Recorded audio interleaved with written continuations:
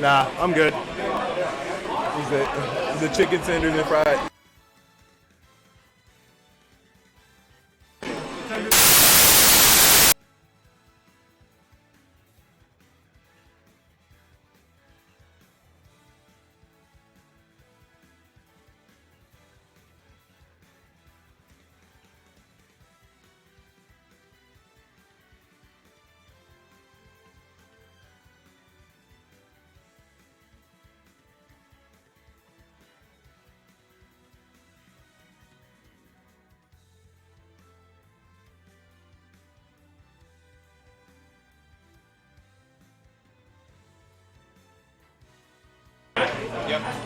Yep, you I'll guys tell are you good. after. All right, and we're back with.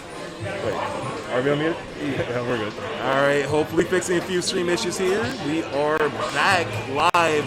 Game 2, I believe, same stage, if I'm not mistaken. Was it PS2 again? It probably was PS2, but I wasn't paying too much attention. Who doesn't like play? No, never mind. Town and City, nice and big. Plenty of room for projectiles to play, and I think that's going to be the game plan coming for fraud at this game. Honestly, I would not be surprised because like having a lot more room to work with and a lot less like space for like Wolf to just outright kill you. Like that's actually something you definitely want to go for. But even then, Ray was definitely putting in a lot of percentage on the Friday, and Friday definitely had a lot of like room to work with, but not enough to like really counter. Oh, for sure. Right now, though, Friday, kind of a similar start to his last game. Ray getting a nice early lead, getting these early percent Wolf combos, just raw nairs, calling out Friday's options. And I feel like, if you're on Friday, you want to be just a bit more careful approaching here. Honestly, if I'm gonna be real with you, if I was Friday, I would be like, all right, I'm gonna just throw out Wonder Wings in the worst places I could possibly do it because it's so unpredictable that you would never, that even I don't know where I'm gonna throw one out. I think we could see a little bit more Wonder Wing usage than we did last game. I do definitely agree with that. I believe on the first time last game, there were maybe one Wonder Wing used before the stock was launched. So, gotta make sure you can use as many of those as possible. That was almost terrifying for Friday because, like, Friday stopped right in front of Ray. Yeah, that's like. If that was a back throw, that probably would have been it. I like the in option. The two frame. I love the option, but at the same time, he didn't go above ledge. He wanted to go above and get back on stage with that. And because of that, easy forward tilt, call it a day. Honestly speaking, like, I saw that and was just like, oh man, something's gonna happen here. Like, he's either gonna get two framed, he's gonna or he's gonna just get smacked by a smash attack of some type. Yeah, that was definitely a regrab though. That was not a two frame. Shoot, unfortunately, dropped below. I saw the attempt. It just did not work out in his favor, but it's all good. It's all good. Back throw to go ahead and kill stock. And again, not bleeding too much. Only 41%. Definitely still doable. That's definitely true. And on top of that, like, Banjo does have some really solid, like, throw combos that you can also work with. Which also playing, like, a ton of percent. Like, have you ever seen anyone do, like, down throw and up tilt? Down throw, up tilt, for sure, yes. Down throw, up tilt, down throw, up smash. Like, down throw, up anything, really. Right now, we need some down throw damage or anything along the line for Friday. Yeah, he is getting hurt on this stock, 19% by Ray. Yikes. That is, like, a really hard deficit that, like, Friday now has to bring back completely. And, like, that's the momentum killer, and he's still continuing that momentum into the next stock, too. Honestly speaking, though, like, I'm surprised that, like, he tried to use the Wonder Wing there, but he got stuffed out. Doesn't use the wing completely, so he still has it, but, like, even then. Woo! Be careful on that platform. That platform is going to be, like, the death of you if, like, Wolf is able to just catch. All right, Friday collecting himself a bit here. He needs to kind of take his time because I know that last stock was very devastating for him. Gotta make sure you stay composed. You don't start autopiloting because Ray is a good enough player that he will take advantage of that. And on top of that, it definitely looks like Ray has been, like, more or less exploiting, like, any type of... Oh, no. That's going to be a double Wonder Wing, maybe? All right. Interesting throwing the grenade up. I don't think that does anything. Try to read a roll. No panic. Down throw, up. He tried to go for the forward air there. Really is the only option. And honestly speaking, like, I see what he was attempting to go for, but it didn't look like it was going to connect 100%. Can we talk about that drag down back here, though? That was cute. I like it. Honestly, there's a lot of sweet tech that also comes out when you see, like, players just, like, go for, like, random miscellaneous things, but, like, it's all calculated. Like, you see someone just run up, pivot, back air on the spot on ledge when you see someone approaching from either high or low. And it's just like, ooh, and the forward tilt coming out, and Ray's just going to take that very, very well. It's like... So that's 2-0 Ray Friday. And honestly, like, that's one of those games that it's just like, You saw where the adaptation came out. You saw how they were like applying themselves. And honestly, I don't think it was all that bad of a game for Friday. It was just like, maybe just a bad matchup in general. Definitely a bad matchup. Got caught in a lot of he tried to throw out projectiles. It just seemed like Ray knew when he wanted to go ahead and throw it out. Jumped over it, got easy punishes, and once Wolf starts that advantage state, you're going to get punched a lot. You're going to feel the pressure. And I think it took a bit too long for Friday to kind of recover from that and compose himself. All right, and so we're going to go ahead and take a look at our bracket right now, and we have a ton of top-level players. We have... You know how to switch into the mode? Oh, you mean like the... I record for someone, by the way. Well, I mean, you're on stream. Do I fight Daybreak next? I hope not. That sounds crazy. It's not working. Yes, you do. Yes, you do. So, You know what? I don't think maybe it wasn't the scenes. Maybe it wasn't the scenes? So what do you think it might have been? What do you think it might have been? Honestly, might have just been like the borders, maybe? Because like the next people that are on stream are going to be Pigmans and Dave ID? Can you update? actually no, it's a different. Those are different people on stream. Actually, I see Pigman and Dave ID unless it's different. Yeah, that's you're what right. I see I see what you're saying. They're different. Well, who else was queued for stream? Because like the next stream match is supposed to be Pigman and Dave ID. So this is an Ahmed and Trisket. Yeah, but like I don't even know who the players are. Hey, what's your guys' name? This is Jess and Jess Breezy. This is the down here. Oh, so they're at the bottom. They're one of the stream matches. The Bowser. All right, you guys are good then. I see Jeff Breezy in the box. All right, so we got the Bowls and Jess Breezy. Yo, actually, the Bowls was here last week. You weren't here for it. So, I was not, no. all right, so let me kind of give you a little bit of a breakdown of what this guy is. He's a Bowser Jr. main, but he also plays, I think it was like, there was some characters that like he was playing, and like he was like one of the top players that came out like last week, and like one of the greatest shows. If you haven't seen him play, you're in for a treat, man. All right, hey, I'm excited. I very rarely get to see like good Bowser Jr. play. In fact, the only one I know of is Catch Up Online. So I'm excited. I know he only breaks out the Bowser Jr. As his main because he starts with his secondary. Okay. I forget who his secondary is, though. That's the problem. I see. Dangerous strategy though, going with the secondary at first instead of the main. You gotta really have some confidence that you're that much better than the opponent. Oh, or that you're that confident in your secondary. He is good. Like he has the confidence and definitely has the skill to showcase it. Understandable. This will be exciting. And then Jeff Breezy. Oh, my God, man. Hold up. So you update that, bro? Man's like, it's not Jeff. Who the heck is this guy? It's Jess Breezy. My name's Jess. Jess Breezy. Now, Jess Breezy, first thing I think of is Chris Breezy. I'm wondering, who would Chris Brown play if he was... The heck? Look, I'm gonna be real, man. Like, if you have a name called Breezy, like, I'm expecting you to play like Falco. Interesting. Look, you gotta be something with the win. And it looks like one of the players actually accidentally just threw the list for.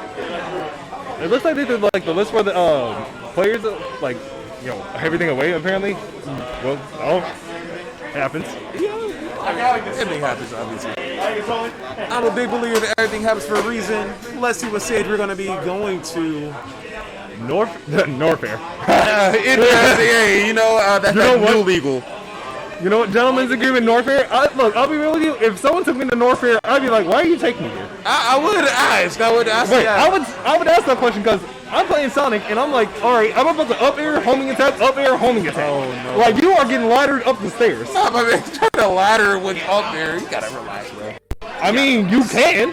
I suppose. I'm not too. I Like, don't let play me, with like, here's the thing. Like, imagine, like, going to, Oh, Min Min and Pokemon Trainer. That's right. The Bowser's a Min Min player. Intriguing. Yeah, Min Min, probably one of the more controversial characters in the game. I know Japan hates this character. But definitely a solid choice. Pretty much able to excel in any matchup. Some people are saying she's definitely a top tier. Okay, that's why I like, showcasing that game last week because it was I believe it was Kepler versus the Bows last week, and it was the Bows' Min versus Kepler's Snake. Yes. And that was a hard-ass matchup for Kepler. I can see how, yeah, you never get that chance to come in. Hopefully Pokemon Trainer has a little bit of an easier time. Squirtle being very fast and nimble, but you can already see that Min oppression. Yeah, Min is like very impressive, especially with like a lot of the tools that she has. And that's unfortunately an edge card? Wow, that's unfortunate. And that's why I told you were in for a treat, because like the Bowser's Min is actually kind of fire. Oh my goodness, yeah, just wonderful gameplay coming out already. Switching over to the Megawatt? Yes, thank you. You're good. Not familiar with the names. I'm familiar with Min purely because I was actually interested in this character when she came out, because I'm always interested in the characters when they come out.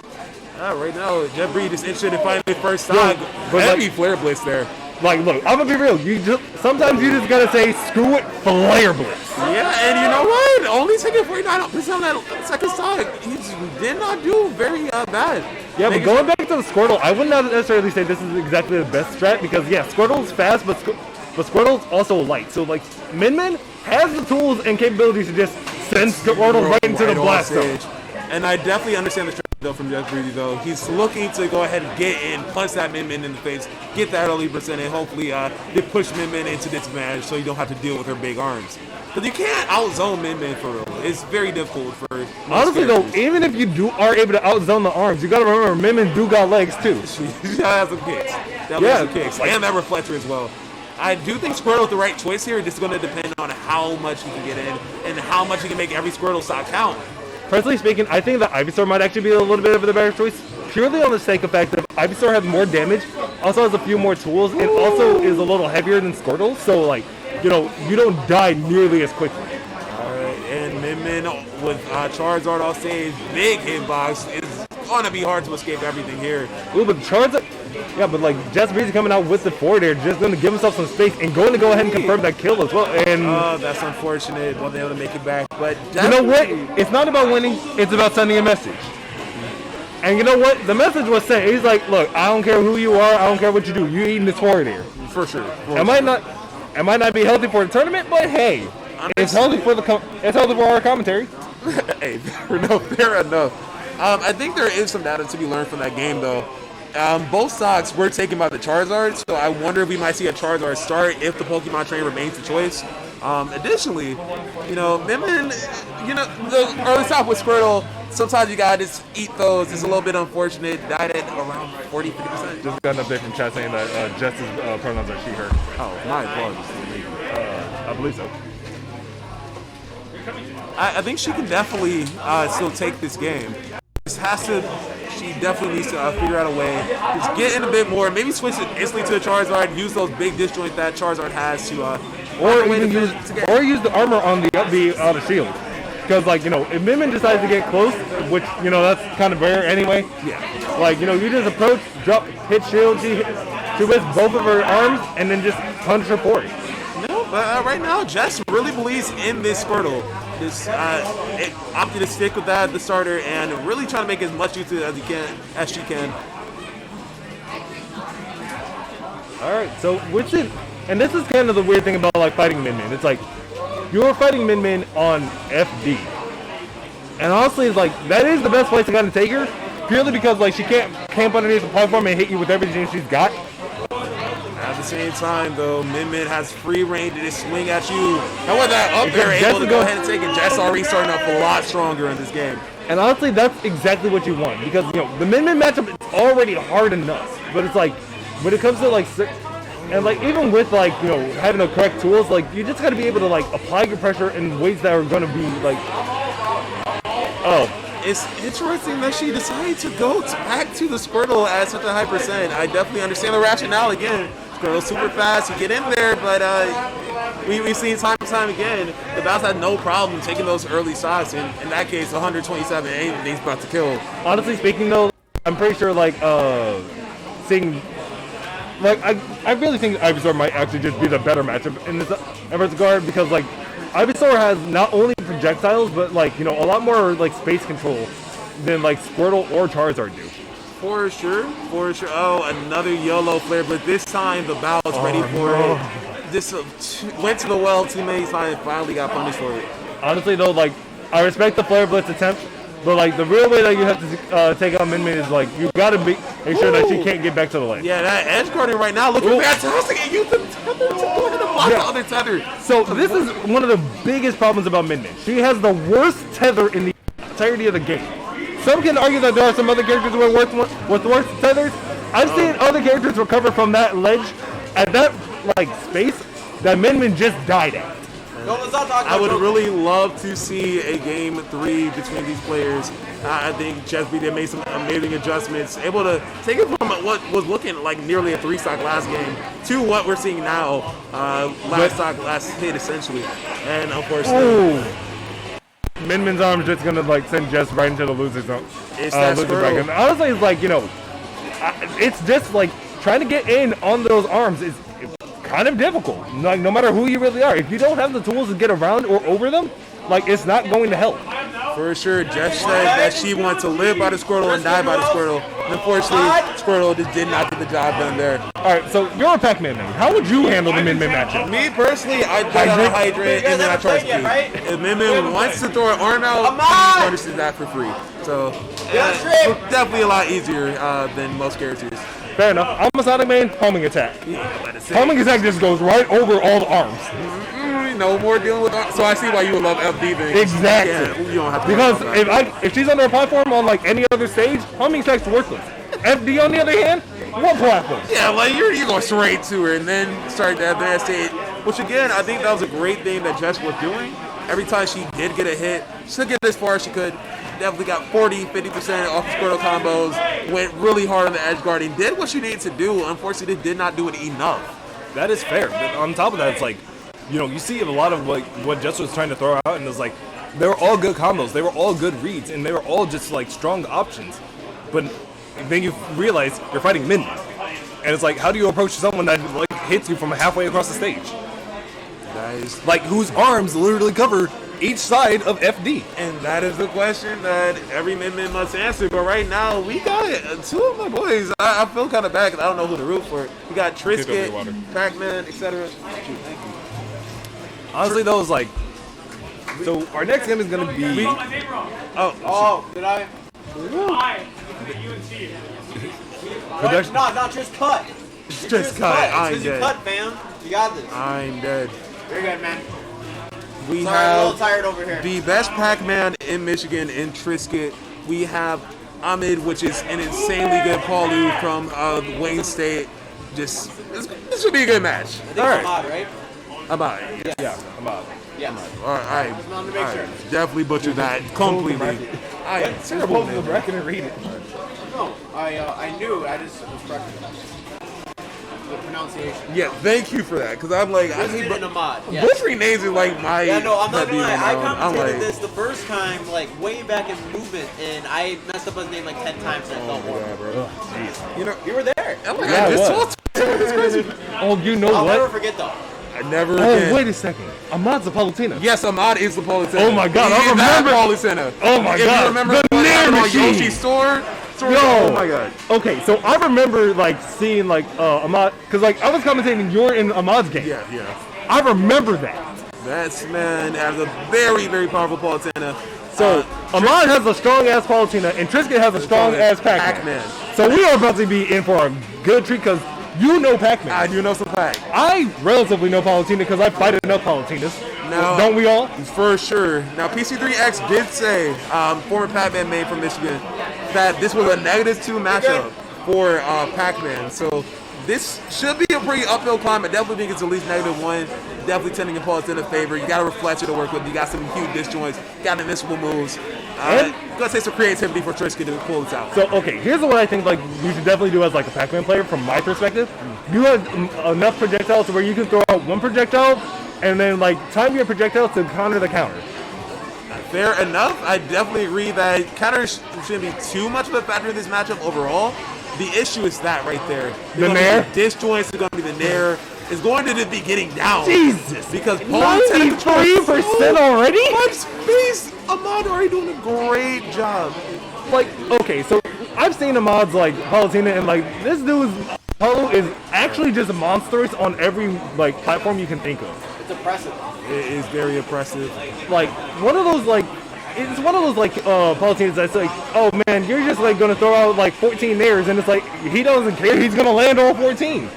To say it's not about how many you do, it's how many you hit, and he's able to hit as many as he needs. And honestly, like that's one of the things that makes his Palutena like one of those like most terrifying characters. Is like he not only has the weight, he not only can like apply the pressure for all of his moves, but like he knows like the range of all of it, knows how to like knows how to cancel them, so like he can just go right into another one, and like he has the spacing to be able to like apply like an insane amount of pressure. For sure, Ahmad actually ended up taking quite a bit of percent just based on those explosive flames. Might need to be a little bit more careful of it because clearly Trisket is aware of them. Already taking this, already at 108% on this next side. A nice bell confirmed, should be able to close this out here. Actually, fun thing about explosive flame. You know you can actually like set the distance of it, right? Yes, for sure. Okay, so you know like it's very similar to like Samus's side beat. Now that's an interesting take. I'm not actually seeing the similarities. Okay, so if you actually hold it and then like press the button, you actually get the shorter range one, and if you do it like a smash attack, you get the longer range one. Got you. Yeah, you're just talking about in terms of the input. I was like, at the move is not similar at all. Oh no, not as an option, but more so like, like how it actually functions. Yeah. So kind of going back to the match here. Wow. Okay, so was that the apple? Well, yeah, definitely apple. Easy. That apple for some reason kills like way stronger. Hey, it doesn't kill exactly early. That's around 160%. Pac-Man's just very adept at racking up damage, and sometimes No, it's like that knockback forward just always catches people off because like you get smacked by it and you never expect it. It's diagonal angle. Not too many of those in this game. Right now, Trisket just needs to get a bit more percent, maybe charge to a Galaxy and try to get bearings bound because I don't think these cherries are doing too much, and boxing with Palutena is honestly a bit dangerous. Honestly speaking, Jesus. Even Trisket was like, yo, wait, what just happened? Yeah, like, I wasn't ready for that. Oh, no. Like, we just heard him like say, like, oh man, like, I got smacked before something, like, I didn't even see, like, how it happened here. You got two options in matches with Pac-Man. You can either choose to try to stay back out zone Palutena. There's the first reflector coming out. Reflector, again, not going to be too much of a factor. You already see Trisket easily able to avoid it. Very reactable reflector. Very slow reflector. But I want the worst reflector in the game, to be honest. Honestly, like, it's a reflector, but it's also a counter at the same time. So, like, it's actually a little bit better than others. I would say, like, I think the only other character that has, like, a counter that is both a reflector and a project, and also an outright counter is, what, Joker? Yeah, yep, that's correct. But that's only with Arsene. That's only with Arsene. This doesn't seem like going to be too much of a factor unless Trisket is at a pretty close range because you should be able to react to most of your own fruits off of reflected if they're across the edge. Up tilt's going to go ahead and take it. Not the best DI, but it's still enough to DIE. Honestly, though, like, Ahmad is just, like, applying an insane amount of pressure just because he's playing not only Palutena, but has a really high execution on his Palutena. This is one of those, like, characters that's, like, if you know how to execute them well, what is this matchup? 3? For sure. I wonder what the bans are going to be coming out from Ahmad here, though. I don't think Trisket is willing to go ahead and play the distance game as much as I would with Pac-Man. So if you're go ahead and be more aggressive, I can imagine maybe a Smashville, maybe a small Battlefield, something small that you can really just punch him in the face. What? Well, that's great. Okay. Sounds good. Honestly speaking, though, it's like, even if he like, took it to like a much smaller stage, so like small Battlefield, Smashville, maybe even Kalos to a certain degree. Yeah, I like Kalos, nice open field. I can see Kalos in this. I would like to see something a little bit more defense, a little bit more laid back. Town and City gonna be the choice though. Dang, Town and City. So instead of going with a smaller stage, you went with a larger one? Yeah, you know, definitely this depends on the strategy here though. Running right at him. I don't know about Palutena with these platforms though. You can already see nearly got the kill off those up airs so early. I honestly thought he might have almost pineappled himself there, but it's like, no. Batman doesn't pineapple. Batman doesn't pineapple. Yeah, you actually proved that once. I saw that happen. And it's like, I've seen where, like, you know, Pac-Man's able to just kind of recover from just directly underneath the stage and then just a slight bit of, like, you know, directional influence. Yeah, and, like, there you are. Going. Exactly. Oh, and there's the even. Who almost tries to complete the combo. Wonderful stuff, converting hella hard off that Galaxian. And on top of that, bringing the percentage right back. And Sure. That bell almost hit twice. Unfortunately, they only had that one hit. Otherwise, that would have probably been a side. Back throw a ledge, that's dangerous, and caught the air dodge in. And an explosive flame right off the edge and taking Tristan right over the top. But, 105 and bringing that percentage back, that is something he should be proud of. For sure, and I think that's the trait of Triscuit's Pac-Man in particular.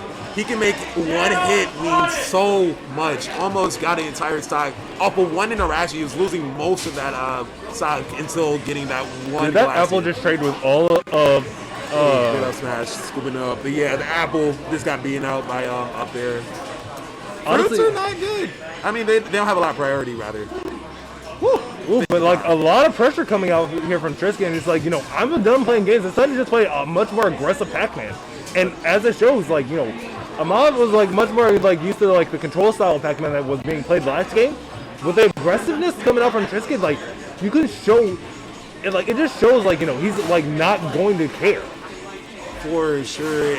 And I think it's all based off that use of Galaxian. We didn't see too much of it last game. This game, Tristan said, all right, you know what, gotta break out the Galaxian combo, so they're free 40, 50, 60%. And that's what makes people scared of Pac-Man. That's where Pac-Man becomes that top tier that people fear. And honestly speaking, like even with like Pac-Man coming out like that, it's like you see a lot of things Pac-Man's able to do. You see the projectiles and you get scared of them, but like are the projectiles something to fear? Yeah, I'm about to say, if you catch one, you're definitely not going to fear it anymore. I guarantee that. I mean, like, if you catch one of Pac-Man's projectiles, just hold it. Yeah, like, what is he going to do? I'm about to say, if they'll leave you out decent running game like Paul Senna, you'll be fine. Alright. So, Ahmad's already sitting at, like, 134. Or 138. That's definitely a kill percent. Yeah, I'm about to say, these OAKSMASH are coming through, and now it's a one-stock game. Actually, have you seen Ahmad go for a single nair? I see Ahmad go for multiple nairs. I have yet to see a nair in quite a while. Yeah, there was a nair just coming out after he got interrupted by Pac-Man down there. Like, as much as we talk about, like, how... Oh, there it is. Okay. Yeah, I'm about to say, got to get into Explosive Flame. And Triscuit has to be careful about those Explosive Flames. That's what's been getting him killed more than any other option. Yes, so close. Miss a 40% combo or so. End up getting hit by the Hydrant himself, but not going to suffer too much for it. That's going to be a back throw. Good mash coming out from Triscuit there.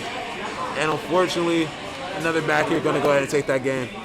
And on top of that, like, Ahmad's being just, like, really, really just applying pressure using, like, a lot of Palutena's tools and just showing, like, why he's one of the better Palutena players. For sure. I think if we got the Triscuit we saw in Game 2 and Game 1, that would have definitely been a Game 3. For sure. And honestly, like, Triscuit in that game was, like, one of those few things. And honestly, I was very happy to see, like, what he was able to bring out of it. So, our next game is actually going to be yours. Really? Yep. On stream? On stream. Interesting. Y'all just want to see me lose on stream. Odds, here come to the Skirt Dream. That's cool. Odds. That's cool. I like losing on stream anyway, so it's all good.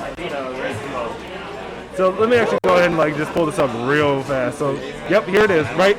It shows you right here on stream, man. Yep, okay.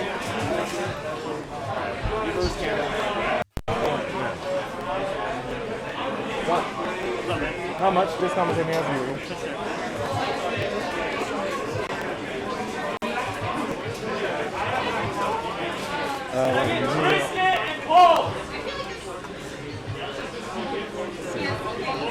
I actually need like a second commentator because I do not have one right now.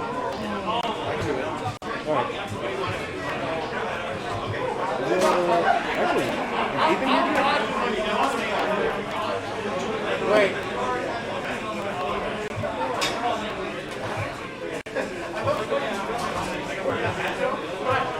You might need to swap them.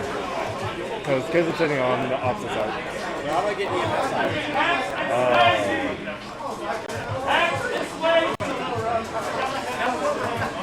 It's Alex explanation.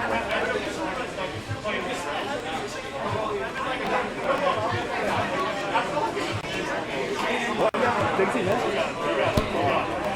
Oh, wait, I got it. What's going on, guys? We're here to commentate this game. This great set. Oh, wait, are we winners? No, this is round 2. This is still round 2. We're good. Yeah, this is so Yep. Still round 2. This is one of the last games in round 2. Then we get on to round 3. Yep, so after we finish up this game, it's going to go right over to round 3. And also, I do have my good friend Ryan here today. Yes, sir. How are you guys doing? I hope you're all having a great night. And I thank you very much for tuning in to this Oz versus C. Caleb set, which we're about to see.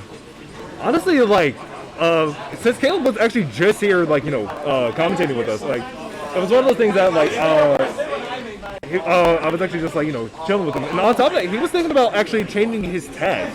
C. Caleb? Yeah. What does he want to do? Oh, yeah, I think I saw it in the Smash EG. What is it? Yeah, because he actually went down as, like, 5. And I'm not, but, like, he's thinking about it, like. Be C. Caleb or 5? 5, I guess. What?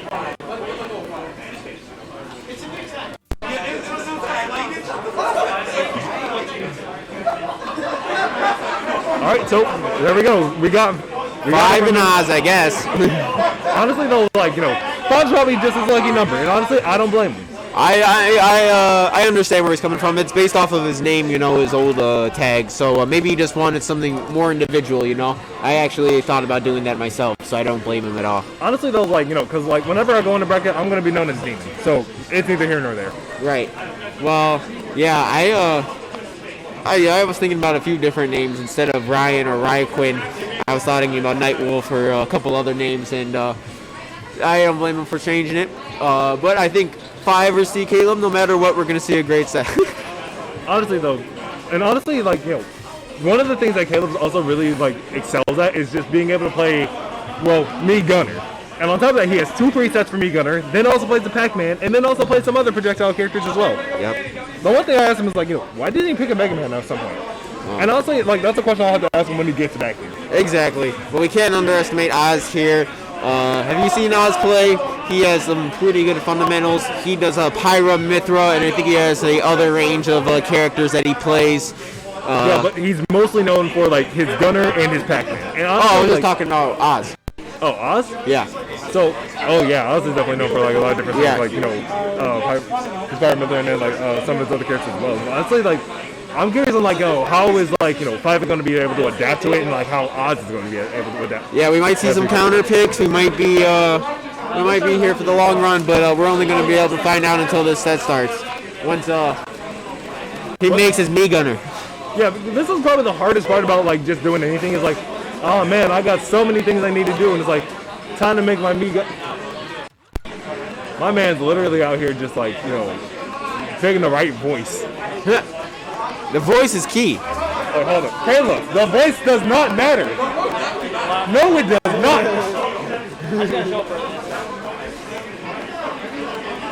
He's going to change his pants color next. Watch. It's important, bro. Going straight to work. Hold up, I need to make one with blue eyes. How many Gunners are you going to make? He needs to have all 5. So we're currently in Me Customization Center because me Sword Fighter too. Yeah, I've seen you pull me Sword Fighter twice in my life. Look, I will be real though. Like, he does actually have a pretty strong, like, Me Sword Fighter. So, like, that's one of those few things that we can say, like, All right, make sure to make the next one look like Pac-Man. Should I do it? Should I mess with the screens? Not yet. Because their game's about to start. Base 5 now. Yeah. All right, it's your turn to make some. Let's go. Oh yeah, I forgot. My super pocket. I might need it. You never know. Later. After this.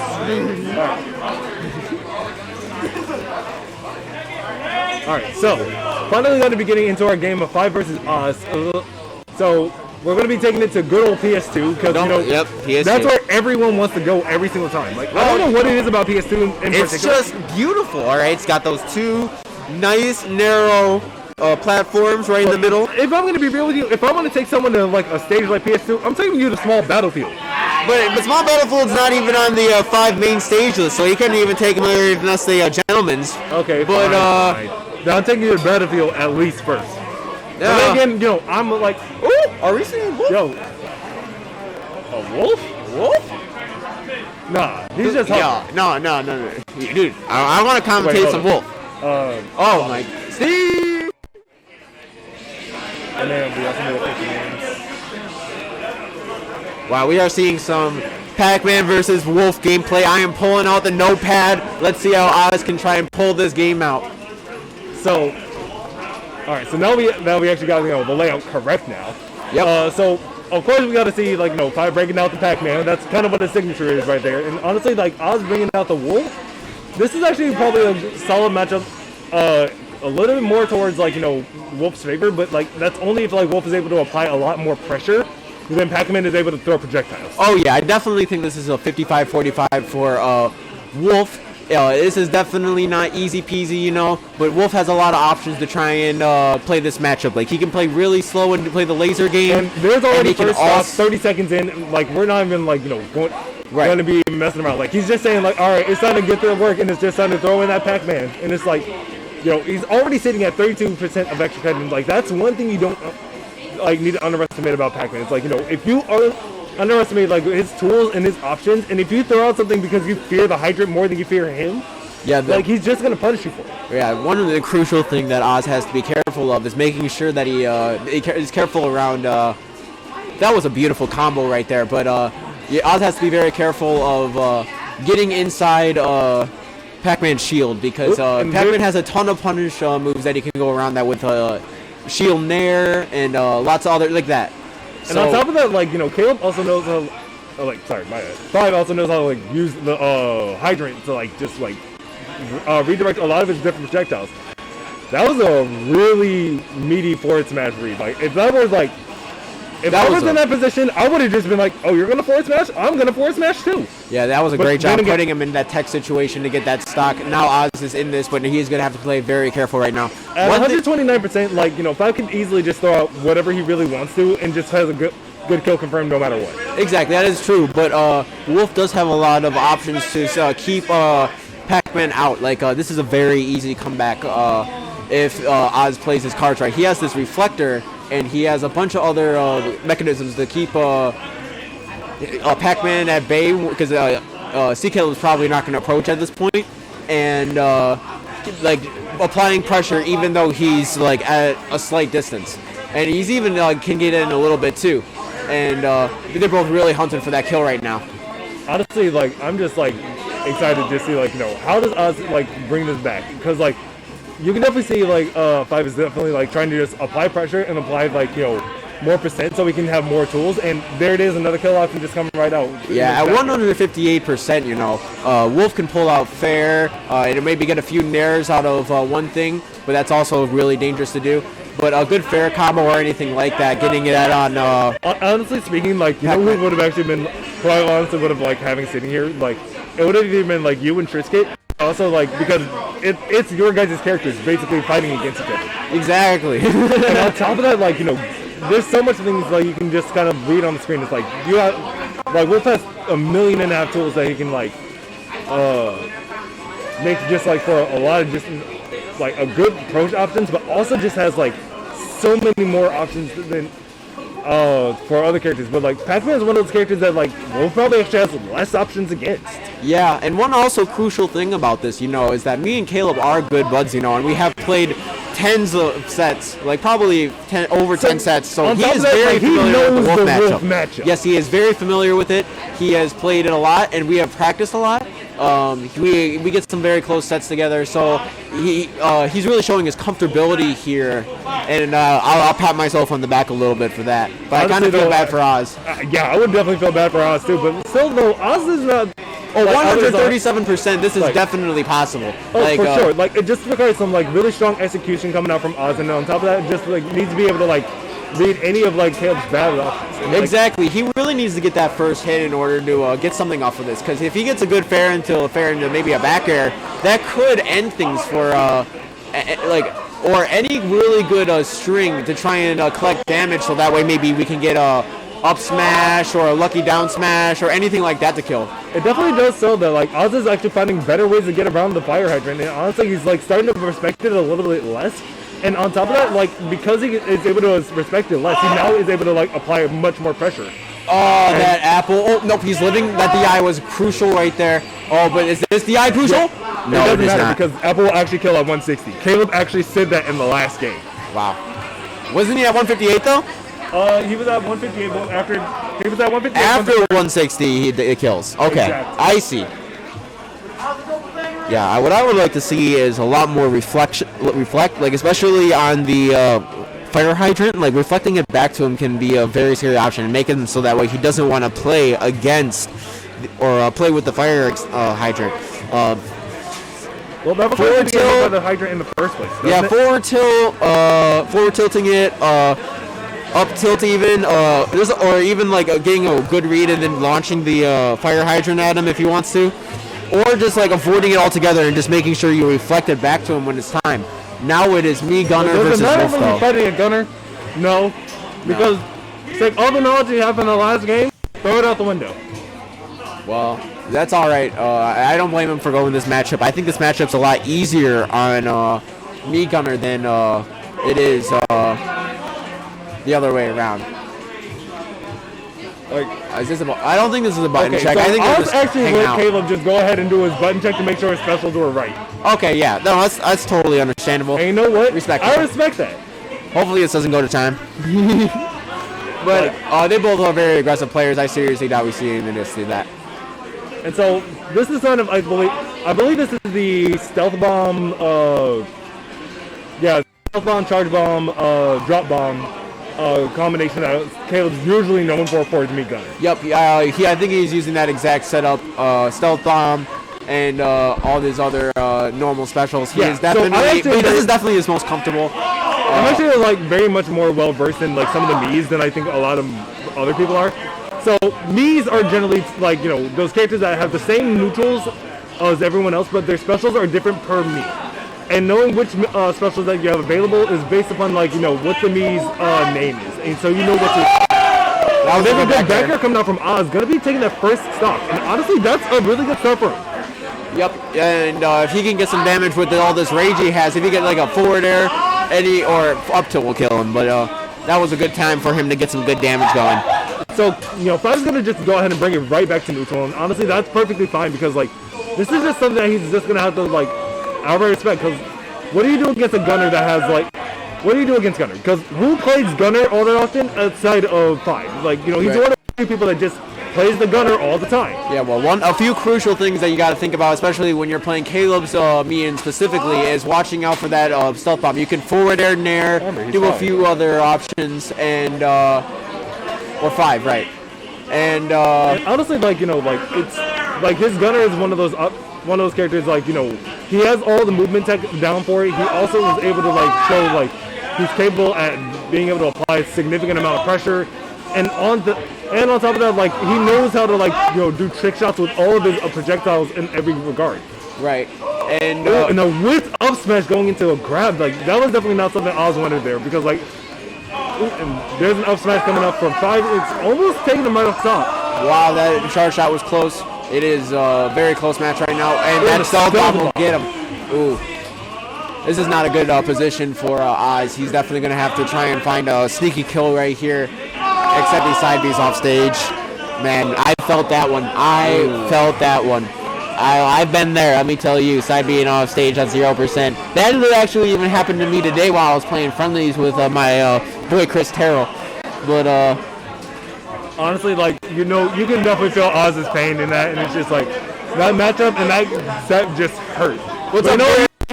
Thanks, man. Thanks for showing up and talking, man. I appreciate you. You got to come out here sometime, man. We got a lot of good competition, man. Dude, I want to see you compete. I want to see how you do against Boo Bear and everybody else, man.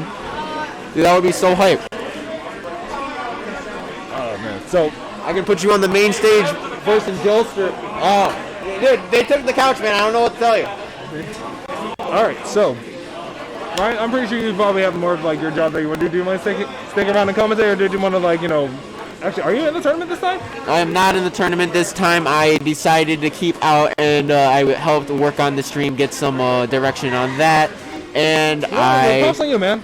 and I'm commentating now. So. All right, so it looks like our next game. Oh man, I recognize that face anyway. That's Dilster. Yep, that is Dilster. Oh, so that means that we're going to be watching Dilster and David. Yep. Who's the next stream match after them? Is it me and Pascal? Go down. Me and PC3X? Kepler and PC3X. You're next. Okay, we're after them. Alright. We got the next one. So, if you haven't seen Dilster, he wasn't here, I think it was like last week or the week before. Yeah, he was not here last week, but he was here the previous 2 weeks, and he was the champion. For both of those weeks, so, watching him come back, I'm pretty much hyped to see him again. I like watching these Lucina because I like watching swords. What is round 3? 3, yep. Oh man, so like, it's one of those few things that's just like, you gotta be like very cognizant of, and on top of that, this is actually gonna be the first match for Winners Round 3 that we're actually gonna be showcasing. Yep, good for Dave ID coming in here and playing his best and trying to stay in this bracket. I think it was on stream earlier, right? Or was I thinking it's, or Who? Dave ID or Yeah, David was on stream earlier. Yep. Because he was playing up again. It wasn't Pikmin's, it was Saligans? No, was he that was, him? no, he was supposed to be on stream earlier. They might have just played off Oh, stream. So that's they totally shifted him alright. around. And It's now alright. so we are going to be introduced to David. So Dave ID is going to be like, he's got some competition that he's got to fight against. Like Dilster, we all know what he's capable of. We know he's good. Dilster is the man to beat, #1 seed right here. Did my man just switch his keyboard to Japanese? He actually did.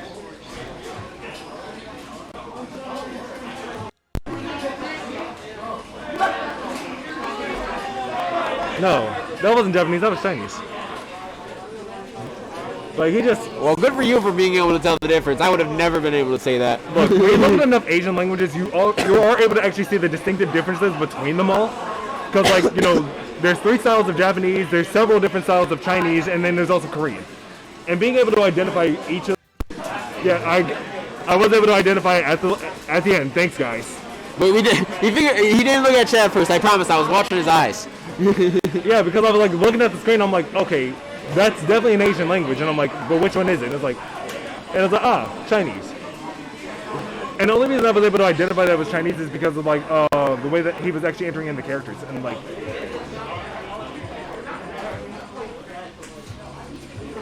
So let's see. So we have Lucas versus Lucina. Yep, I did see him play Lucas in the first round. I was actually going to call it, but I actually was in between Lucas and Ness. But Lucas is a scary character to go against, so let's see how Dilster handles this. And now chat's talking about like all the different languages of like Asian languages. I'm like, yep. we get it, guys. The Chinese letters don't even matter because only they get to see it. Honestly, there's only. Well, actually, no, it's on top of David's character. I will say this though, like, if it was spelled in kanji in Japanese, it's easy to mistake kanji in Chinese because they use very similar characters. But like, they are right about like, Korean. Right. Like, Korean looks just completely different from everything. But getting into the game, like, okay, that was fast. When did like 78% get like applied to Dave ID? I didn't. Well, even that's see part of Dilster's main plan of sneaking it up on you and getting that lead.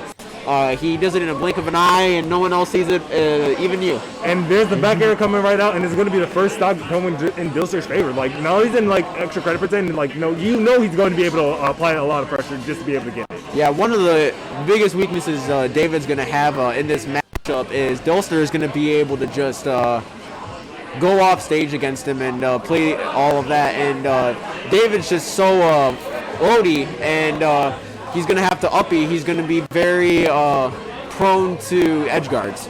So it's gonna be on him to stay out of that situation and not let Dilster get there. That was PK freeze. Oh, wow. Nope, he's missing the back air there. Honestly, though, like, that PK freeze just to cover whatever option that Dilster might have actually had while on the ledge. Like, that was actually really good coming out from David. And honestly, like, even then, like, I'm looking at the way that he was, like, aiming for it. It's just like, yo, that YOLO up smash. Man, David's just... that YOLO up smash. You only live once, you only up smash once, and you kind of eat...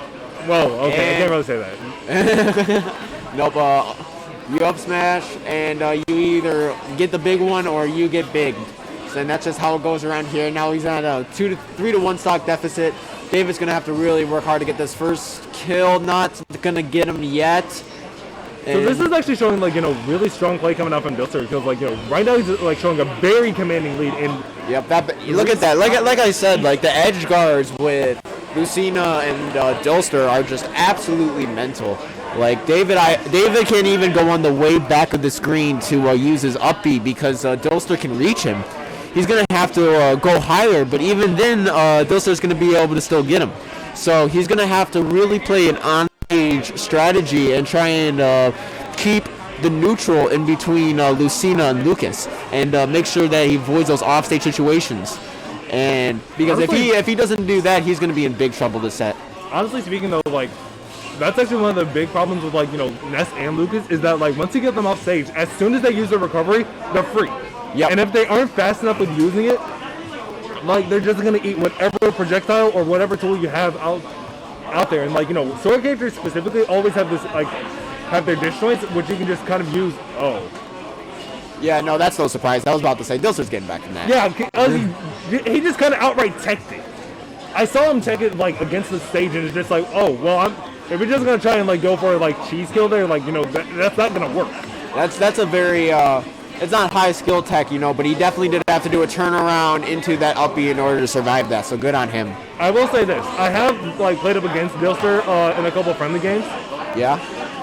I tried to get some like cheesy stuff with him, like using what's it called, Sonic's down throw. Yeah. He teched it every single time. Like I could not do it. That is amazing on Dilster's part. I actually have not played him, but I'm sure I will one of these times. He knows where he can tech, and he knows what options he has to tech. Yep. Dilster just has a lot of good fundamentals in this game, and that is why he is ranked #1 seed. But David ID, he's keeping it. David is actually doing. He got the first, kind of like got the first stock.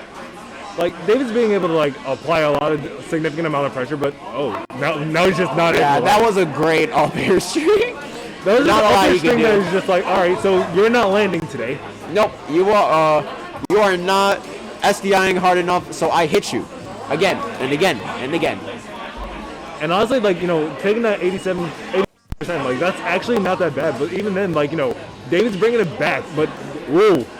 Yep, Dilster, they are playing very comfortable advantage states right now. Like they both are going to get hundreds of percent each time. I saw the up smash come out, and I was like, okay, had that been like a forward smash, it might have connected, and that might have actually been just outright terrifying. And so now we see like this is what David's gonna go ahead and like try and do is just apply more pressure and be. Is that it? Is that it? I think it's it. No, not yet. Not yet. Had he been maybe like 20% higher, it 100% would have, but that wasn't it. Maybe 10. I don't know. I'd have to pull out the books for that one. Honestly, it's like Lucina Shellbreaker will. Oh my God. Oh, that was unfortunate. Yeah, he tried to go for a counter kill, and like I respect it, but it got him killed. Yep. And now he's gonna have to just take this first stock away. Maybe David can get some momentum going here and get the stock percentage evened up, and maybe even just get a sneaky kill here. He's really gonna have to win neutral though. With Dilster shielding all of his attacks, this is getting really close. At least he's not going for the edge guard. Yep, good forward there. Oh, nope, he countered it with the up B, so that way you couldn't get anything else off it. Honestly, this is very close. And with the amount of deficit that David's currently sitting at, like he's still playing really solidly against like Dilster. Yep. And like he's showing even though like I'm down, I'm not out yet. Oh wow! Okay, he gets punished for it hard, but it was worth the risk. I don't blame him. We wanted to see that up smash connected. We all wanted that up smash to be connected. We wanted to see that game 3, but Dilster says roll F smash. That's it. Done. That was an air dodge. That was an air dodge to the left. It was just like the perfect air dodge into spacing to be able to fight it for a forward smash. That was just. Dilster's seen it before. He's not nervous. What's going on, man? Honestly, like I'm not even like shocked by it, but like man, I wish that I was able to just be like, man, I wanted to see that up smash connect. I'm pretty sure everyone in the chat wanted that forward smash to connect, up smash to connect there. Yep. All right, so the next game that we have is going to be Kepler versus PC3X. All right. Actually, it's either Kepler versus PC3X or Super. Nope, it's Kepler versus PC3X. It's Kepler versus PC3X? Yep. Hey guys, while you're just sitting here waiting for the next match, we will see both of our tags on Twitter, both Dimension and me, Ryan with a Q, Ryaquid, up there on the top left. Go ahead and look us up on Twitter and give us a follow. And also give OAKSMASH GG a follow as well to keep up with all the future tournaments that are going on here. SSBU, RIQ, and Dimension_Demon. Some follow, supporting us and keeping up with everything going on. We're going to keep posting stuff, and I'm going to be doing Smash-related stuff, and I know Demon does a lot of stuff with his podcast and other things like that. And it's not a podcast, it's an actual stream. Oh, sorry, stream, my bad. You're good, man. Hey, we'll very much appreciate the support. PC3X and Kepler coming up next. Hey, you want to take a break? Craig's coming. Craig's coming? Craig's right here. Who's Craig? Yeah. When do you want to take a break? I'll take a break. I'll let Tom.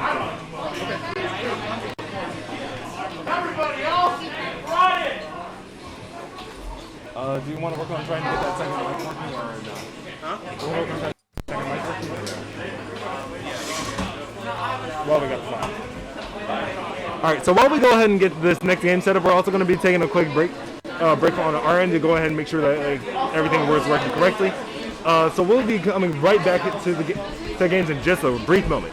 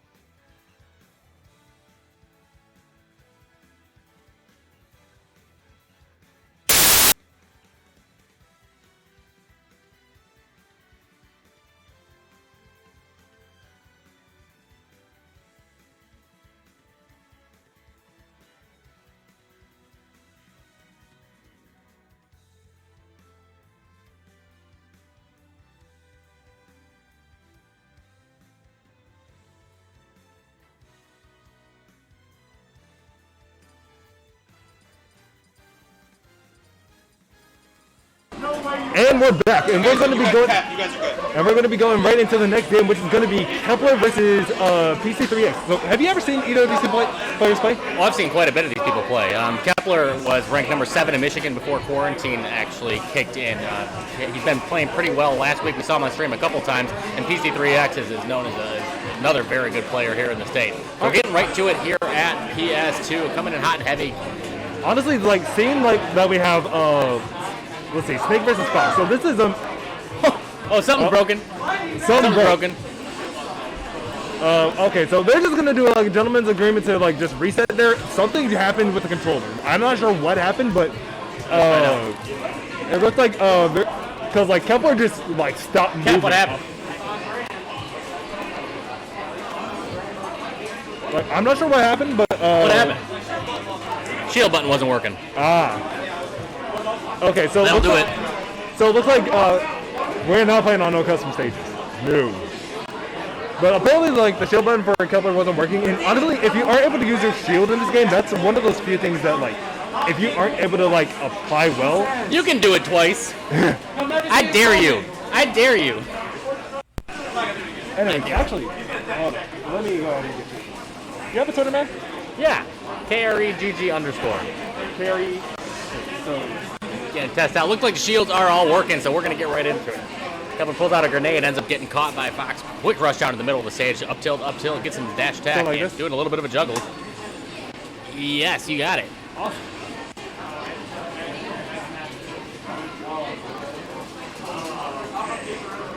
All right, so getting actually back into the game now. So Kepler's now sitting at some pretty high percent. PC3X coming out of the gates pretty hot, and also making sure that, like, you know, he's able to apply a significant amount of pressure. But like, if you've ever seen Kepler play, you already know that he's going to just be dropping grenades all over the entire stage. Oh yeah, just in typical Snake fashion. He likes to use those. But Kepler is actually one of the more in-your-face aggro snakes that I have seen. Doing a little bit of edge guarding here. Tried to catch him with a down air, but PC3X too smart, rolls through it.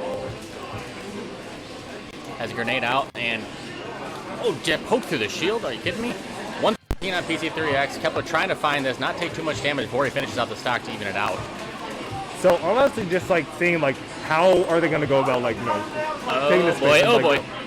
ooh, Nikita missiles are definitely something you got to be very mindful of, because like they have a weird way of like how they can apply their pressure, and it's kind of odd of how they do it, because like when you see Nikita missile come out, it's like it's either going to send you towards the blast zone in one way or in the opposite direction. If you DI it wrong, you're pretty much into the blast zone no matter what. And a good downer coming out from Kepler, gonna take PC3X's first stock, and but sitting at 76%, not a little bit, as well as a large percent that he has kind of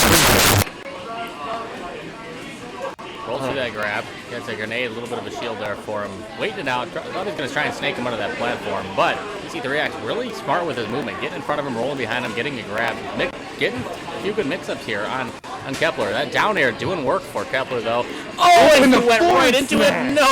No. Oh man, that forward smash was like a hard read coming up from PC3X. He's like, you're just gonna do these things. I'm gonna throw a forward smash. You're gonna run into it. I'm really surprised that Kepler got caught by that. Look, we're just gonna call them, you know, top 10 hardest reads, and it's gonna end up in the Smash Cup somewhere on YouTube somewhere.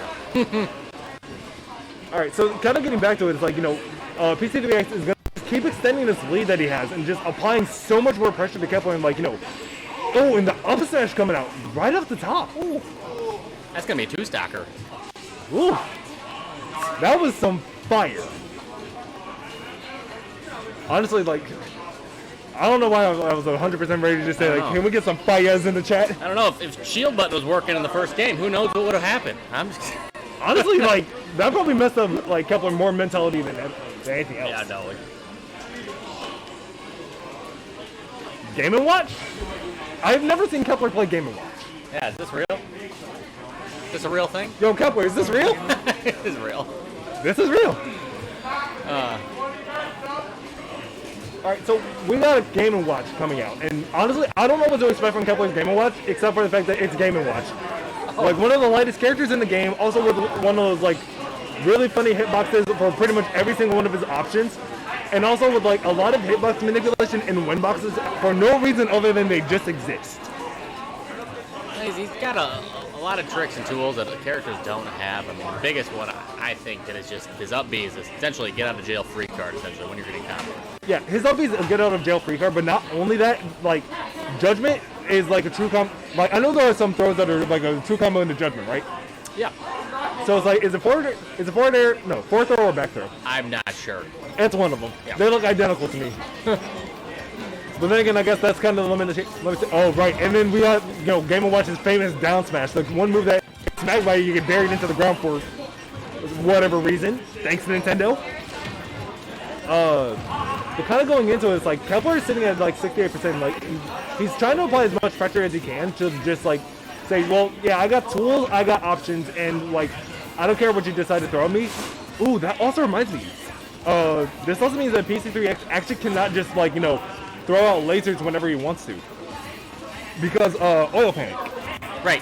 Yeah, he can catch the laser, but I don't think the laser was something he really utilized too often in the last match. I don't think that's really something in PC3X's kit that Kepler is too worried about. Trying to get that raw smash as he fell down, but good aerial movement from PC3X coming out to avoid it. Kepler trying to bring that turtle out to his ledge guard.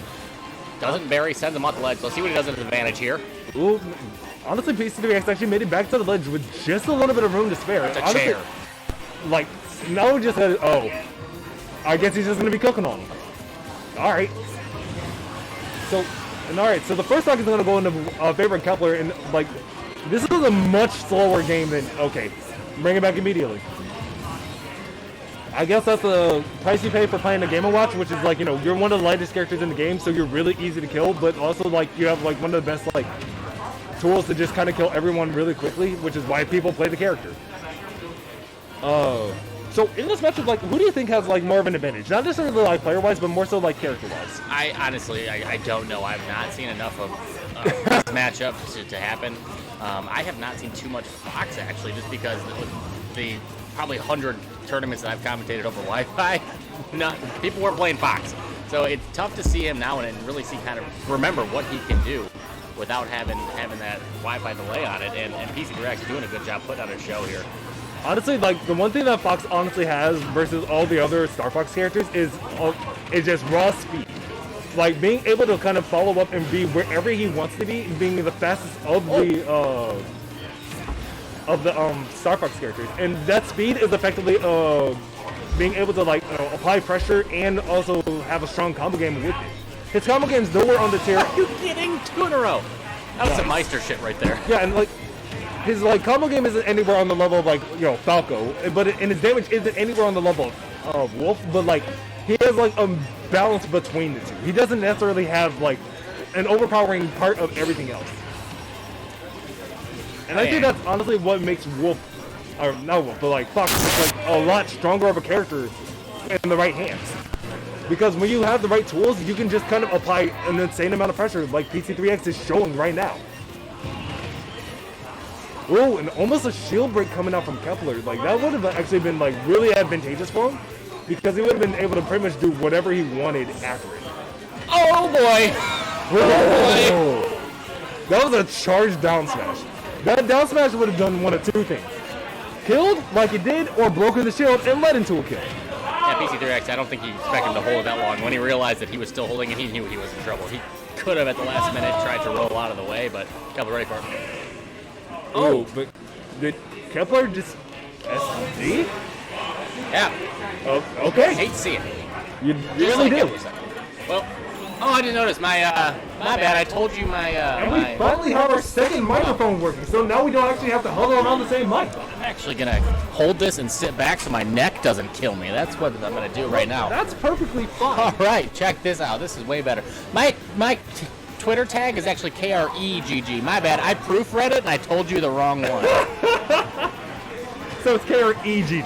Got it. KREGG _. You proofread it and you said I know. it right. I was like, yeah, dude, that's right. Thanks. That's actually kind of hilarious. So since you actually, all right. So since this is actually like, you know, one of the first times you're actually commentating with me, I do got a question for you. So who do you typically main? Zelda. Zelda? Yep. Oh God. I'm a Sonic main. All right, so everyone hates us. More or less. Yep. But there's only one character that everyone hates more than us. Min Min. Yeah, I'd say so. I've yet to see anyone that actually like just outright likes Min Min like that. And honestly, like, I'm perfectly fine with that because, like, you know, Min Min's one of those characters that's like, it's hard to really like her because, like, her toolkit is kind of boring. But like, her options for what she does against other people is no. Min Min is one of the only characters that wants to stay away from you all the time. All the time. I think there's really no reason for Min Min to be next to you with her kid. Yeah, there is. Have you seen her grab? Okay. Because, like, if Min Min grabs you, she gets the powered-up version of her arm. And, like, that powered-up version of her arm is going to come in handy in every regard and in every capacity.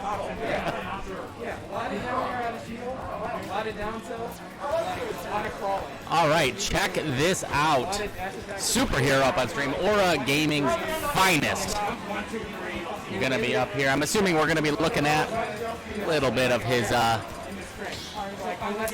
You might see another Fox, but probably going to see a Pyramithra. That's who he's been really grinding as of late.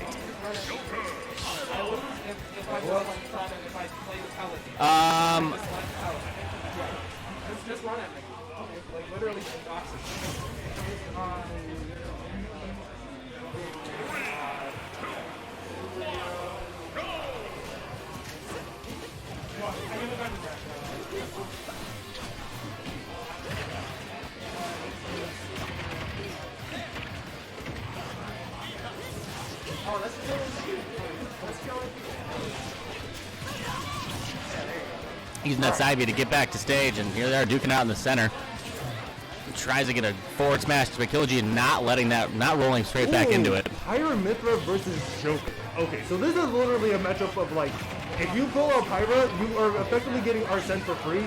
So you want to stick to Mithra to just rack up as much damage as possible. And okay, there so it goes. Pyra Mithra is just going to be able to like just apply more pressure and damage and just kill off the top. Okay, that's fine.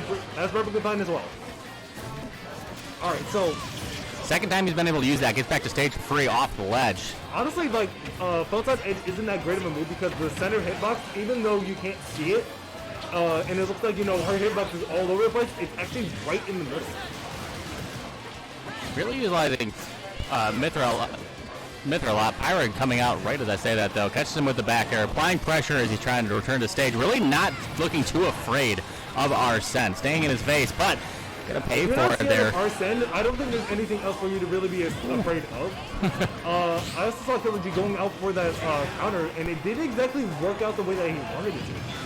And, you know, that's perfectly Oh, fine. boy. Ooh. What a call. He's still living? Are you kidding me? This one's not. Yup, there it goes. Okay, so there he is, going to go ahead and take him off to the side right there.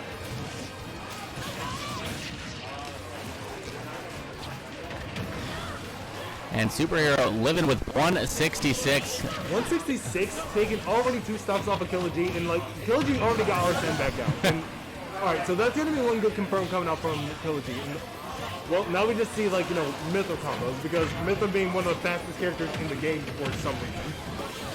Like, what was Nintendo thinking when they made this character? I couldn't tell you. I didn't know this character existed before Nintendo announced this character, so. So I knew these characters existed, but I didn't know that they were going to be this strong in this game, purely on the sake fact of like, they're fast and they also have a ton of kill power, because, you know, one is going to have like a lot of damage that you can just rack up, and then if you get kill options with Mithra, like, I think that's where you show your mastery with the character, because if you can kill with Mithra versus just killing with Pyra, like, we all know Pyra can kill. We all know Pyra is going to just See ya. use whatever option that she has to just kill. He came down straight on top of him, and Superhero was just ready for it. Superhero taking the first game. We're heading to game number 2. Honestly, I'm kind of curious on, like, you know, what Killaji is actually going to be doing as like a counter. All right, It's a good question. Considering the fact that we were on the stage select screen for like 0.3 seconds, it's probably just PS2 again. It's Running back. It's probably just going to be a run. Who are some other good wolves in Michigan other than Daybreak? It's a good question. You got a lot of good questions, chat. Honestly, like, that's a good question that we can honestly answer maybe later once we actually take a look at some better wolves in the game. In our tournament, but for right now, we're actually going to go ahead and get right back to the game. So we got Superhero going back at it with a run back of Pyra Mithra versus Joker, and Superhero is just like ooh, that was a lot of good like pressure being applied out, and it's like I'm just seeing like ooh, too many moves, not enough time to like commentate at all. It's just you see all of like Pyra Mithra going for an air, going for a forward air, was that a forward smash on Mithra? Not sure, but Joker comes out aggressive over the ledge, hopping over Pyra there and getting first stock. This game is already looking a little bit different than it was last time. Looks like. Yeah, I think this is Killaji just like adapting to like seeing like the Pyra Mithra and actually just saying like, all right, this matchup isn't as hard as I think it is. It's all a mind game. It's all just like in the mental. Like just being able to like, ooh. And like, you know, you see Superhero just trying to go for like some really good like kill options because like bye. Right up top. Bye. Honestly, Prominence Revolt Pyra's upbeat out of shield is honestly stronger than a lot of other upbeats out of shield because it's so fast. And you can just see like, you know, Killaji just racking up so much percent and like trying to like go for as many kill options as possible. Ooh, and is that a taunt? Oh man. But, you know, you can definitely tell, like, you know, Killer G's definitely feeling himself in this game because, like, he's not only going for, like, good kills, he's also being able to, like, rack up whatever damage he can and effectively just, like, say, yeah, this is now my turn. Killer G finding himself in advantage with Arsene. Gets back there, going to throw him off stage, maintains that stage control, goes up and catches him. Yep. Throw him into that bless him. Like, that's actually some really great placement coming out from Killer G. That was a really much more commanding performance coming out from him. And so we're going to go into our games, to a game 3. And now we can see, like, you know, we're, Yeah. wait, what? Just sitting on Kepler's phone.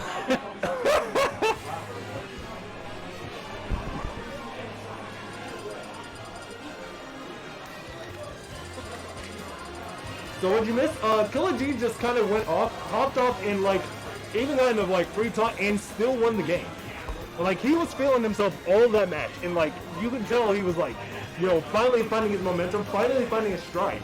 And it was one of those things that it showed not only in his play, but also in, like, his execution. Oh yeah, he absolutely flipped the script there in game number 2. He ran it back to the same stage, and in first game he got 2 stock. Second game, just came out super confident in the 2 stock and superhero. Just a total reversal. Just pulled out a no you. And also now we're going to be taking it to small battlefield. And honestly, I would not be surprised if, like, superhero, like, prefers this stage purely because of the smaller blaster.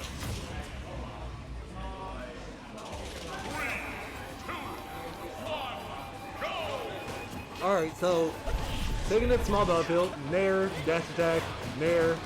Honestly, like, I think there's only like 3 nairs in the game that are terrifying as hell. One of them is Palutena's. One of them is probably like Link's, because if you don't get hit by Link's nair, you're just gonna die for no reason, and you were like, what just happened? And then the other one is Mithras. Mithras' nair is one of those nairs that's like, it combos really well into itself. It's not as good as Palutena's, but it's really strong regardless. That's going to catch him with it. It's one thing Superhero has been using quite a bit to get back to stage, and it's a good move a lot of times. Usually gets you back there safely, but finally getting called out with Arsene there, able to get the counter and cost him the first stock. Going to try and finish this round pretty quick. Not going to try not to let Killer G get any equity out of the stock, and there it is. Essentially, we're all tied up at 2 apiece here in game number 3. That was actually a really solid performance coming out from Superhero, because despite losing that first stock, he just applied all of this pressure using Pyra and just said, I'm going to kill you right now and let you get 0% out of Arsene. And honestly, like, that was definitely the way that he wanted to go for it.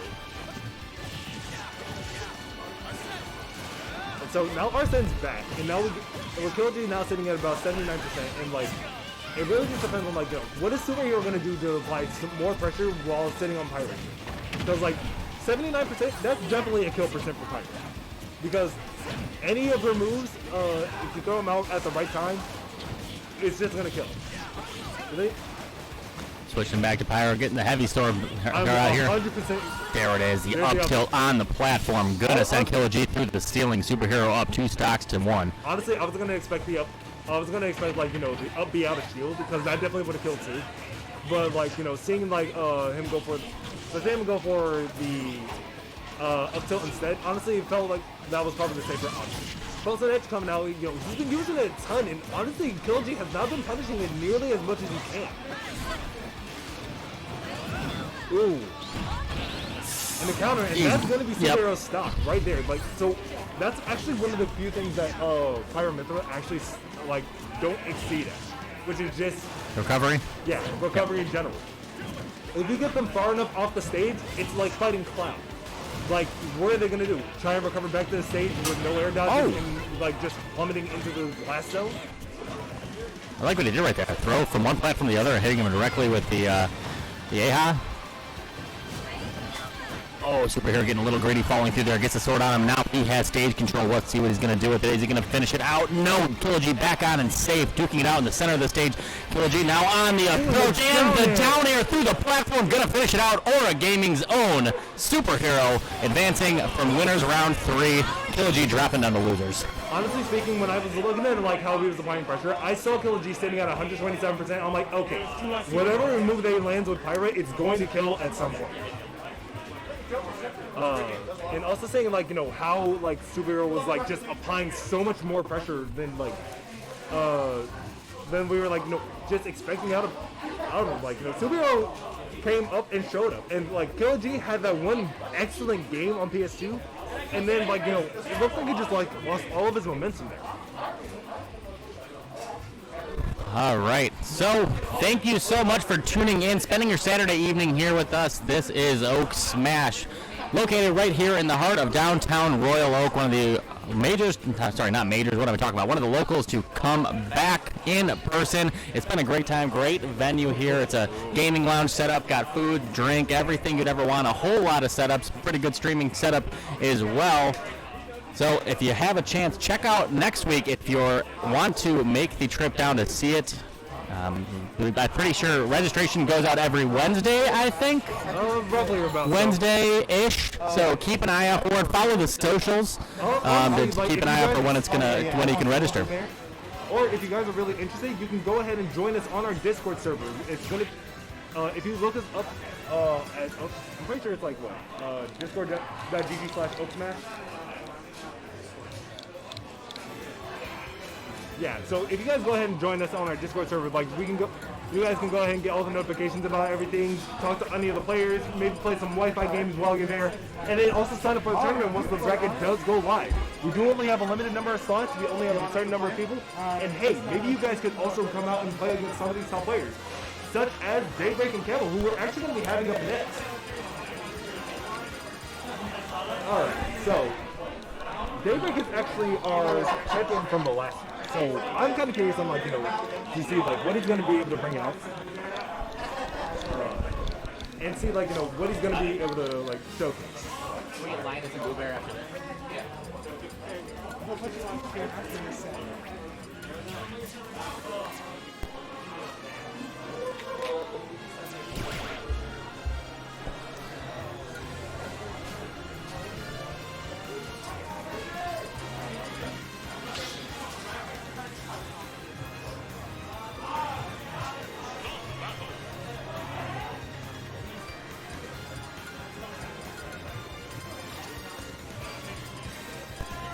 And the Camel Game & Watch coming out. This is another one I haven't seen. Pulling out some Game & Watches. Apparently everyone during quarantine decided to practice Game & Watch. I don't know. I mean, Game & Watch is one of those Wi-Fi characters that, when you get good with him, he's really strong. Alright, so we're going to go right into it with Daybreak and Camel, and it's going to be Wolf versus Game & Watch. And honestly, this is kind of a matchup where it's Wolf has probably a much more favorable matchup as long as Game & Watch isn't able to, get a lot of percent in punish a lot of Wolf's options. Taking his time, floating back to stage.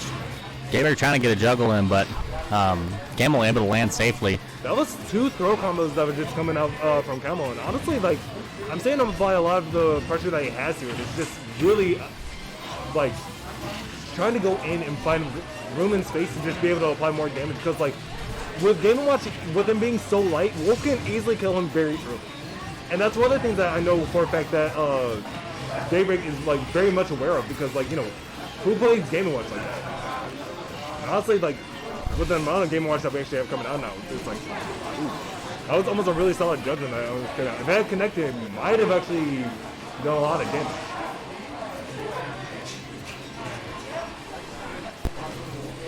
So it's just kind of playing around each other and just trying to see where are they going to go? How are they going to apply pressure, and what are they doing? And it's we definitely see Daybreak, he's going to go for some type of kill here, and he wants to go for a back air, maybe even up tilt, up smash, forward smash, forward tilt. Something to just send Game & Watch far enough off the stage to be able to say, you're not coming back. Oh! Ran through the chair, tried to get a grab in, but actually ended up going through Game & Watch. And the up B, gonna send him up, but the trade at the center of stage, both flying to the side blast zones. They're gonna meet here again at the center. Good shield in before that tilt came out. Tries to catch him with the back air, but now Daybreak playing a little bit more cautious, not going to approach, and Camel. Honestly, and the biggest reason why he's playing so much more cautious is purely because he's sitting at 150%. He knows that any good oh, here comes the throw. That's up throw. Why do all of Game & Watch's throws look the same? There it is. The first stock is down 2 minutes and 15 seconds into it. Welcome to a Game & Watch match.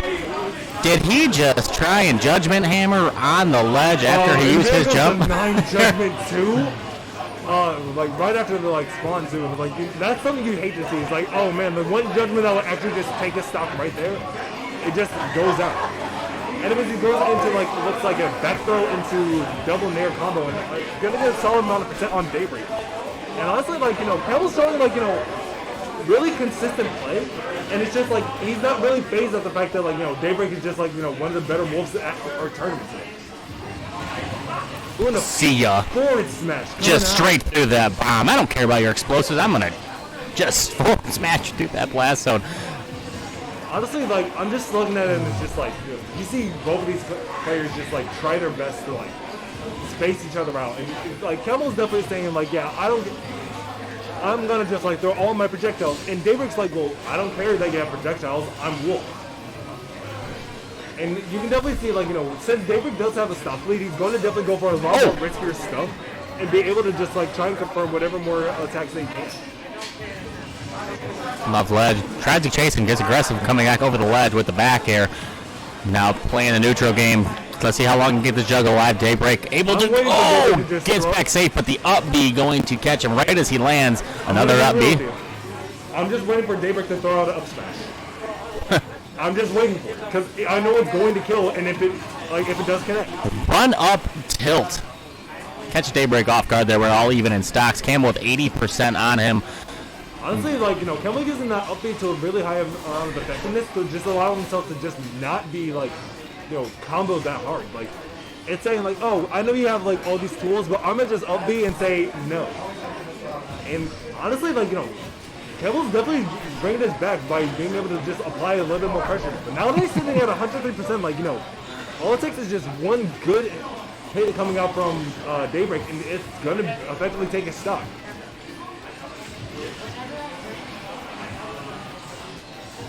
Campbell got to find a way to get back safe. Absolutely in kill percentage here, and Daybreak does such a good job of ledge guarding. That was almost a 2-frame forward tilt.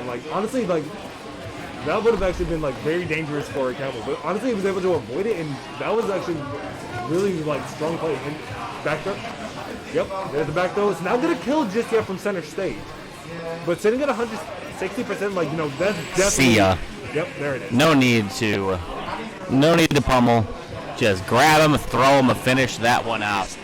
Chat here talking about why we're seeing so much Game & Watch. I don't know. I think a lot of people picked up a Game & Watch over quarantine. Who knows? But did anyone catch Tri-City Tryhard last night? If you want some Game & Watch action, go back and watch that VOD. The 10-game grand finals that included a Game & Watch with 4 of the matches timing out. How exciting. That sounds awful. R.I.P. to that TO. All right,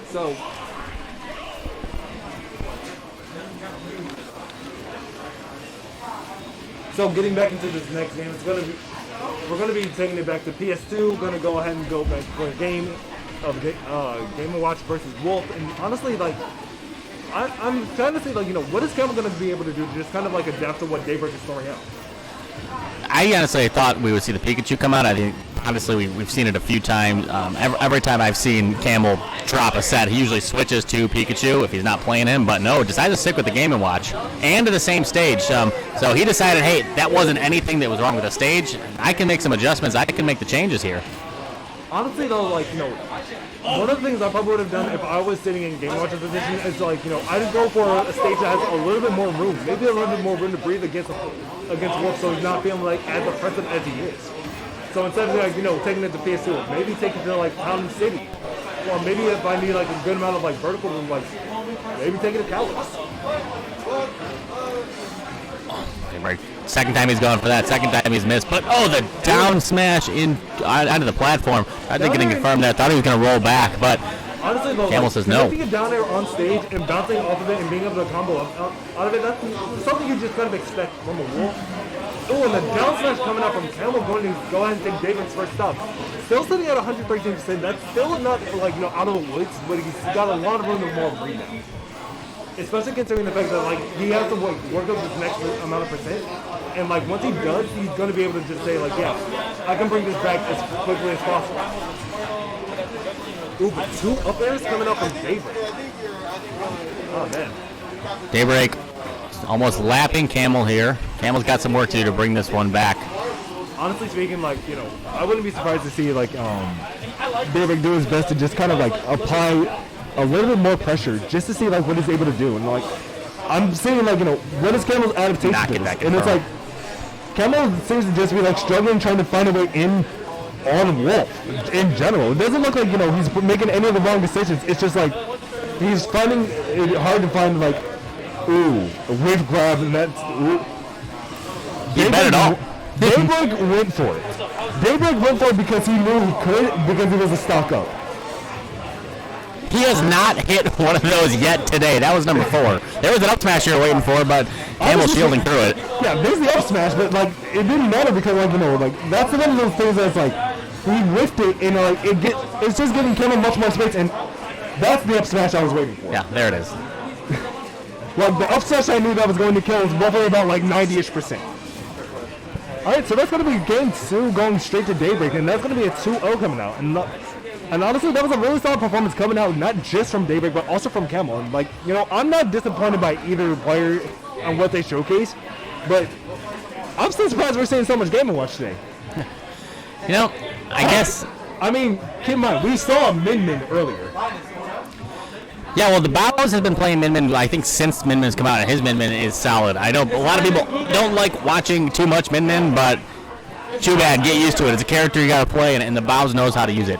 Yeah, Linus Boo Bear, who we're going to be seeing up next on stream. I'm excited for this. I have not seen any Boo Bear in a while. Oh boy! So this is gonna be it's definitely gonna be one of those games that's like, you know, you see like what they're gonna be able to showcase, and honestly, I'm excited to see like what we're gonna be able to see here. You are correct, Sonoda. We are not using headset mics. We are not a snowball either, but.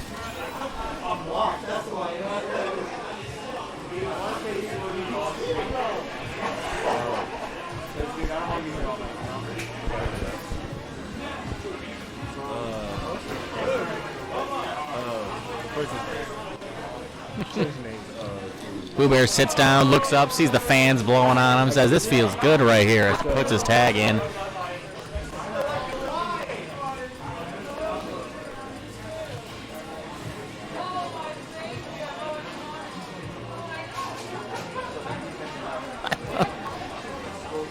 What is chat talking about? Oh, Lunges, what are you talking about? This is a ridiculous conversation. You ever look at a map of Michigan and think, This is look, man, if you're gonna be throwing hands with Grayson. a state that's gonna be shaped like a mitten, you gotta like a lot of things like working against you.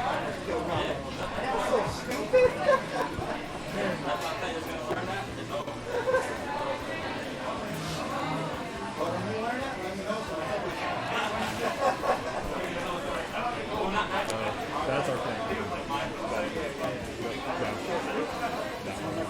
That one's our thing. We just saw David. We can take out David. So that would also be a big game to go. Going the bands.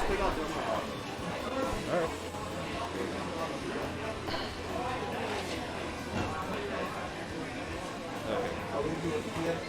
Hey, whenever you got to open one on commentary, let me know.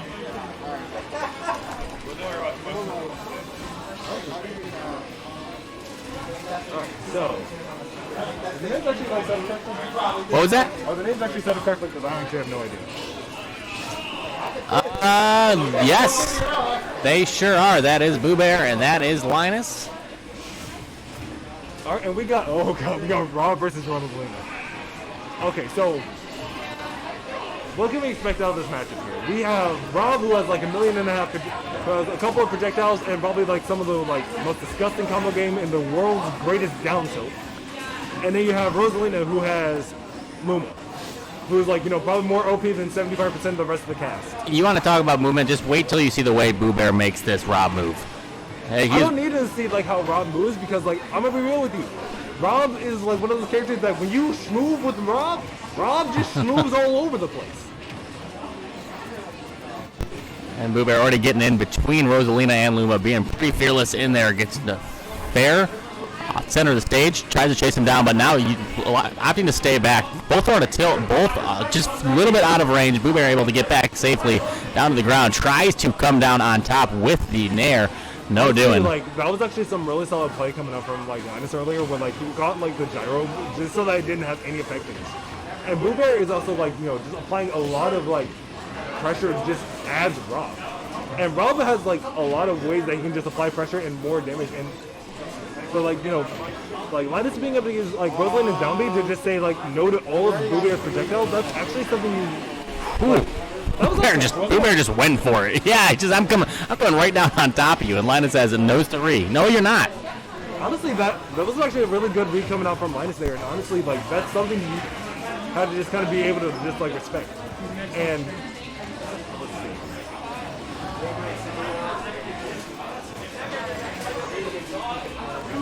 A little jabs, tries to set up Luma there on the ledge to do some guarding, but the gyro coming out to make some space. And using Rosalina to just kind of apply a lot of space and pressure, Linus is taking really solid command of the area of effect. And it's this is one of those characters you have to be able to respect them from at least both close range and wherever Luma is on the stage. Down smash, gets a grab, back throw, gonna make shade control, gets caught with the laser, using the laser and the gyro to make room, able to get back safely, stage to stage, up tilt, sharking through that platform, and the dash attack, gonna get Luma out of the way and throw the gyro out. Is he gonna get a spike? No, not gonna happen. Gets back. Ooh, but being able to parry the Luma charge See ya. Right into the blasting. Okay, so I'm gonna be real with you, because I'm watching this and I'm just alright, so what is Boo Bear's attack plan here? And they're let's be real, it's get rid of Luma. Because if you get rid of Luma, Rosalina goes down 4 tiers as a character. I think Linus has been doing a pretty good job of protecting Luma, and Luma is fairly expendable. It's not like an ice climber where you lose Nano and it's gone. Yeah, that's very true. It's because Luma at the very least comes back. So Linus is going to go for another up smash, and it's going to go ahead and take Boo Bear off of their next stop. And with only 43%, Boo Bear has to kind of come in and make a play. And it definitely seems Linus is very familiar with this matchup in some regard. Oh man, there's a good nair coming out. There's also good forward tilts. There's lasers coming out. Going for spikes on stage. I can definitely see Boo Bear is I want this Rosalina. Oh, okay. And now Boo Bear figuring things out. He has not been hit for quite a while. Of course, right when I start talking about that, with the little percentage, now flipping it a little bit here is Linus. Gets percentage on the center of the stage. Boo Bear. He has not been able to connect with any of those lasers, and even the big ones that come out and seem to almost connect, she scoops them up just like that. Yeah, so that's been a big part of the game plan, I think. Linus has just kind of been calling out all the Boo Bear's lasers, and honestly, it's definitely shown it's messing with Boo Bear in his mentality. Because I can't throw out a laser because every time I try to throw one out, Linus is just ready to scoop it right up. Yep. Ooh. Aggressive over the ledge. Recovery. Just get rid of Luma, and there she goes. So take advantage of this, but no, gets caught in a grab, the forward throw, and again, just the gyro not being able to really make too much space. Linus is ready for it.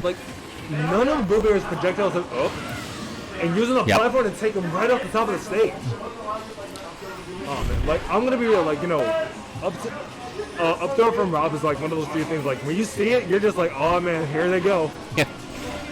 And honestly, it's very exciting because, Rob is one of those characters, when you get them right and when you have a lot of their technical ability down, it's one of those characters that it's hard to just say, yeah, I'm going to just, gimp you and you say you're done. Oh, man. But, see, how Linus is just, using, Rosalina and Zombie just to, take every projectile Boo Bear has thrown out so far. I gotta keep only this. A handful of them have actually connected. And is that a fourth throw? See ya. Yep. Yep. That fourth throw just coming out. Fourth throw at ledge, 190% essentially. I think 184 when it happened. And it finished off. Linus takes game 1 here in winners round 4. Fans are coming out. Honestly, though, it's this is a game of this is just a game of patience. This is a game where you have to be willing to wait out the other opponent and then apply pressure after they throw out an option that isn't safe. Yep. And honestly, that's on both ends. I think in the words of Anirudh Jacob, he says, if you're approaching, you're playing the game wrong. So take that as you will. I mean, that's very true, unless the character has to approach and like has to do it at like a very like, you know, if they're like a fast character that can just run across the stage and approach however they want to, that's fine.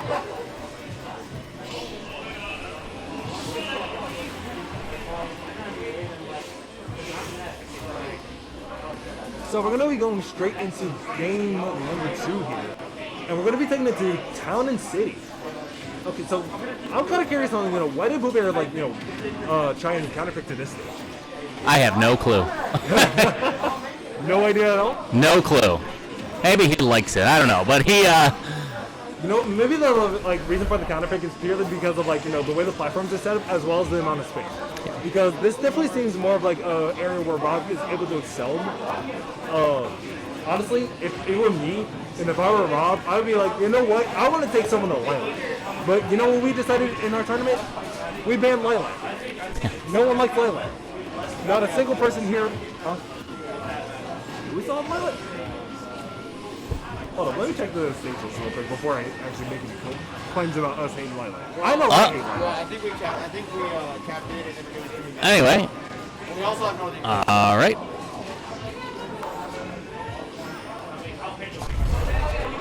They were really strong starting this, but Linus able to find his way back, trying to shark him through those platforms, and Linus just hanging out there, playing the patience game, making Boo Bear work for it, but Boo Bear not being fooled. Gets a down tilt, maintaining advantage. There it is. Finally, he gets one of those. Been waiting for it all last match and able to use it to get stock number 1 on Linus here in game 2. And honestly, like, that's the momentum that Boo Bear definitely needed. He was like sitting behind. He was like, okay, I need to find some space and I need to go for a stage that's a comfort pick. And that's probably why he went to top. Oh no. But he's gonna be using Rob's, like, you know, upbeat to just kind of say, like, yeah, I'm gonna come back, go underneath the stage, you know, your spikes don't worry. But Linus is like, well, I don't care if my spikes worry. Like, if I'm just gonna take you off the top. Juggalo tries to chase down Luma. Not happening though. Gets grabbed and confirm throw into back air. Alright, so you can only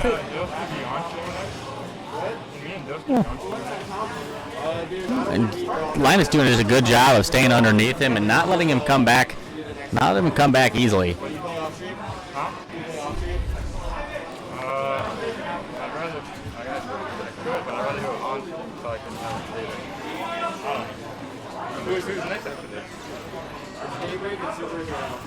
So taking a look and seeing, like, this is just kind of like one of those guys where it's like you just kind of watch it and it's just like it looks like poetry in motion. You know what time it is? Like, there's not much we can really add to this game other than Rob is just doing Rob things, and then Rosalina is just doing Rosalina things.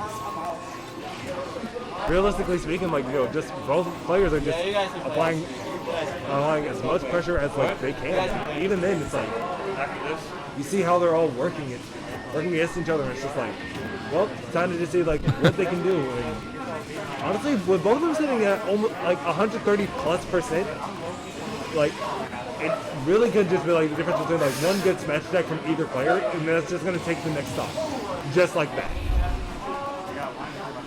We're going to try and finish this one out quickly, retreating back to the edge of the stage. Doing a good job of using these platforms and their air mobility to stay away and avoid it, and forward throw into the Luma combo, and making Boo Bear work for it. Trying to play the way back, gets up. The first time we saw the arms come out, I don't think we've seen that all match. Decides to pull it out now, and he needed that one just to make sure he stayed in this one close. Boo Bear on his winner's round stock potentially.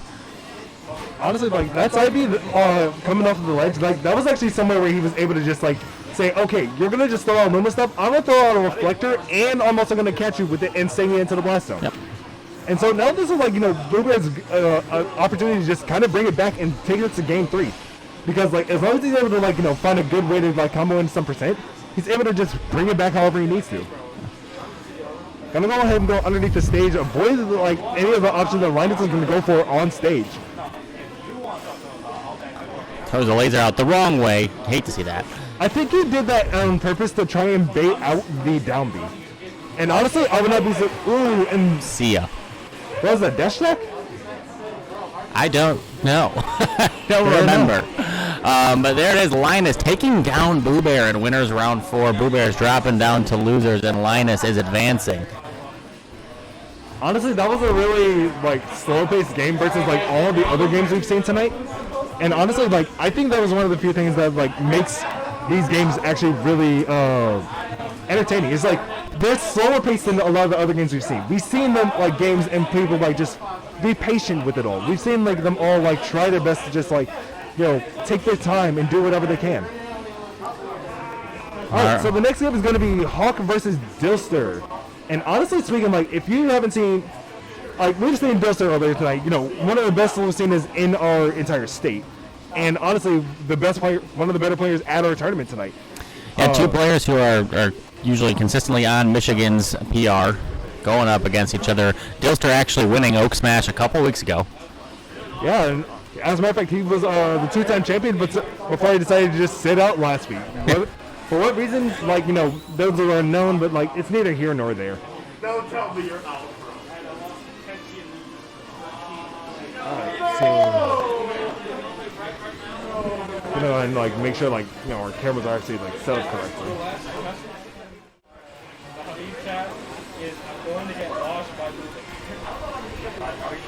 God, there's so many names on this like system.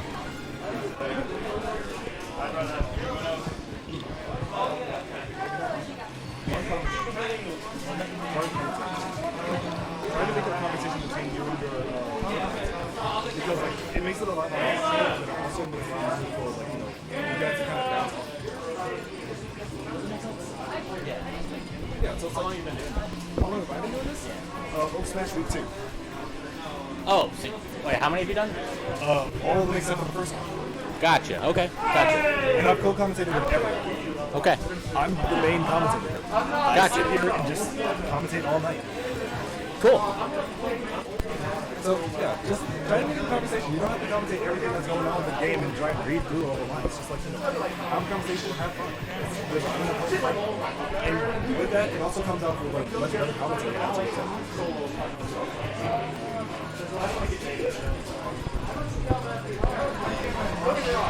Alright, so we're going to be going into this next game. It's going to be Dilster on the Lucina and Hawk on the Ike.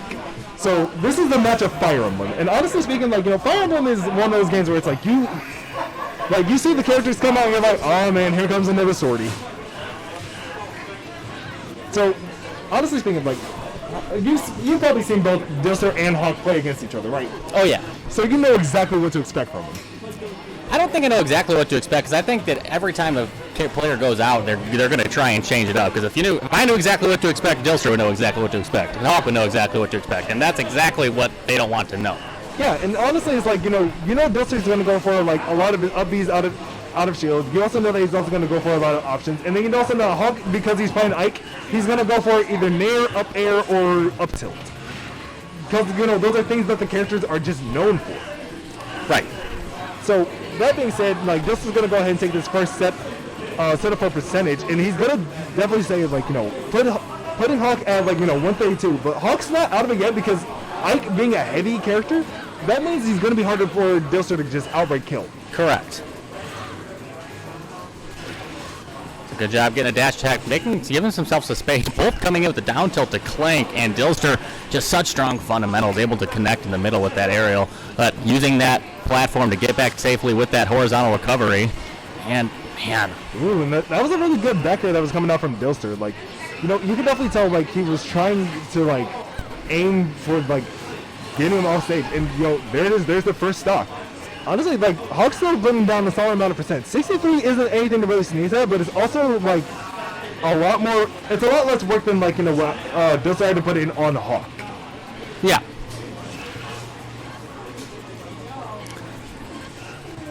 Getting a little bit of a juggle here. See if we can get back down to the stage, and there it is, able to find safety at the platform. Getting that big sword out to build himself a little bit of room. tries to get a little bit of a shield breaker there. That was a really good shield breaker that was going to come out. Like, any amount of shield pressure that Dilster is able to get on Hawk would definitely show, like, Right. he's able to just, like, be able to, like, say, all right, I'm going to go, like, apply as much pressure to your shield, and if you don't decide to, like, if you decide to hold it for just ever too long, that's it. That's your shield broken. Oh, trying to get a good read in there, the down tilt, but Hawk going over it. See what he can do here with stage advantage. Honestly, though, I'm surprised I haven't seen, like, a good neutral beat coming out from Hawk, because, like, if he just fully charges one, like, Dilster might be able to stay at ledge for a few seconds, but he has to respect it. And just as he has to also respect, like, Hawk's forward area that came out, go ahead and take his first stock off of him. The city at 96, that's still a lot of percent that, like, Hawk has to come back and make up. But it's definitely doable because it's Ike. It's one of those characters that you can throw out almost anything and it'll work.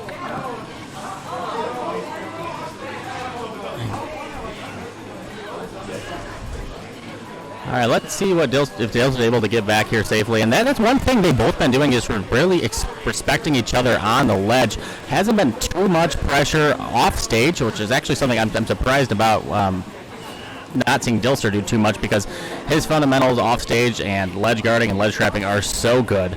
But at the same time, Hawk is one to expect for when that come out, and Ike is one with a few different recovery options that you have to respect as well. Oh, gets aggressive with it, hit Dilster in the shield, and now Dilster makes him pay for it. There goes his second stock. That forward air off stage, that was a really solid read that just kind of came out from it. And honestly, like, you just see him like go for it. And it's okay. Dilster's now just kind of feeling himself. Already putting Hawk at like 62%, and that's something like you just have to like hold and respect. And he's like, okay, I'm gonna apply as much pressure as possible and say you are not coming back. Right. Oh man. And now Dilster with a lot of momentum going into this. 126% on Hawk. Knows he's got a stock to spare. Gets a forward grab, throws him off stage, tries to maintain advantage. He's going to chase him down. No, Hawk goes far past him, gets back safely, and there goes Dilster's second stock. We're all tied up here, one apiece. We're all tied up, but we still have to remember, Hawk is still down 141%. If he's able to get his good set of strings in, he might be able to like get Dilster back up to the same percentage and even confirm a kill on him. But it's going to be a lot of an uphill battle because while he's doing that, Dilster's just going to be fishing for kill options. Honestly, like, that's, I think, what he should be doing anyway. Because, like, if you go fish for kill options, you're going to be able to just say, yeah, I'm going to take your stock no matter what you do. As now he finds himself in control of the stage here. Dilster got to find his way back. Not quite in kill percentage yet, but getting there with that big heavy sword. And this is just a juggle game that Hawk is putting on now. Ooh. There was a down air that came out from Hawk, and you know he won it, but Dilster waited just ever so slightly just to make sure that when it came out, he was able to recover it back. The sword fight! Gonna the do it. coming out from Hawk, that was some excellent play coming out. Right. Honestly, like, personally speaking, I like Dilster because, like, he shows up to the tournament all the time. But even then, like, I'm seeing, like, so much great play coming out from Hawk as well. And that was something that I was, like, really excited to see. Just, like, great adaptation, great consistency, and on top of that, just being able to adapt to everything that was just going on. Yep. Switching up, going to Battlefield. Ooh. I've actually always seen Dilster counterpick to Battlefield more often than not. It's usually one of his better stages that he plays on. And honestly, it's probably because of the way that we've seen his tilts on Battlefield platforms just like to play together. So, for example, because like back in Smash 4, I actually used to play a bit of Marth. And I was actually able to like say like, hey, when you approach on ledge, so let's say like you decide to jump over me, land on the platform above me, that's an up tilt, up smash, I can just dig you for free at tip. And with Lucina, you don't have to worry about going for the tip. You can actually go for other options. You can go for up air, you can go for back air, you can go for forward air. And honestly, heck, you might be able to go for nair when they try to do that. So, it's just a little bit better range and space for Dilster to work with. But on top of that, Ike also has similar tools. So I would not be shocked if, like, Hawk just decided, I'm going to go for some ledge options. And, like, if you try to recover above me, I'm just going to tell you, don't do it. I think that Lucina is one of those characters that likes to be below you. I think a lot. Oh, good. Great read on the recovery. And I think, is he going to make it back? He sure is not. So that first stock happened in less than 25 seconds. That was effectively just like one of the fastest stocks that we've had tonight. Well, I think that's what we've been waiting to see from Dilster, just some really good ledge guarding, and it comes out in stock number 2 and game number 2, and he needs it. He needs to help build that momentum back up after the strong comeback from Hawk last game. Which means that, it probably means that Dilster is going to start being able to read a lot of like Hawk's side Bs. Again, he got it again, but this time Hawk able to recover with the horizontal recovery back to stage, using those platforms to get back. Dilster just making it miserable for him to use that up B to recover. Honestly, like, this is some really excellent play coming out from Dilster, and honestly, that's what you want to see from top level play, right? Yep. Like, you always want to see, like, players being able to execute at their best. You want to see them showcase and counter as many moves as possible. Well, maybe not actually counter, because, like, let's be real, not a lot of us like counters.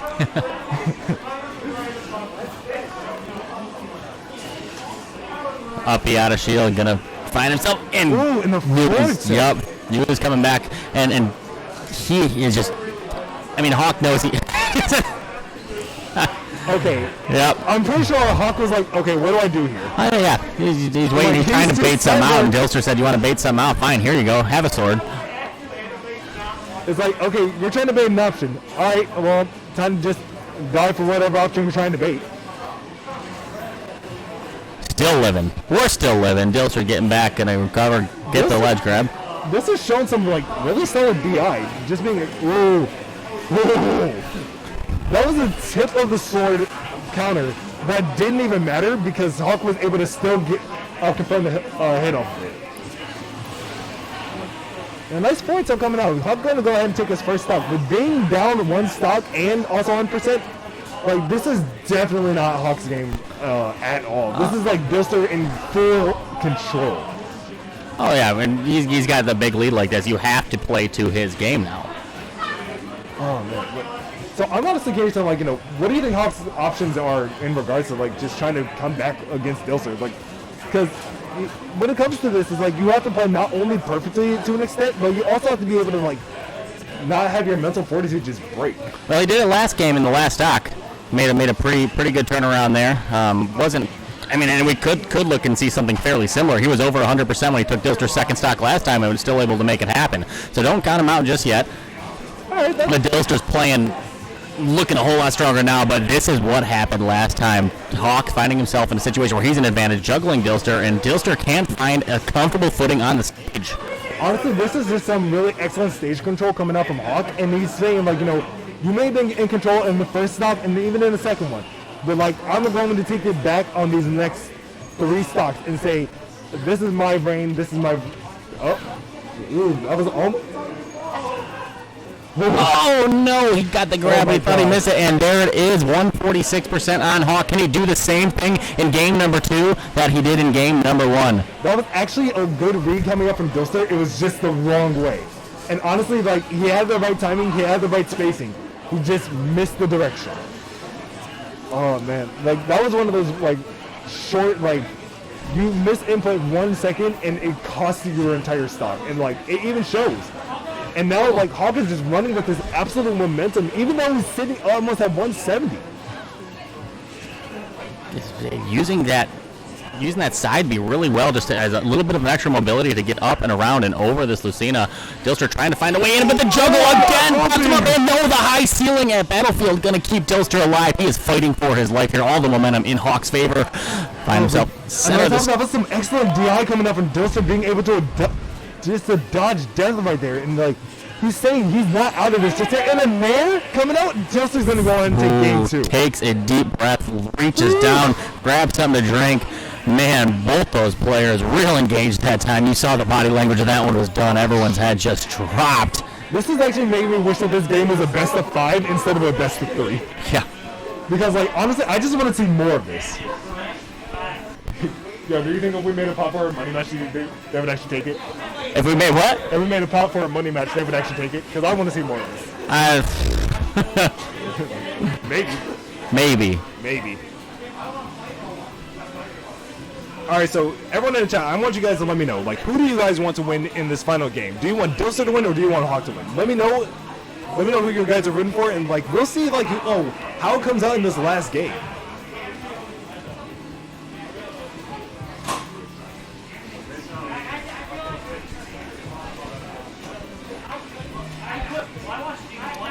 We're seeing a lot of support coming out for Hawk in the chat. That's a lot of people that are like just saying they want Dilster to just go down. And honestly, as much as I like Dilster, I'm loving what I'm seeing from Hawk. I think both games have been really interesting in the fact that Dilster got a really good footing, had essentially looked like he was running away with it, and Hawk was able to step back, just get the download and turn it around, and almost pulling off in the same fashion the comeback that he did in Game 1, the same way he did in Game 2, and he's got to be in Dilster's head a little bit. And Hawk's also going to run him back to Battlefield as well. I thought he would have at least taken him back to PS2. Alright, so now we got, again, just running it back, Lucina Ike. And honestly, like, this has just been like a really great set coming out for both of these players. And you just see like a lot of their, like, not only skill, but just absolute, like, mastery over their characters. Just showing, like, this is why they're some of the top players in Michigan. Right. And this time, just starting off the way he finished last game off, just maintaining just advantage quite a bit. Dilster finally able to get back. They're fighting for neutral right now, center stage. Hawk using those platforms to his advantage, trying to stay out of the way of that Lucina sword. Gets a grab, forward throw. Oh, almost landed on the forward air, but the air dash coming up from Dilster going to be able to save his life for now. But even then, they still came in pretty even between the two. And honestly, this is exactly what we came for. This is the high-level competition that we wanted. And we're not even in semifinals yet. Oh, man. This is exciting. All right, so Craig, you got... Ooh, was that a forward air kill? Yeah, it was. He read the recovery, knew he was going to use that horizontal recovery to grab back to the ledge, and then called it out. Called it out, and even then, like, when he called it out, like, he was just like, okay. And he just read the roll and just decided, I'm going to call it out and back here. Dead even now. Oh, man, like, this is what I love about, like, high-level competition. You just see two top-level players just go back and forth and just see, like, you know, how much pressure both players are able to just apply in a moment's notice. How momentum just shifts between one and another, and it's all based around not just stage control, but like, you know, character mastery and as well as, like, player mastery. Knowing the matchup, knowing your tools, knowing what options work best, and knowing when you can apply as much pressure as possible. You know, I think the biggest thing that Hawk has been doing that hasn't made him drop a stock, or not drop a stock, but it hasn't given Dilster the advantage that he had last game, but just being a little more careful off stage. Dilster really made his work just edge guarding and playing off stage last time, but Hawk is using his, there's that neutral B you're talking about, using his side B to kind of mix things up. Like Dilster doesn't know if he's gonna go for middle stage or use it to get back to ledge. Oh man, dude, that play that came out from Dilster there, that was like, you just see it happen and you're just like, oh, well, that's just gonna work. Just like how that forward there is gonna work and take off Hawk's next stock, put it on last stock. This is a situation we've seen Hawk in for the last 2 games. And even though he's been in this situation these last 2 games, like, he still brings it back. He still makes it competitive. He still doesn't just give up. Jumps the platform back air. Dilster's going to try and recover back to the stage. He's ending kill percentage for Hawk, and like one good aerial off stage. That's just all it's going to take to just say Lucina's not coming back. Oh yeah.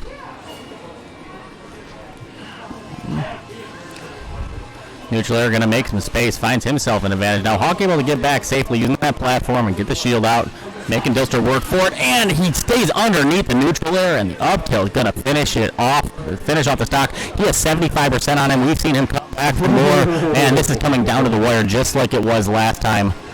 God, and the amount of parries that we've seen in this game today, like, has been honestly phenomenal. And it's just like, it makes me happy to be like one of the commentators to just see all this great, fantastic play. And like, you now see like, you know, what options is Hawk gonna go for? And like, honestly, like, Dilster and Hawk is like, they're just playing around each other. They're trying to see. It's like a conversation of like, you know, these are my tools, I'm going to use them. These are my tools, I'm going to use them.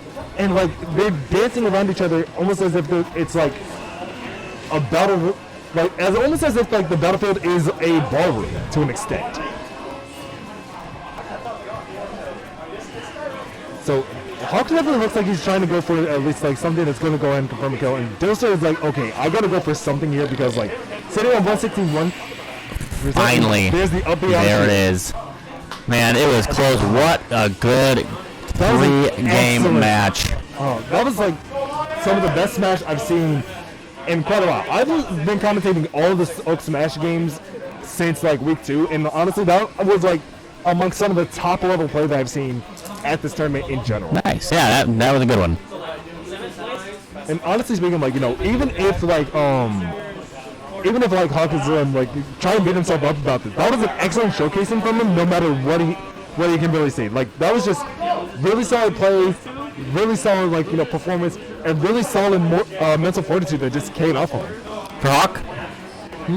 For Hawk, you said? Yeah, for Hawk. Yeah, I'm really impressed with the way Hawk pulled that one off. I mean, Dilster, of course, came out on top, but man, Hawk, I thought he was dead to rights in game number 1 and game number 2. Game number 1, he was able to win it.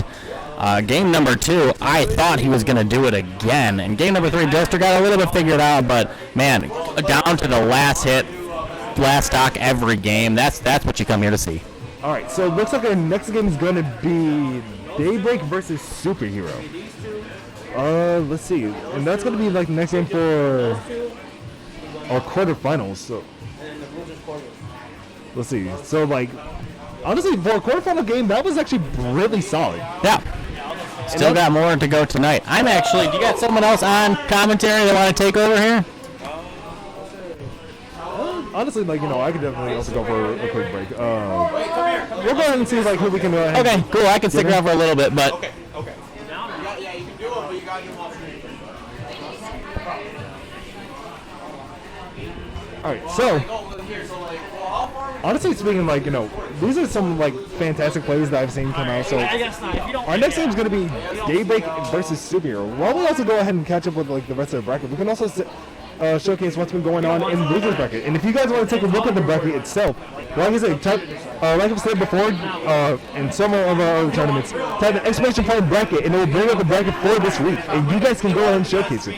If you guys like what you guys see, if you guys are enjoying the tournament, and if you also like our commentary, feel free to go ahead and follow us on our respective Twitter tags, upper left-hand corner. And if you like, my name is Damon. Who I got with me right now is Craig. And on top of that, we are OAKSMASH. This is the 7th week that we've had. We're a local tournament held in like Royal Oak, Michigan, and honestly, I'm loving this every single time. Like I said earlier, the venue is absolutely fantastic. Really comfortable chairs. I'm going to throw that out there. Everyone gets their own gaming chair, a whole lot of monitors, and you're not going to find another tournament with food on site, food and drinks on site. Speaking like of this. Since we are at a place that actually does have food on site, the location of our venue is LFG. They are actually a place where you can host your own events, where you can have tournaments of your own kind. So Saturdays, we got booked. We take those because we are the guys that did it first. But if you guys have like, you know, some type of event you guys want to hold here, feel free. Come right on out in the Royal Oak area. That's LFG Royal Oak, which is Lounge Food Gaming. LFG, Lounge Food Gaming. That's what I always think when I see those 3 letters together. Honestly, when I see those 3 letters, I think looking for game, but you know, that's me. And I played like 1.5 million shooters and MMOs alongside Smash, so like it's nothing that we aren't like, you know, super right. worried about. All right, so it looks like we're gonna go ahead and have Daybreak, and we're gonna have Superhero. So let's see. What should we like expect coming out from Daybreak? Because like, you know, Daybreak's gonna probably just play the wolf, right? Oh yeah. And then we have Superhero, who I think when we last saw Superhero, they were playing Pyramithra.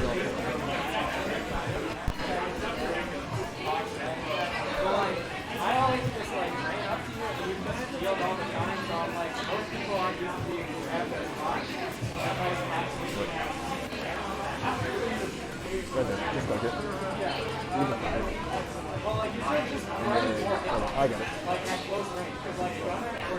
Just hit the reset button. And then go back to the screen. Go back to the screen. Are they making another tag? And I've seen And that's the point. both these players on this stream. I mean, because actually, we're flipping times because like Daybreak was on the right side. Hold on.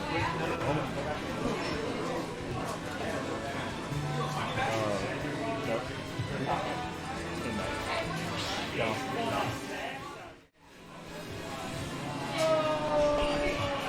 That's why. Because their names are swapped. Oh? Is that Daybreak on the short?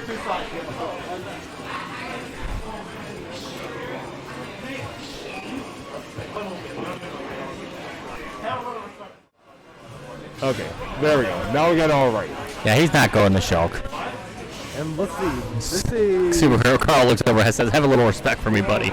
So we see the mains come out right here, going to PS2. Here we go.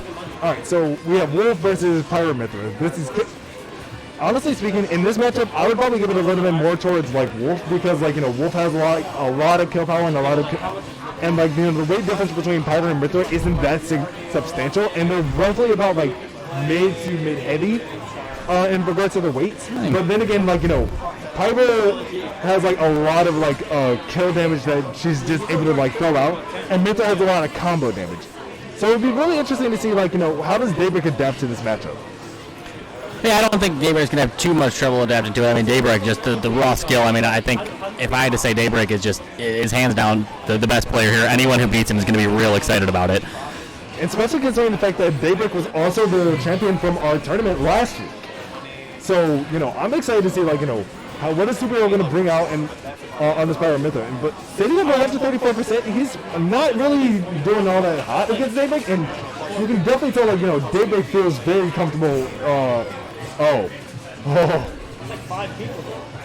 That was just a throw combo waiting to happen. To get the up B, but Daybreak ready for it, stays in shield the whole time and ends up punishing Superhero for it. He is up a stock, only sitting at 91% himself. It definitely looks like, Daybreak is just playing significantly more patient than Superhero is, and as a result, he's just able to take, like, a lot of his, like, momentum with it. And honestly, like, I'm not shocked, nor am I really surprised. Like, this is definitely something that we've seen Daybreak do just time and time again. Superhero coming out with a good, like, neutral B read, going to be able to, like, try and get Daybreak off the stage, but doesn't look like it's going to work. Prominence of Bull in Caught him with that, are you kidding me? Yeah, that hitbox is massive. It's one of the, like, biggest hitboxes in, like, if you've ever seen, like, the data for, is he getting back? He is what a attack. Daybreak just ready for it, but gets up into it, and Superhero ready for it. So I'm gonna be real with you. If that were me playing that, I would not have tech that. Like because you wouldn't have known, or you're just not good enough. I'm just not good enough. I wouldn't have. Like I'll be real. Like if it were me, it's not because I'm like not good enough. I can easily tech stuff, but it's like the problem is like I would not react to it fast enough. Right. Way too close to the ledge. Now just really good awareness by Daybreak, and able to just know he falls out of that combo, able to use the aerial mobility of Fox, getting that flip down in the back air and taking the second stock. Honestly, like this is definitely like the momentum that Daybreak needs to just kind of go ahead and pull ahead, and like he's showing Superhero like I don't care if you're a DLC character, I'm just gonna play someone that's in the base roster, and it's like I think DLC is typically better than base roster. I mean, have you played Smash 4? Yes. So you know the answer to that question. Yeah, well, I guess. It's a totally different game, but that may also saw Piranha Plant come out its first DLC for this one, so. You still gotta play for Plant. Plant is still a DLC character. Right. But I'm saying, I think, see ya. Just chasing him. Ooh. And honestly speaking, like, just like seeing like how Daybreak was just like, I'm gonna take him down into the blast zone however I can and just like make it work however I want to. And honestly, that was a really solid performance coming out from both Daybreak and Superhero. Like Superhero definitely Daybreak took all the momentum that he had and just ran with it. Right. Like Superhero gave him like a half a centimeter and he was able to go 100 miles. Looking back at chat, seeing what you find people are throwing in chat. Oh man. So go running back here, maybe? Who knows? I don't know. It's always fun to see competitors like this, really good players, but buddies too. Always good sportsmanship, always fun. Even when you lose, Carl's looking over and joking around with him. So someone was asking you, Craig, like, how was your Saturday? My Saturday was busy. I had a busy Saturday today. That's why I wasn't able to make it here early. Had a helped my friend put a deck in, so not the best Saturday. Not the worst Saturday. Honestly, that sounds like a really pretty alright Saturday if you ask me, because, like, you know, that's better than what I did. All I did was sleep.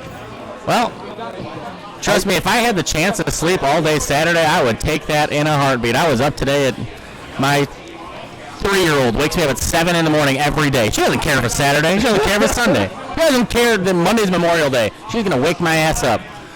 Dang. Anyway. Getting back into the game now. So David going to go ahead and play just 99% over against Superhero and like, no.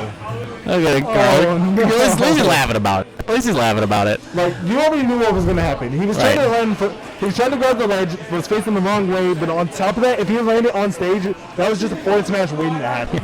Yeah. Thank you for the F's in chat for my parenthood. I appreciate it. Need it sometimes. But let's see if Superhero will do. I'm not sure if the F's in chat were for your parenthood or if they were for Superhero falling off the stage, but either in my head, it's for my parenthood. You know what, that's fair. Yeah. So, going back to the game here, Superhero is going to go ahead and take this next knock off of Daybreak, just send him right into the blind zone using Pyra. And then swap some Mythra just so he can rack up some more damage. Playing around with this neutral, like, you know, that's one of the things you have to be mindful of when you play as Pyra Mythra, because, like, you know, you have the tools to be able to, like, rack up as much damage as possible, and, like, I think, like, if he sticks to one character and just finds a way to kill with Mythra, that's the one thing that Daybreak is not going to be ready for. Right. Everyone knows Pyra's kill options. Everyone knows Pyra just kills everyone at every percent. Oh my god. That was just raw forward smash. That was just raw forward smash. He just wanted it. He's chasing platform to platform. Yes, he does get that one. He reads the attack and throwing the lasers out, trying to stall the recovery in. See ya. And the Photon Edge not going to be able to make it back to the stage. So Superhero now down an entire stock. With, you know, Daybreak sitting at 117. Swamp to Pyro, that's death. Yep.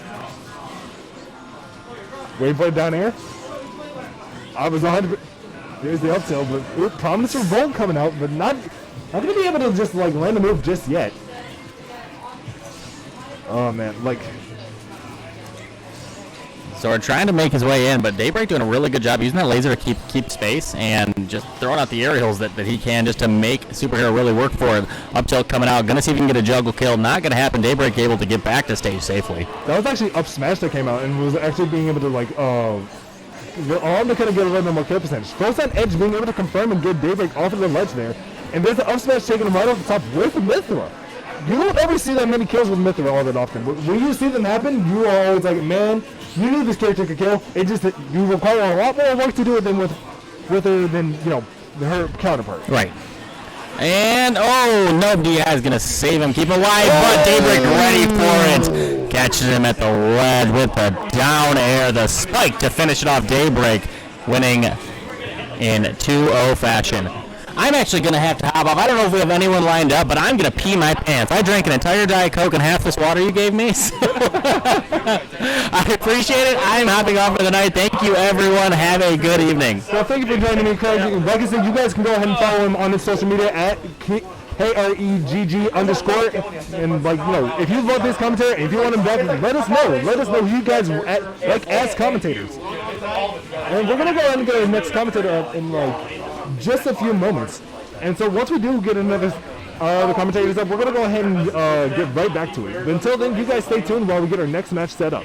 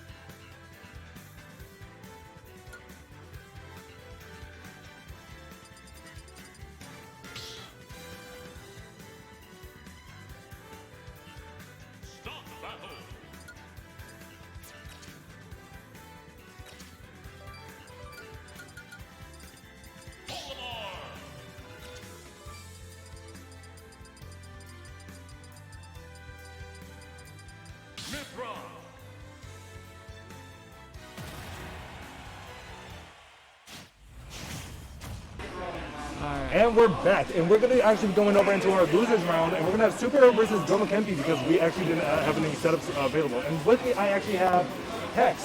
So how are you doing tonight, Hex? I didn't do very hot in bracket today. Definitely my worst performance back here, but I'm all right, having a good time, and here watching two of my best friends go at it right here. Goma Kempi, Superhero, both old school Michigan PR players. Goma Kempi sticking with the Olimar. He's been having a bit of a character crisis type thing happening because ever since quarantine happened, he wasn't sure he was gonna like play coming back. He's cycled through I think 3 different characters this bracket so far, but definitely going with his tried and true the Olimar for most of it. That's what he's done so far. It's the character he has most of his best wins with throughout Smash Ultimate, and who he's most known for. And Superhero switching out of quarantine from being a Fox main, trying to focus on Pyramithra. Yeah, I've actually seen like a lot of Superheroes Pyramithra just showcased every time I've seen him at the tournament. So like, yeah, it's one of, and honestly, like, you know, he's a really strong Pyramithra player. Like, he showcases like really strong mastery of not just the character's moves, but also like a lot of the kill potential. But that first talk is gonna go to Goma Kempi because like just being able to utilize a lot of Olimar's like tools. Like, that's one of the few things that Olimar is really good at, is like being able to space out moves and then also using the Pikmin to just like apply a significant amount of pressure. If you don't respect those Pikmin, you're just gonna die. Definitely. That up smash gonna catch that roll right there. Definitely interesting. Superhero Carl told me Olimar is definitely one of the matchups he said he is definitely might keep Fox for in his pocket. Fox's old name before this. He said he definitely thinks he wants to keep Fox for this matchup, but like today, going up against Goma, he wanted to try Pyramithra and just roll with it and see how it goes. Honestly, and I actually kind of respect that decision. Oh, I super respect it. Yeah. Yeah, because like, you know, and look at that forward smash catching the landing there. Ooh. And honestly, you don't see people like kill with like Mithra Sport Smash all that often. You actually see more like Pirate Sport Smash come out.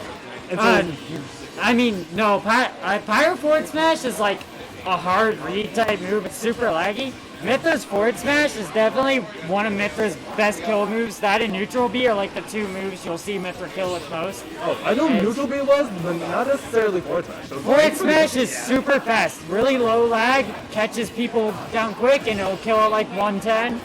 Definitely a very good move. Well, that's something definitely interesting to know, and especially considering the fact that like, you know, like even though like Superhero got their second, like lost that first one, like, you know. Yeah.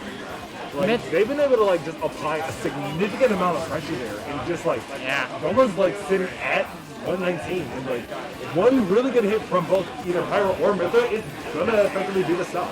Right, I definitely see how Superhero has a very positive record over Goma Kempi of all time, and Fox every character Goma's ever played.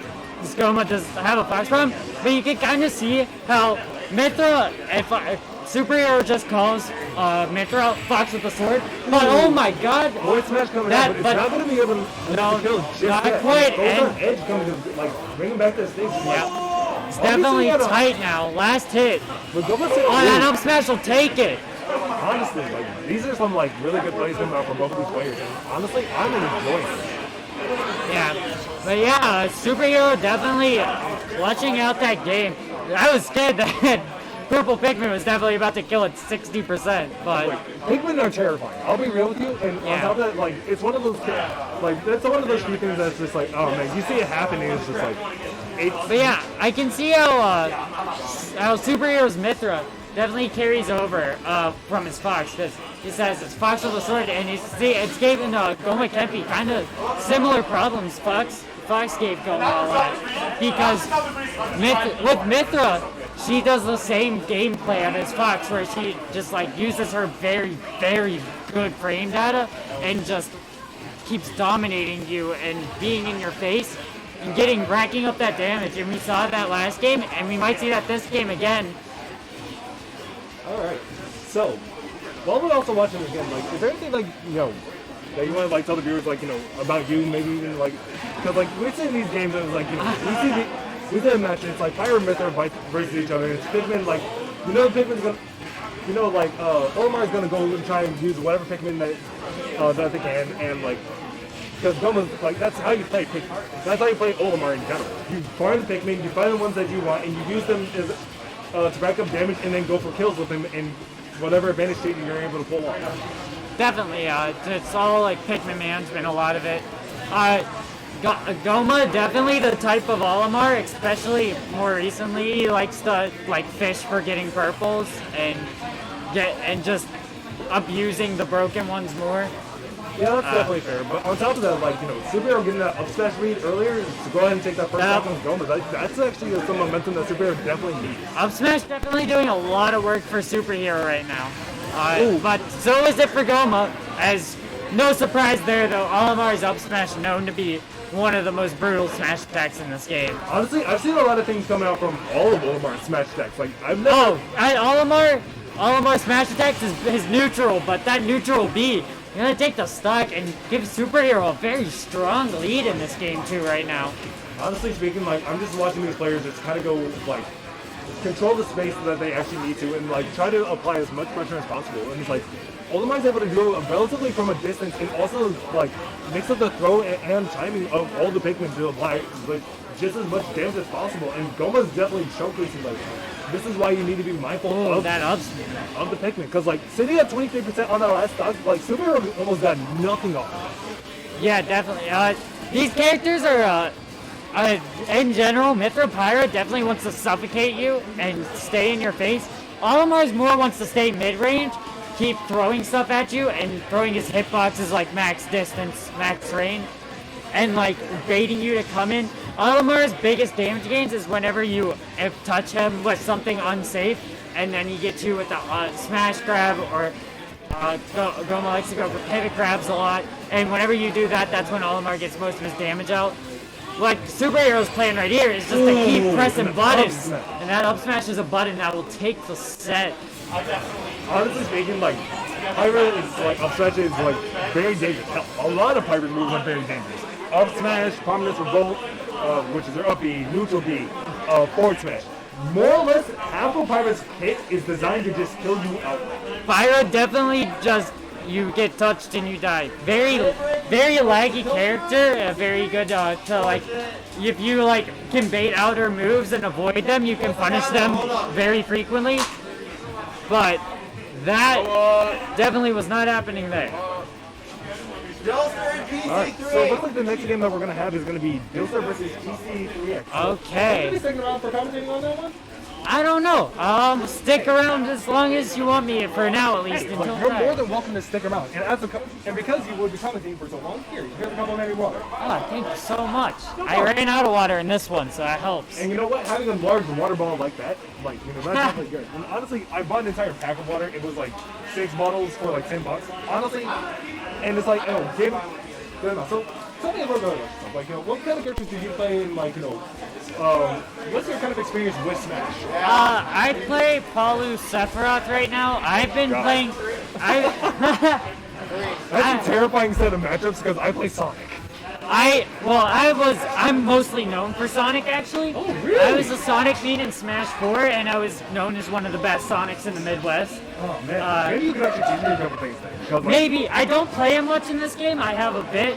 I dabble in them with like friendlies and stuff, but I definitely have a lot of time with that character, and that's a lot of people still know me as a Sonic player. That's very fair. I'll also tell you this right now. The number of people that I've called out with down throw forward smash. Yeah. That's hilarious. They tech it in. Yeah, they always tech roll in, and it's just the hardest read possible. That's a classic. That worked in Smash 4 too.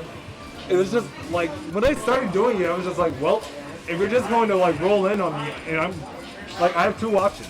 I can either A, homing attack, which is going to be your roll in or your roll out. Right. Or I can forward smash and just kill you. So here we got the set started, and this is Dilster versus PC3X. Honestly, I'm excited to see this match because I love watching Dilster fight, and I know PC3X is also a really solid player, and he's bringing out like a really solid Fox. Yeah, definitely both. Also, both good friends of mine. Dilster, being the one seed of this tournament, he has yet to drop a set since coming back from quarantine, and so far showing why immediately at the beginning of this set. Dilster 12th on the last PR before quarantine, but that was mainly due to lack of attendance. It was mainly due to lack of attendance and just like not being able to show up as much, not doing as well. But in general, a lot of us here in Michigan, myself included, always considered Dilster to be a top 5 player in Michigan, for sure. And he's been showing why since he's came back from quarantine. And honestly, considering the fact that he's also won not just one, but 2 of the OAKSMASH tournaments, and he decided to come, and he only sat out last week, probably for whatever reasons that he needed to. He just couldn't come. He just couldn't make it early enough for bracket. Yeah, and that's perfectly fine.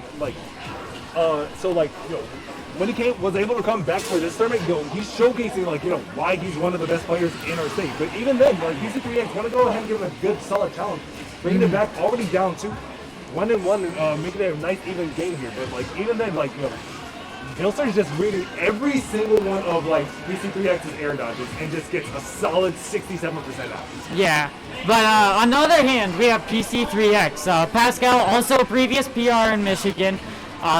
He's very more known for his Pac-Man, but he's been trying to shy away from Pac-Man, focus on other characters recently. He told me this tournament, this bracket, he was planning on going solo Fox, and so far it's done him insanely good, getting wins on Kepler and C. Caleb. PC3X so far coming back from quarantine hasn't had the best bracket results yet. I think 9th and 17th were his 2 tournaments back so far, so not the best showings yet. But then he just came here going solo Fox after going Falco and other characters throughout the past weeks. His solo Fox getting him the winner semis, getting 2 good wins, so it might be doing something here. Honestly speaking, when I was looking at how PC3X was playing in his Fox in earlier sets, he was applying a lot more pressure. He was basically finding a good solid balance between not just his combo game, but also utilizing a lot of Fox's speed. He definitely, my experience playing PC3X's Fox, I definitely feel like it plays different than any other Fox I ever played. He plays, is that going to take it? Coming up from Dilster, going to go ahead and take that first game. Very dominating first game from Dilster. But yeah, I feel like PC3X's Fox is a lot more calm and patient and more calculated than I'm used to. Normally I'm used to Fox's Superheroes Fox that I played, or Comet's Fox, if you know Comet from Wisconsin. He's #1 in Wisconsin. I played him a lot. Definitely those players more suffocate you and don't let you think and don't let you move. I feel like PC3X's Fox is definitely more of a neutral Fox and just waiting for his moments. And it's very interesting and very different to fight. I feel like fighting him doesn't carry over the normal Fox experience I'm used to. It's like I'm fighting a different matchup almost. That's actually really interesting. Well, PC3X is also going to take Dilster back to Battlefield, and honestly, I don't know if that's really a good place to go because Battlefield is Dilster's counterpick for most matches. I've never seen Dilster not go to counter. I don't know what the bans were, obviously, but this stage is probably about just as good for both players, I imagine. I don't think it's I feel like it's probably not too favorable for either of them, probably even-ish in the matchup. In general, Fox players do not like the Lucina matchup. I can imagine why. Disjoints are just something that they would struggle to fight. Yeah, they control the disjoints. Even Fox can definitely outframe the Lucina, and whenever Fox gets going in advantage state, can definitely make it work. The thing Fox players really don't like about Lucina is that Lucina is debatably the best edge guarding in the entire game, and Fox gets stuck with those down tilts and forward airs and back airs off stage, the counters, everything Lucina has to keep you off stage, messes you up. And now what a great early up B from Dilster, making sure he keeps the stock alive a little longer. And honestly though, sitting at 151%, that's definitely something perfect timing on the down smash. That was like really good timing. Yeah. But even then, like, you know, running to 151%, like he's so PC3X, you gotta like work for this kill if you want to like actually go for it. And even then, like, you know, he's not gonna let him get any type of extra percentage on him, and like it's just gonna set it right back to neutral, make it an even game. Yeah, this is definitely a lot tighter match right now so far. Game 1 wasn't really even outside of the very beginning, it felt like. But right now we have Pascal on Battlefield. PC3X definitely keeping it up right here. That's very true. And honestly, like, you know, he's trying to apply as much pressure as possible, and Dilster's also like taking this opportunity to just like, you know, use every tool available in his cage and just say, I'm applying as much pressure as possible and making sure that if you try to return back to anywhere you need to, I'm going to make it as difficult as possible for him. Oh, that's, you hate to see it. The bounce off the stage and just couldn't recover, no jump. PC3X doesn't even try to LP back. Honestly, I think that might have actually been, because like, do you think PC3X air dodged there? He did, he air dodged and it bounced, and since he was facing the wrong way, he bounced against the ledge instead of grabbing it. Ooh. And that just, it was just an SD. That's unfortunate. Like, honestly, I was like, because I've even had a chance to actually play against Dilster, and like, he's like one of those characters, like, if he was in that situation, he might have been able to attack me. Oh, I feel like even if he had his jumping good up back, he would have had to do the straight angle, and Dilster would have got a free down air. That's true. Unless PC3X grabbed the ledge in that scenario, I feel like that is just rough. Honestly, every time I see Dilster go for like the shield breaker, whoever's standing on the ledge. My man on the ledge.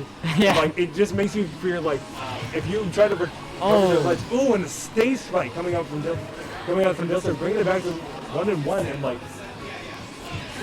oh man, like, I'm just like. Oh, I'm surprised he didn't get that reaction, and no punish out from PC3X, so we're just gonna reset and get that uppy. Quick 2-0 from Dilster. Definitely good showing from PC3X the game 2, made it a lot closer, showed some adaptation, but not gonna be enough. We might see some more in losers. Right now instead though, we're gonna go to the other side of winner semis, where we got Daybreak and Linus, both members of my... What? You want to switch off mic so we can do a duck thing? Sure. I don't care. Yeah. All right. He asked me a little while ago, so. Yeah. Okay. I will get off the mic now. Let my good buddy Scooter 388 get on. I know he loves his commentary, so I won't hold him up. Well, thank you for actually joining me over here for a couple games. People can go ahead and find you at XMW on Twitter, correct? Absolutely, and you'll find me up here in bracket next week. So. All right. Well, we're definitely going to be like happy to see you when you're able to come and compete. I'll try to come here every week. I only live like 10 minutes from here, so I'm here usually. That's perfect for us. Yep. All right. So, thank you for commentating with me. Thank you for the water. No problem. No problem. I'll see you guys later. All right. So we're actually going to be moving right into our next games, which is going to be Daybreak versus Linus, and we're also going to be kind of giving a quick update. But first things first, I'm going to have to get a little bit of information. So, welcome. Hey, good to see you. So, what's your name, man? Scooter 388, hopping on the mic. Awesome. Cool. So, let me ask a quick question. You got a Twitter? Yeah, Scooter 3881.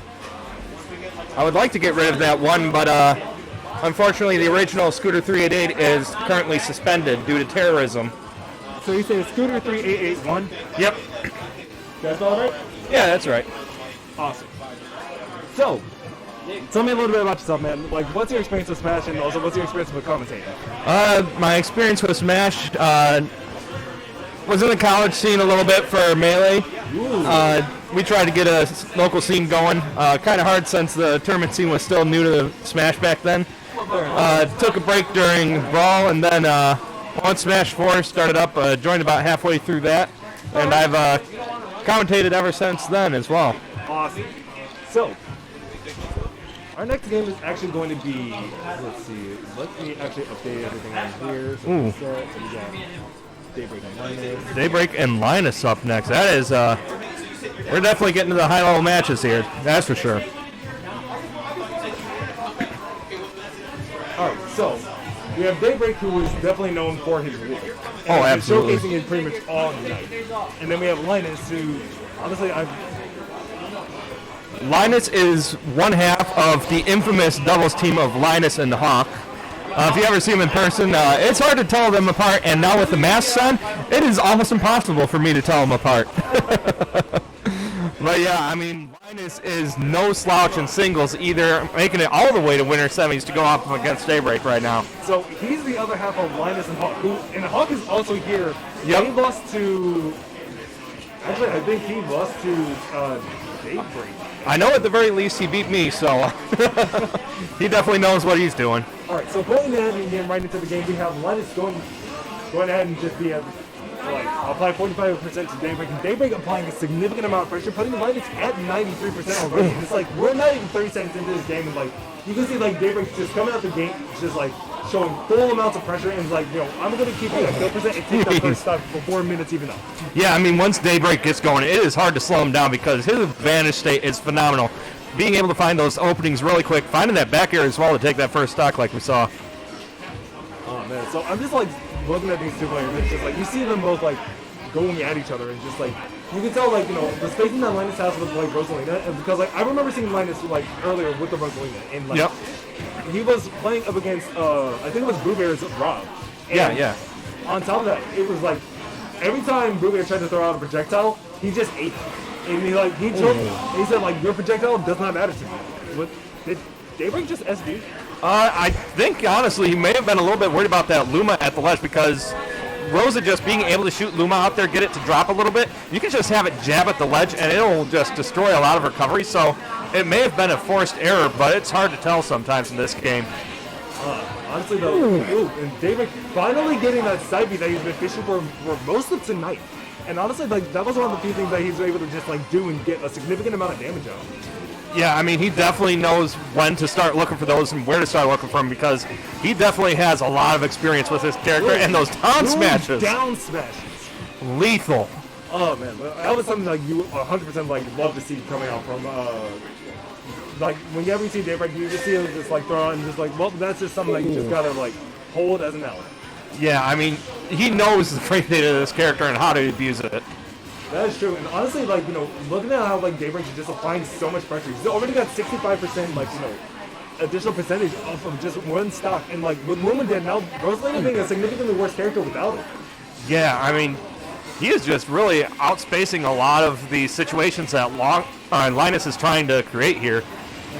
And honestly, like, you know, we see like just what he's able to do with it. It's just like it's really strong. But like, Linus is gonna go ahead and use the down tilt to go ahead and take the next stock off of him. But 77% isn't exactly somewhere where you really want to be, especially up against the wolf. And there's the side beat, but it's not gonna kill Rosalina just yet. She's a little bit floatier and harder to kill, but there it is. Down smash is gonna kill.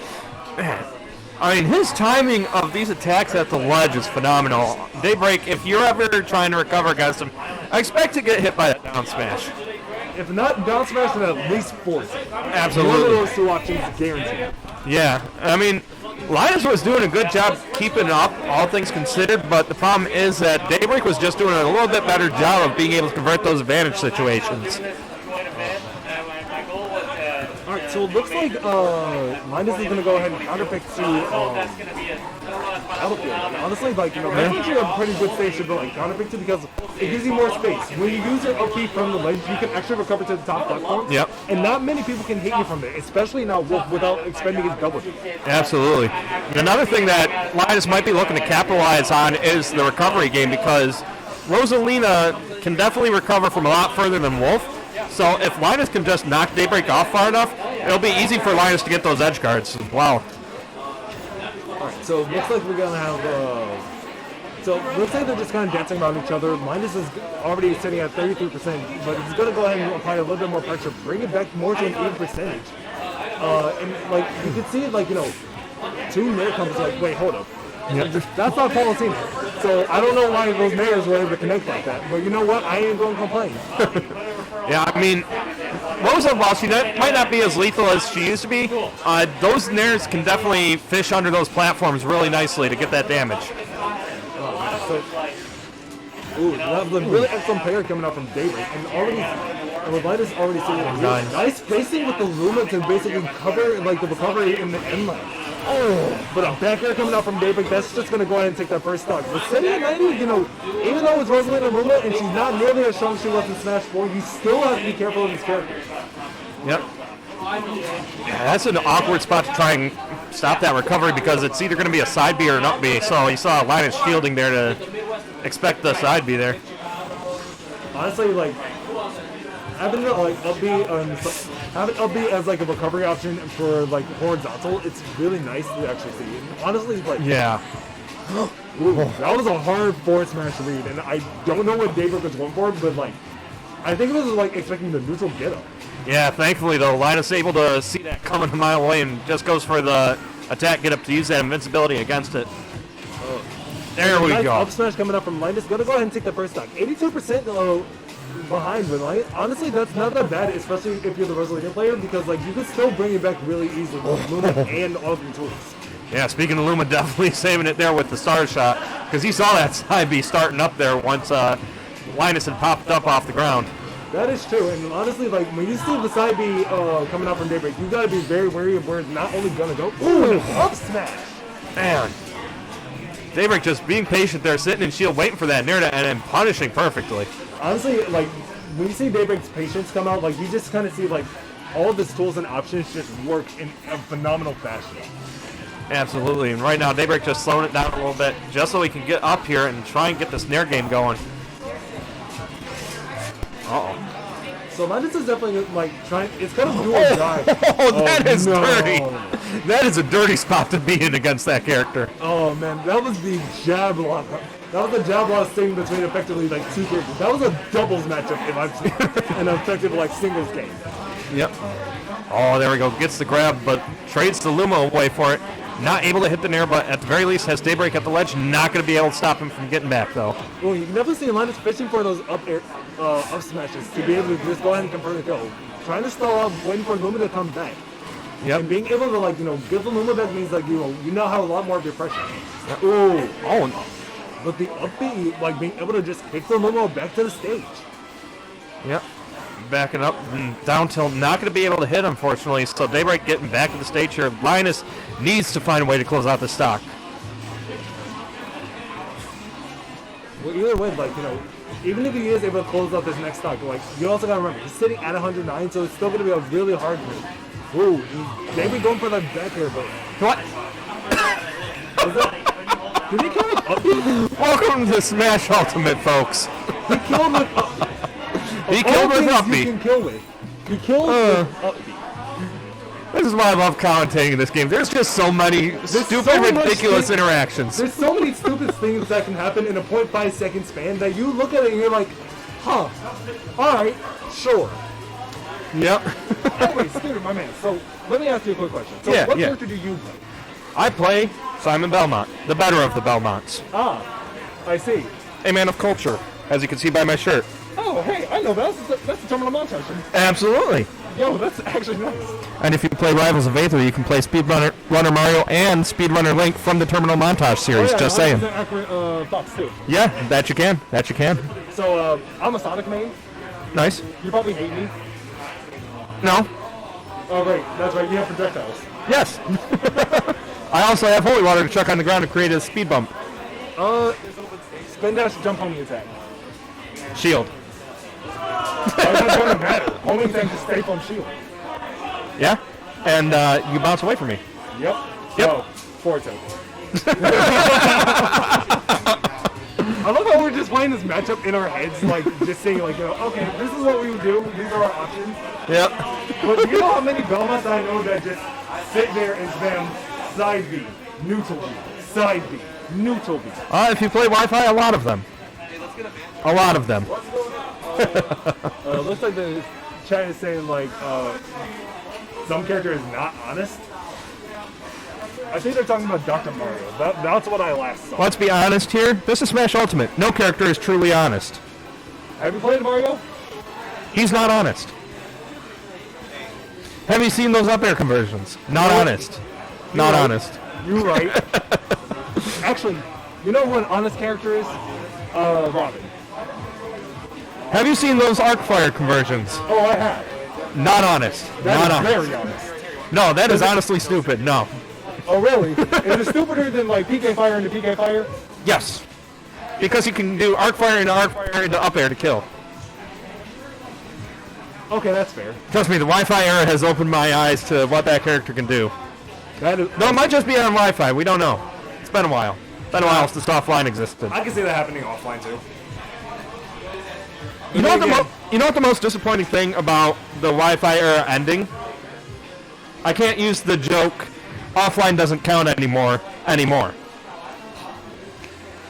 Because when you think about it, it had been over a year since we've had offline events. All those results are too old to count anymore. That's true. And on top of that, there are some characters that came out during the Wi-Fi era. Yeah. That we haven't seen in a local. For example, like Min Min and Sephiroth, and a little bit of Steve too. Yeah. I mean, that's scary to think about, that there's still a lot of undeveloped meta for these characters. Because it's one thing to be able to play them in an online meta, but offline's a different beast. so we're just gonna go ahead and run winners finals of Bilster. Oh, here we go. This is a good matchup. Absolutely. Like this is just gonna be a good game no matter what. I mean, these two definitely have a good history against each other throughout the Smash Ultimate era. Shoot, out the Smash Ultimate era? How about at OAKSMASH in particular? You're not wrong. You are not wrong at all. I've seen these guys go back and forth against each other so much. Violet is honest?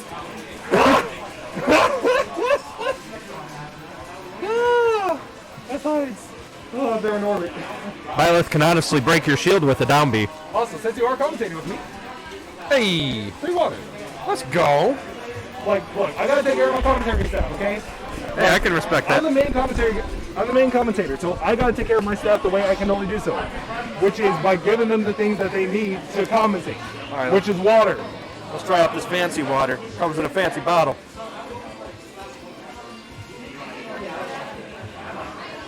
Honestly, it's fancy. And thank God it's not Dasani. Oh no. Bilster, Daybreak, but I think I actually have the camera split. Yep. Alright, there we go. So now everything is actually in their respective spots. So, Bilster and Lucina, Daybreak on the Wolf, classic matchup that we pretty much can expect from both of these players. And honestly, this is also like one of the highest grade matches that we can have in our tournament. And I'm glad that's winners finals. Yeah, I mean, both of these players definitely do a good job representing what their character can do. Dilster, some phenomenal spacing coming out of his Lucina, and Daybreak, some great aggression coming off of his Wolf once he gets in the advantage. So we're going to go right into this pretty much hot like fire. So because we already got Dilster sitting at 33, Daybreak sitting at 42, both of them playing a really strong neutral game, and honestly going back and forth, just connecting whatever moves that they can, and making sure if they have any strings that they're able to connect, they just go for it. Yeah, and I mean, both of them just using a lot of microspacing here, just doing these little dashes to try and bait out attacks from each other in order to find those openings that they need. Daybreak going to be finding it and looking really hard. Really wanted to go for the down air there. I mean, if you can send a message early on, send it, but unfortunately not going to find it there. It's not about winning, it's about sending a message and winning. Exactly. That's the entire point. It's you're not here just to win. You're here to win, style, and send the message. Yep. And let's be coming out of the show, coming out from Dilster, putting Daybreak at 139%. Yeah, and that move honestly could define how this set works, because a lot of Wolf's setups for his kills come off of hitting that shield with an aerial, and being able to just up B out of your shield one hit, it's dangerous. Honestly though, you saw Daybreak effectively just trying to bait any type of move that Dilster was trying to go for, just applying whatever pressure they can. And oh, great tech there. Great tech there, but I'm still going to go ahead and take that first step, going in Dilster's favor. While he still sits at 121%, that's still not out of the woods for him just yet. Because one good smash check, one good tilt from Daybreak is going to send him into the blast zone no matter where he is. Yeah, Daybreak looking hard off stage for that kill, but not going to find it. Dilster at the ledge. Get up attack, saving him from that tilt. Honestly, that's one of those few things that's just I probably would have attempted a dash dance, or if not, a jump back here. Yeah. Oh, man. this is what I love about watching these guys play, because like you just see so much like focus come out from both of them. Yeah, and like both of them are just like spacing each other out so well. And on top of that, there's just so much thought behind the gameplay, just trying to keep track of what each other's habits are, and just trying to make little movements to bait those habits out. So even then, like, you know, with Daybreak sitting at 80% now, like, it's not even, that's still an unreasonable amount of percent for him to try and even make back up, because he's playing Wolf. Wolf kind of does a lot of damage. Yeah, just needs to find those openings and be able to stay on stage, because right now, Dilster doing a good job. Unfortunately, that up B, though, creating an opening for Daybreak here. Honestly, Dilster being able to just apply as much pressure as he has lately, like, it's really solid. It shows, like, in not only what he's able to do, but, like, you know, how much he's able to just control a lot of space. Using his, like, entire kit from, like, shield breaker to up B to up tilt to... Ooh, that was a hard read. And, like, Dilster was able to, like, identify. But the up smash is going to go ahead and put this into Daybreak's favor. So now he's in extra, like, percentage territory. So now... he just needs to get as much percentage he can before he loses his next stock, because at 131, like, we already know, like, Dilster's going to go ahead and take it eventually. Yeah. But we just need to see how much percent is David going to take out of Dilster before he loses. Yeah, and every percent is really going to matter in this set, because the way these two are playing, stocks could be gone at any second. And honestly, 33%, not a bad start. Definitely, no, he would have wished for more there. But, like, even then, like, that's still a solid amount of percent, even though like Dilster can bring that back real fast and real rapidly. Yeah, and catching that tech, there it is. That's the percent he needed, and now he's just running away with this advantage.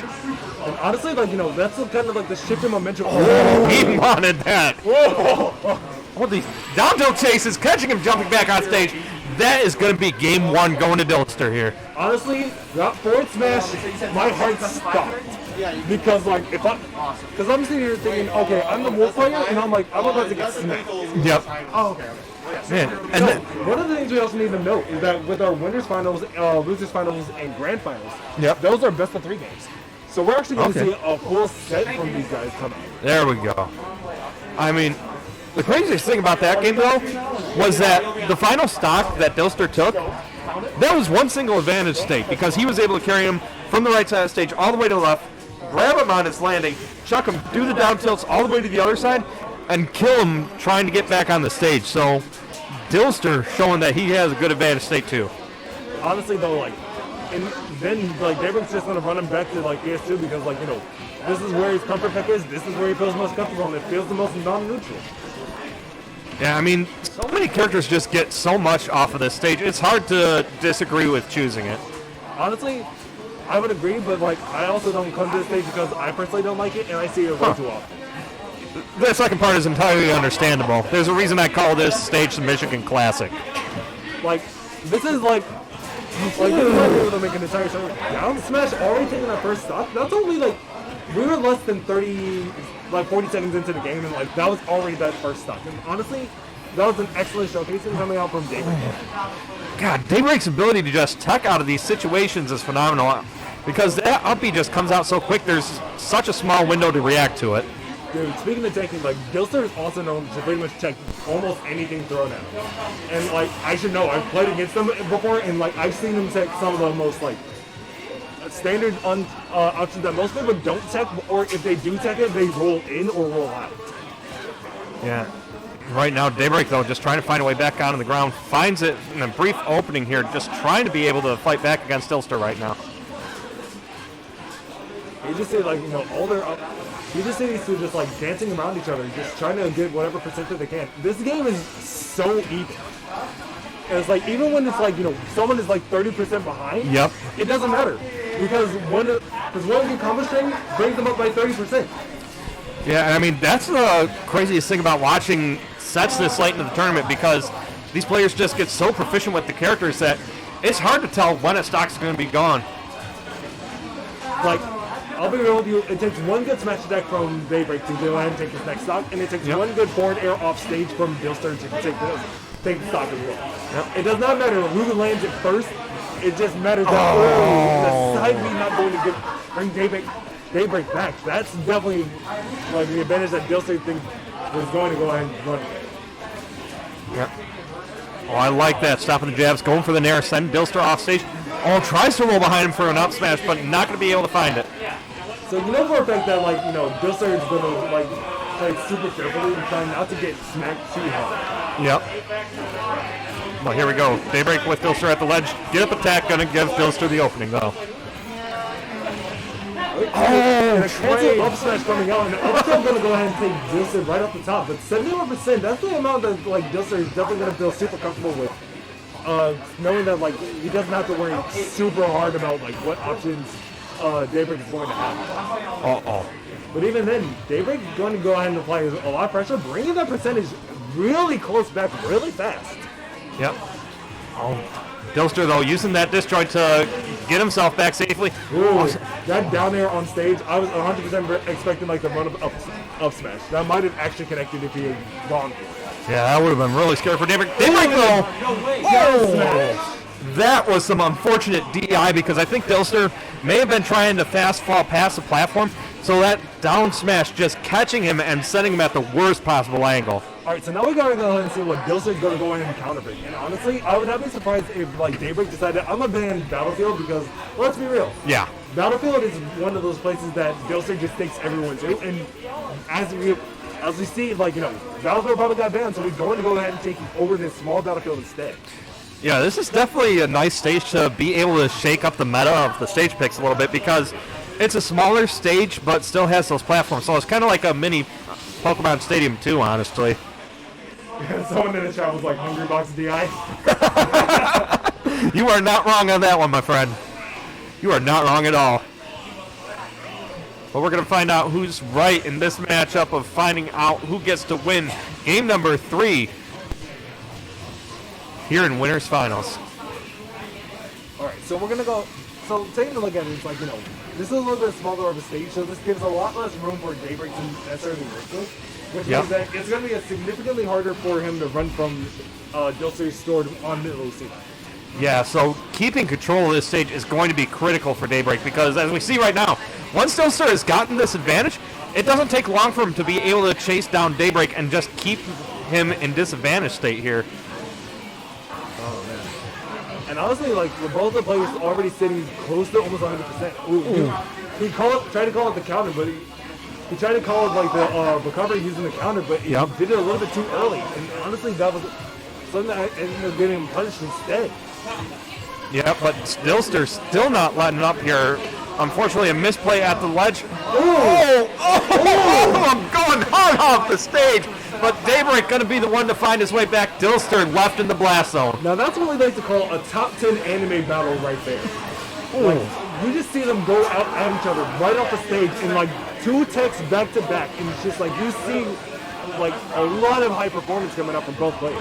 Yeah, and I mean that just speaks volumes to their comfort level of just being able to play that off-stage game because a lot of players would not be going down there for that. A lot of players would miss those techs.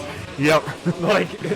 I'll be real with you. There is not that many people I know at the high level, in standard level play that would just be yeah, I can check that.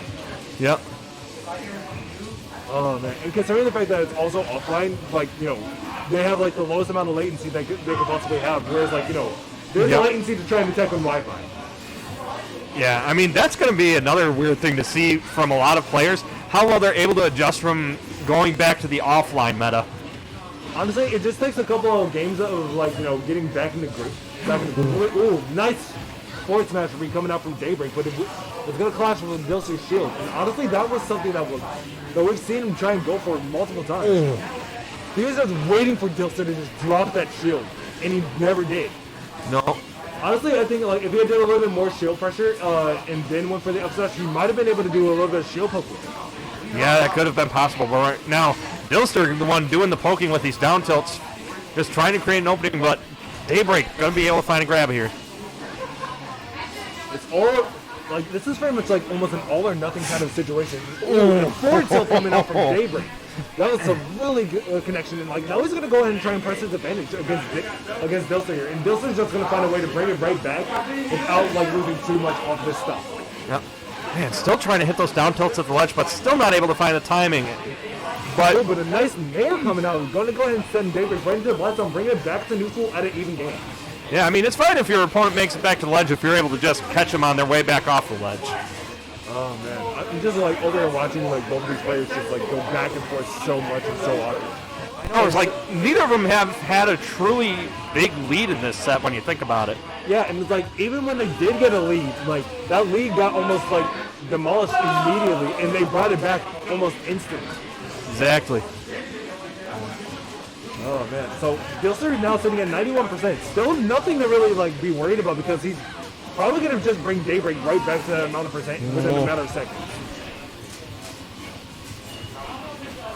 Trying to stall out for the upbeat, trying to see like what options they goes for. Maybe directional shield. Oh, That's nice. That was a good parry.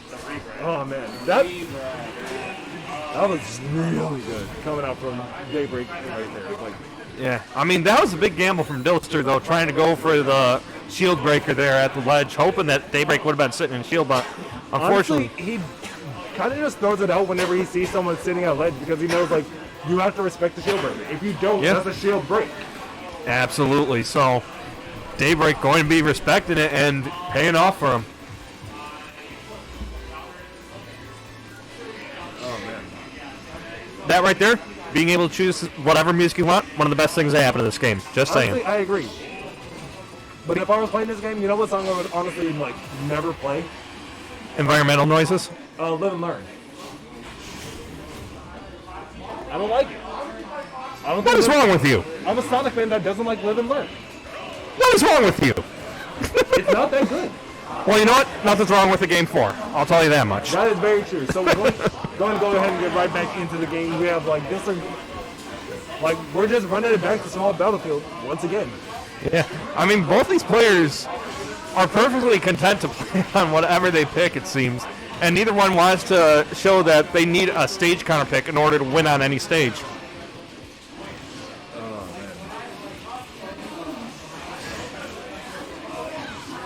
He's Dilster though, really hitting Daybreak with these tilts. Oh. You know he wanted that up smash, and you know he wanted to just let it rip. Yep. Oh, there we go. The forward tilt finally connecting, but should be able to make it back. Yep.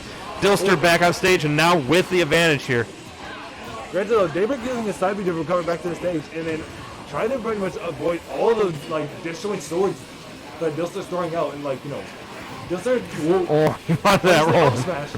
You know Daybreak is fishing for that up smash because he's been throwing it out a lot. Yeah, I mean, he's able to use it relatively safely because a lot of the times you'll notice if he misses the up smash or if it hits on shield, he'll do a spot dodge in order to try and bait his opponent into attacking him, but doesn't need the spot dodge there, so able to take the stock. That was a pretty solid dodge attack coming out from Daybreak, being able to go ahead and confirm that first kill against Dilster. But sitting at 163%, doesn't really matter. Dilster back in.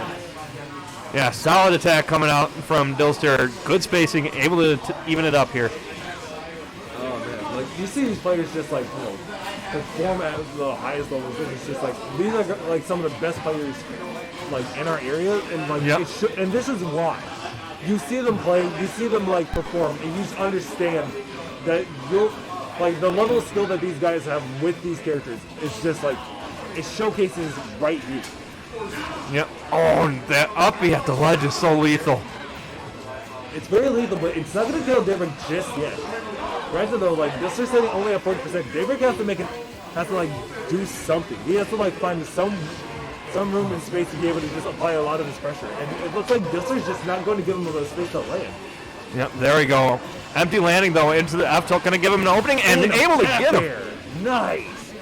So Daybreak getting the first, when that second stock is also going to be like, this shows like it's going to be much more in like his favor. But like now we got to see, now we're going to expect like Dilster to just like play much more consistently, much more like, I wouldn't say scared, but more so like focused.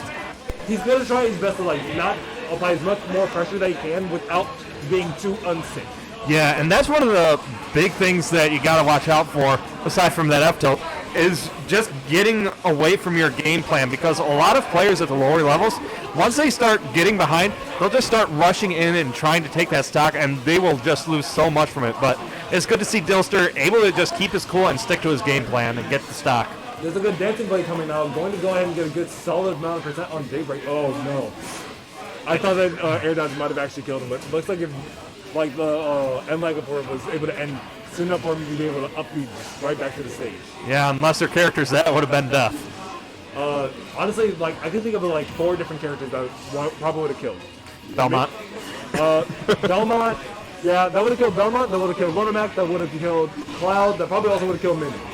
Most likely. So that's like 4 characters right there. Yep. Ooh, I'm surprised that Daybreak didn't decide to go for the back throw there. Yeah, because the back throw from center stage that actually might have just outright killed because he has yet to use it all match, so it's not stale at all.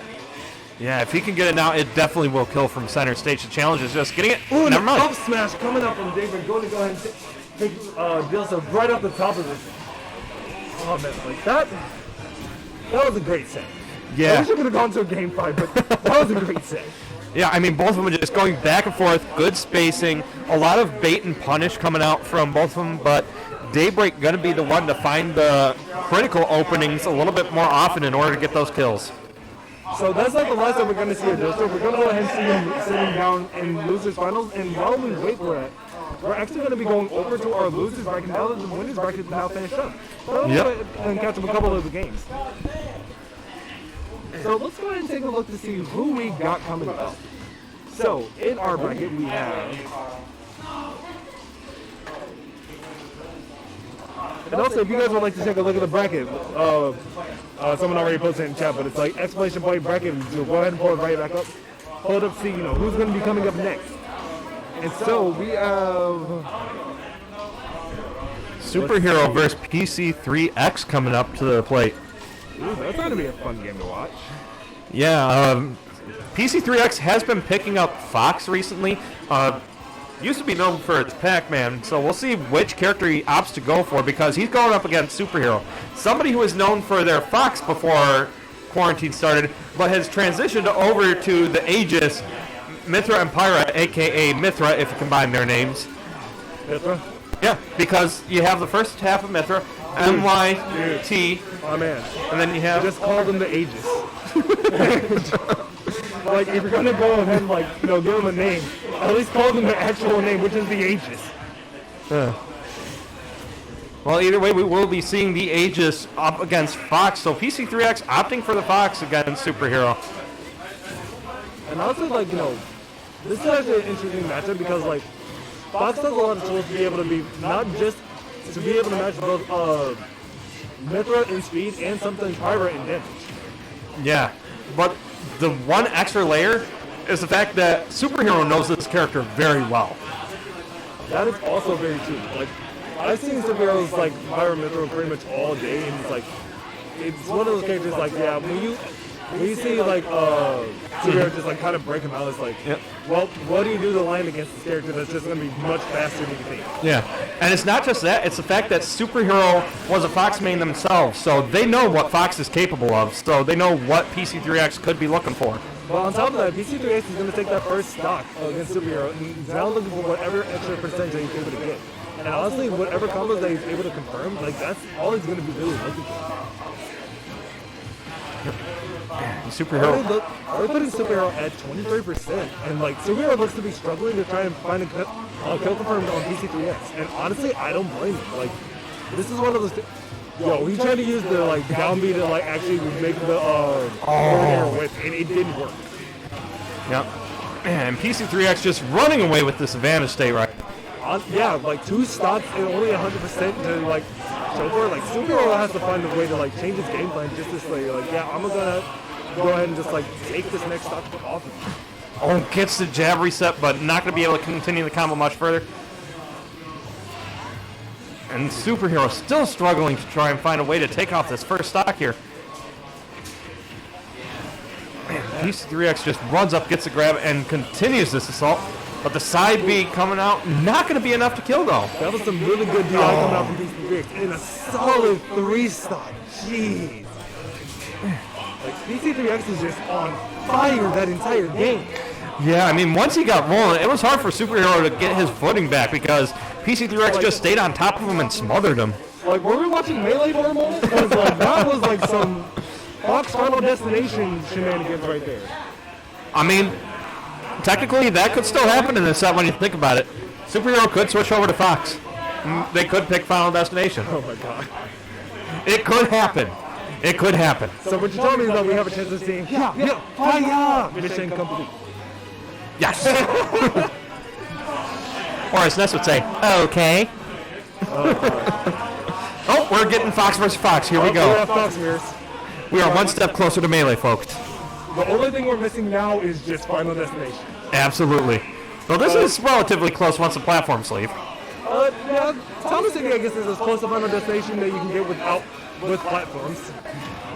The scary thing is, though, up air is going to be even more lethal on the stage because of the blast zone at the top. That is very true. But also, like, we just kind of see, like, Superhero going in with Fox, and it's like, he's like, all right, you master your Fox? All right, I'm going to show you my master your Fox. Yep. And honestly, like, this is just a mirror match. It's like, mirror matches are always just about, like, who can execute, like, the tools better, because you know what they're working with. You know what tools that they have, and you know that you might know everything that they're going to be doing. Yep. Oh, going for the grab there. Catching the shield, but the up smash missing. Man, that's the worst thing about Fox up smash. If you miss it, you are just left wide open. Dude, I've seen that happen so often. Oh, down smash catching the side B there, but the nair. Or was that back here? Hard to tell.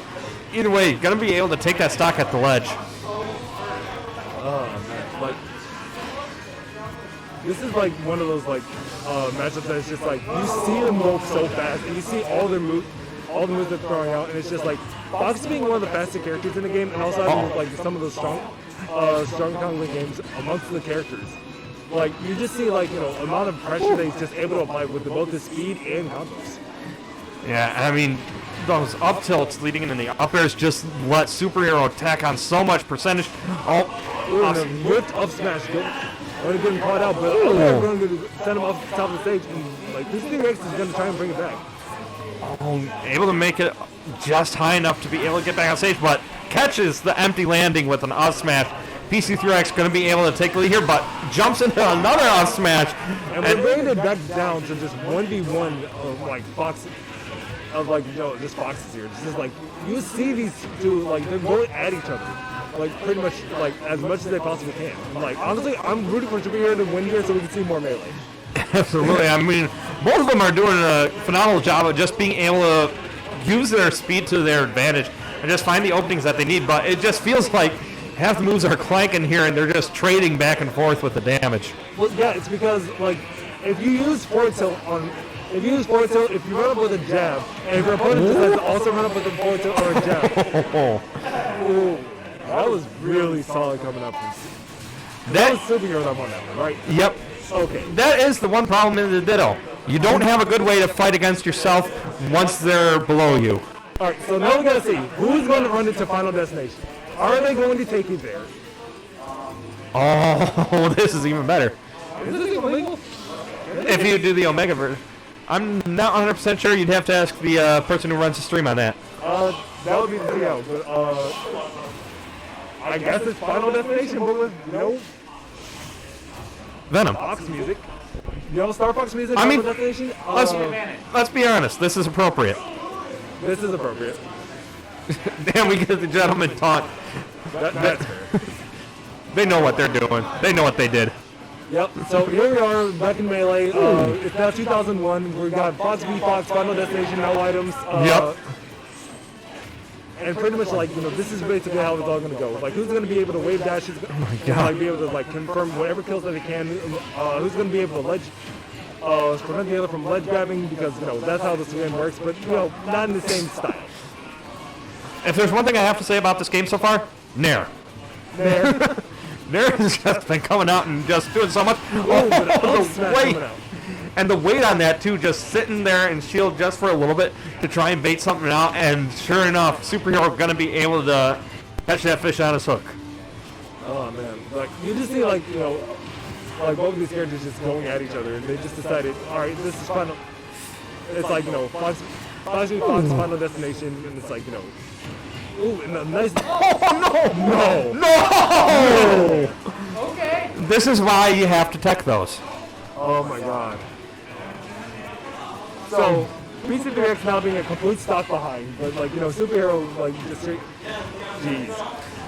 Like, they are literally going for the exact same moves Yeah.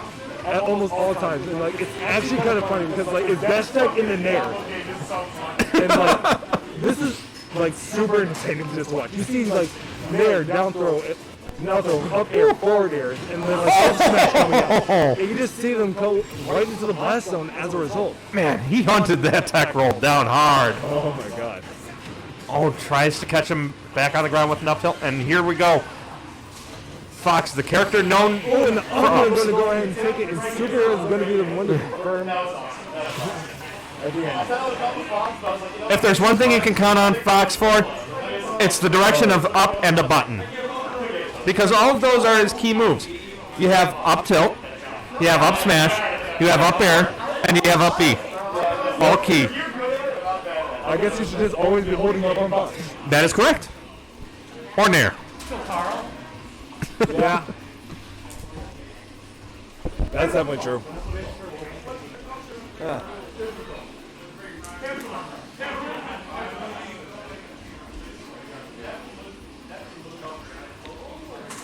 Alright. So, our next thing is going to be. It's hopefully Linus versus Hawk. Oh no. We're gonna get the true Ditto matchup here. Ditto for appearances. Really? Yeah. Because they look like twins, honestly.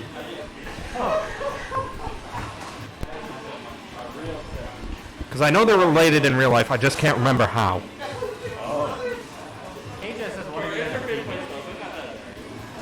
Are we peeking? KJ says one of you's peeking. You can't tell. I don't have moderate. Never mind.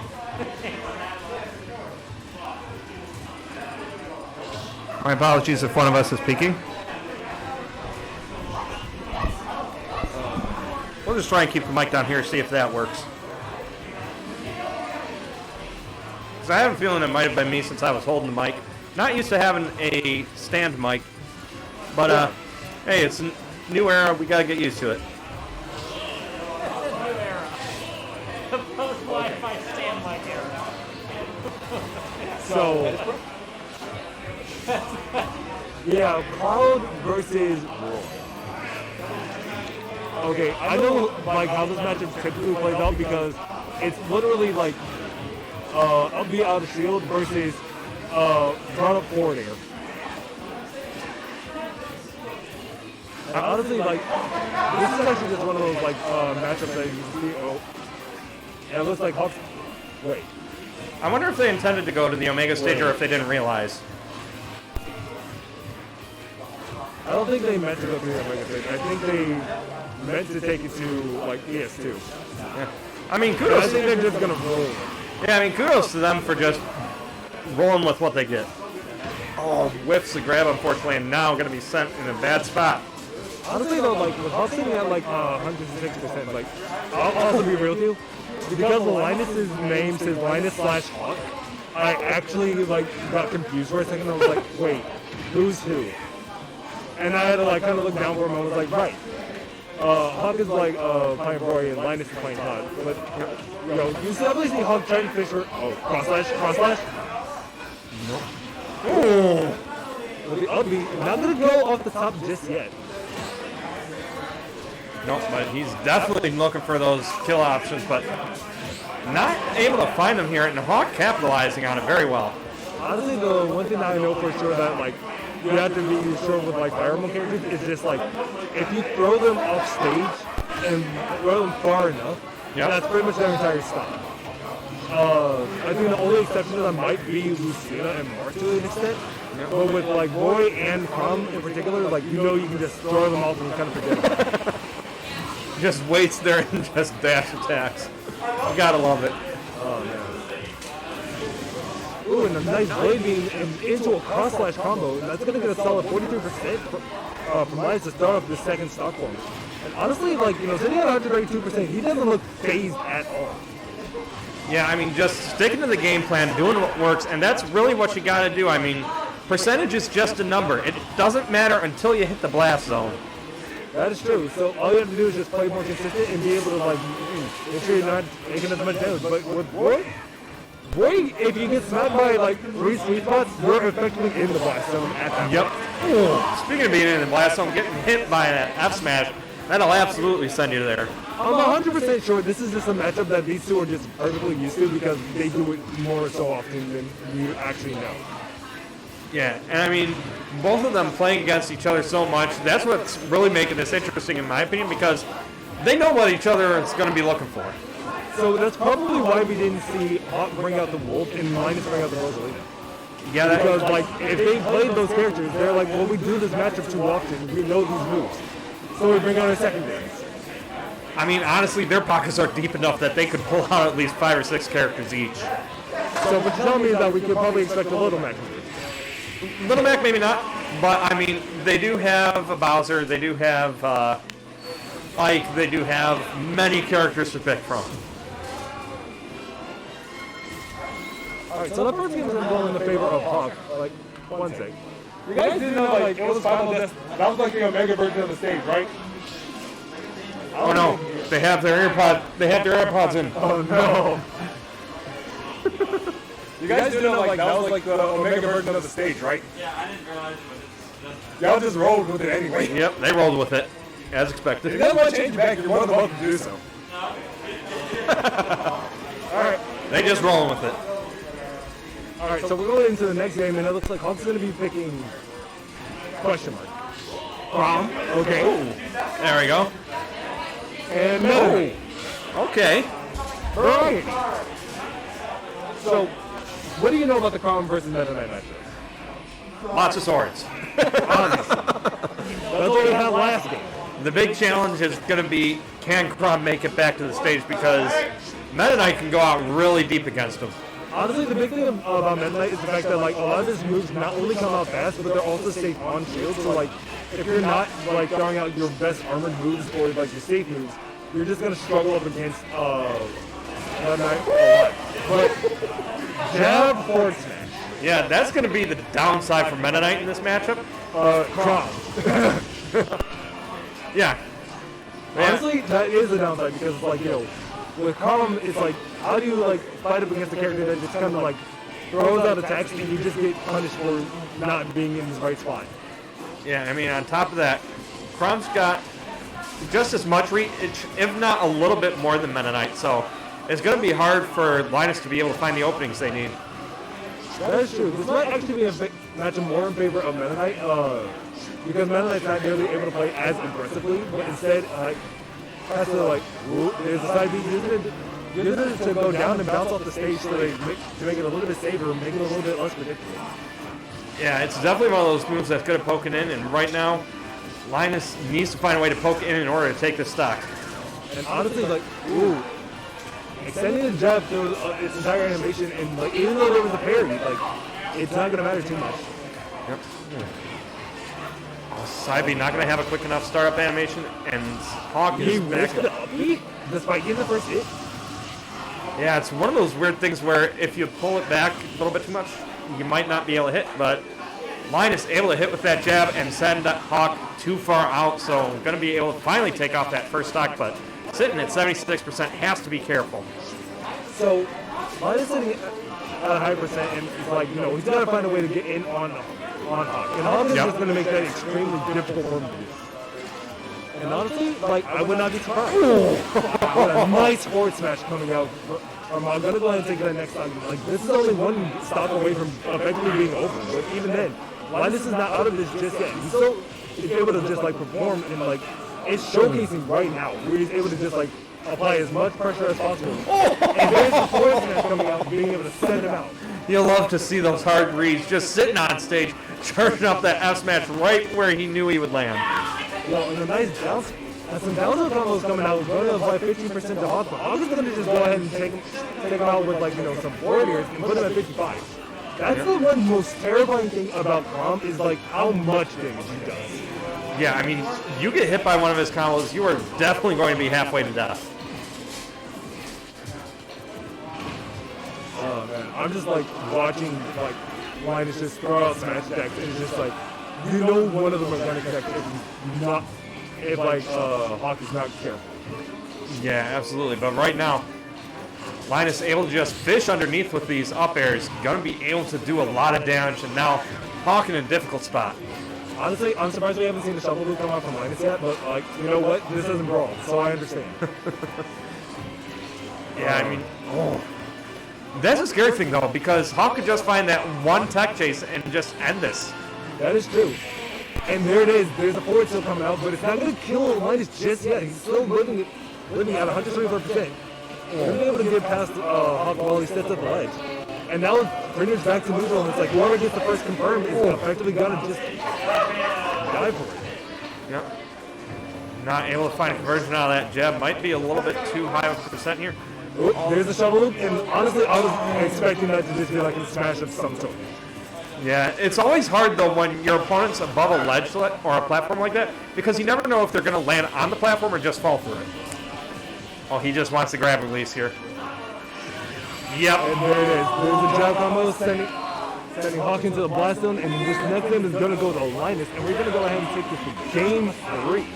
Man, I mean, that's a dirty way to take it, but I can respect it. You got to do what you got to do to get these wins. Look, man, like, it's not about being clean, it's about winning.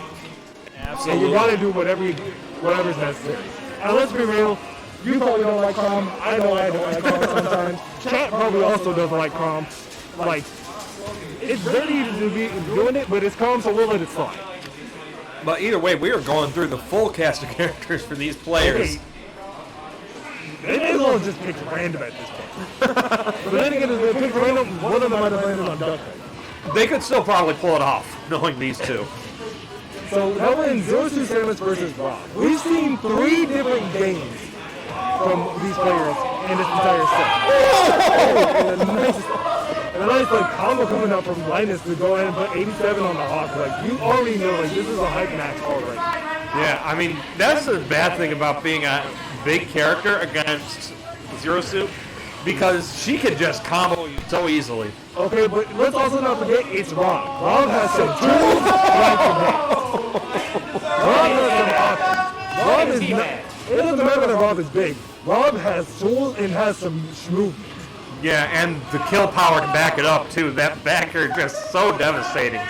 Oh gosh. Like, you just gotta see. On top of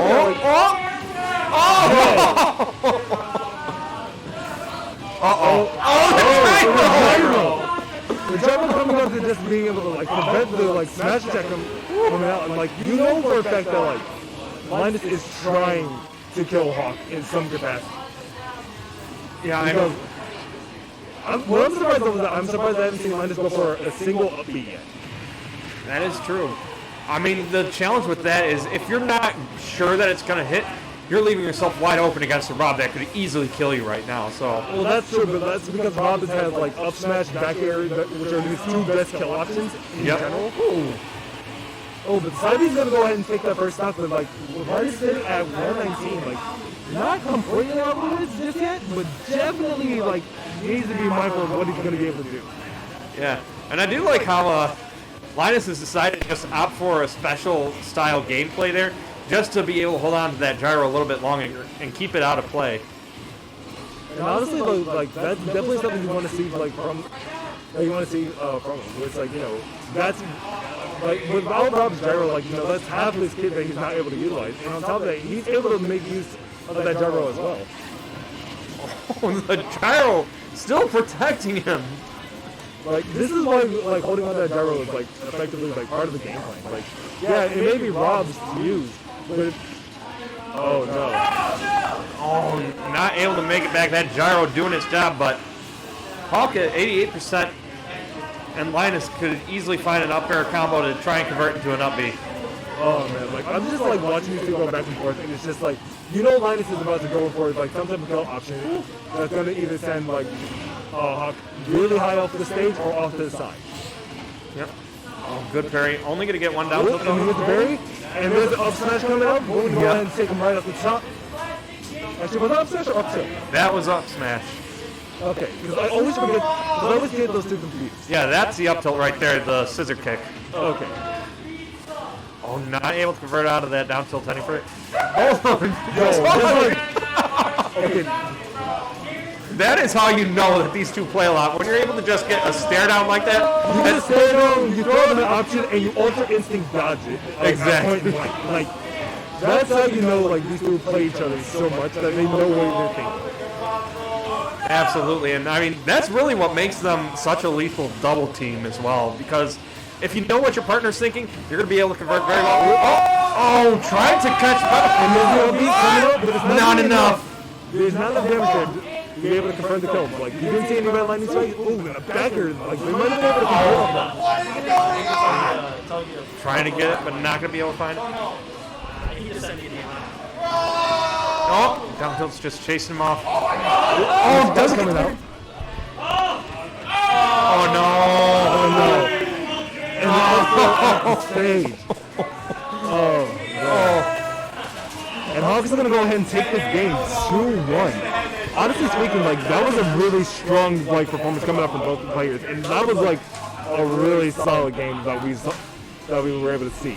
Yeah, I mean, a lot of good conversions, a lot of skill just on display, being able to transfer across 3 separate characters for 3 separate maps.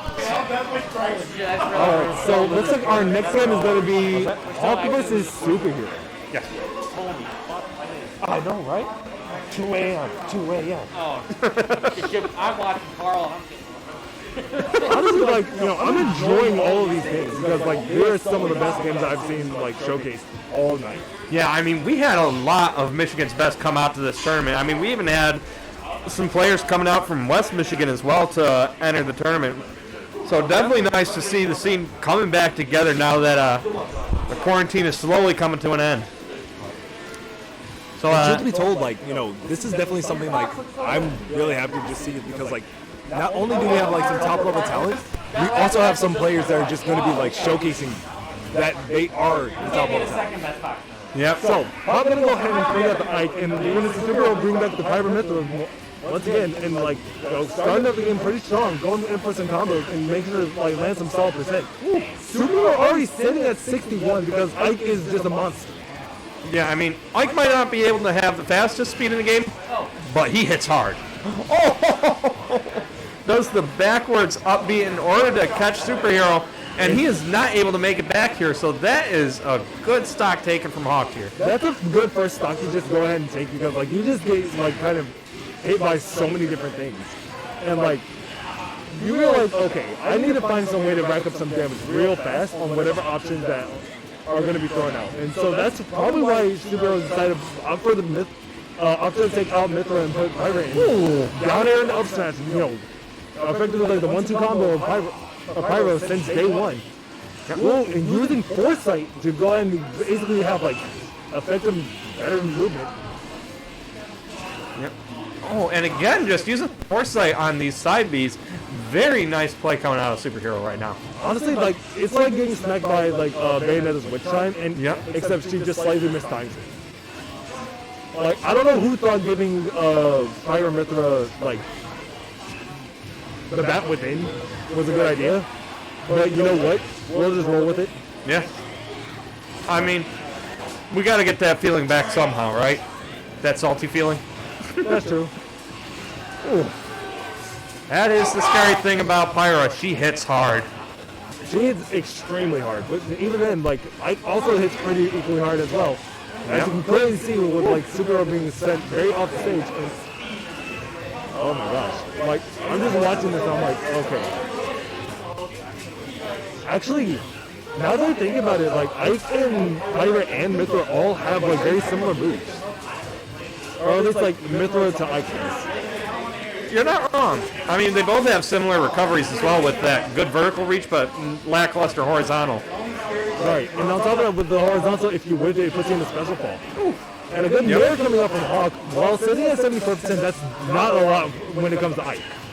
Because, you know, Ike being a heavy and, like, being able to just rack up so much damage, like, so quickly, like, it's not going to matter. Oh, shit. Coming out. What percent was that? 75. 75, 74, roughly. Too low percent, got it. Oh my god. I mean, I understand he charged it a good while, but still. That was actually fully charged because it takes a full second to fully charge. Oh my god. Pyro's neutral beam, and if you land it, it could probably actually go as low as 55, maybe 60%. Not understandable. Have a nice day.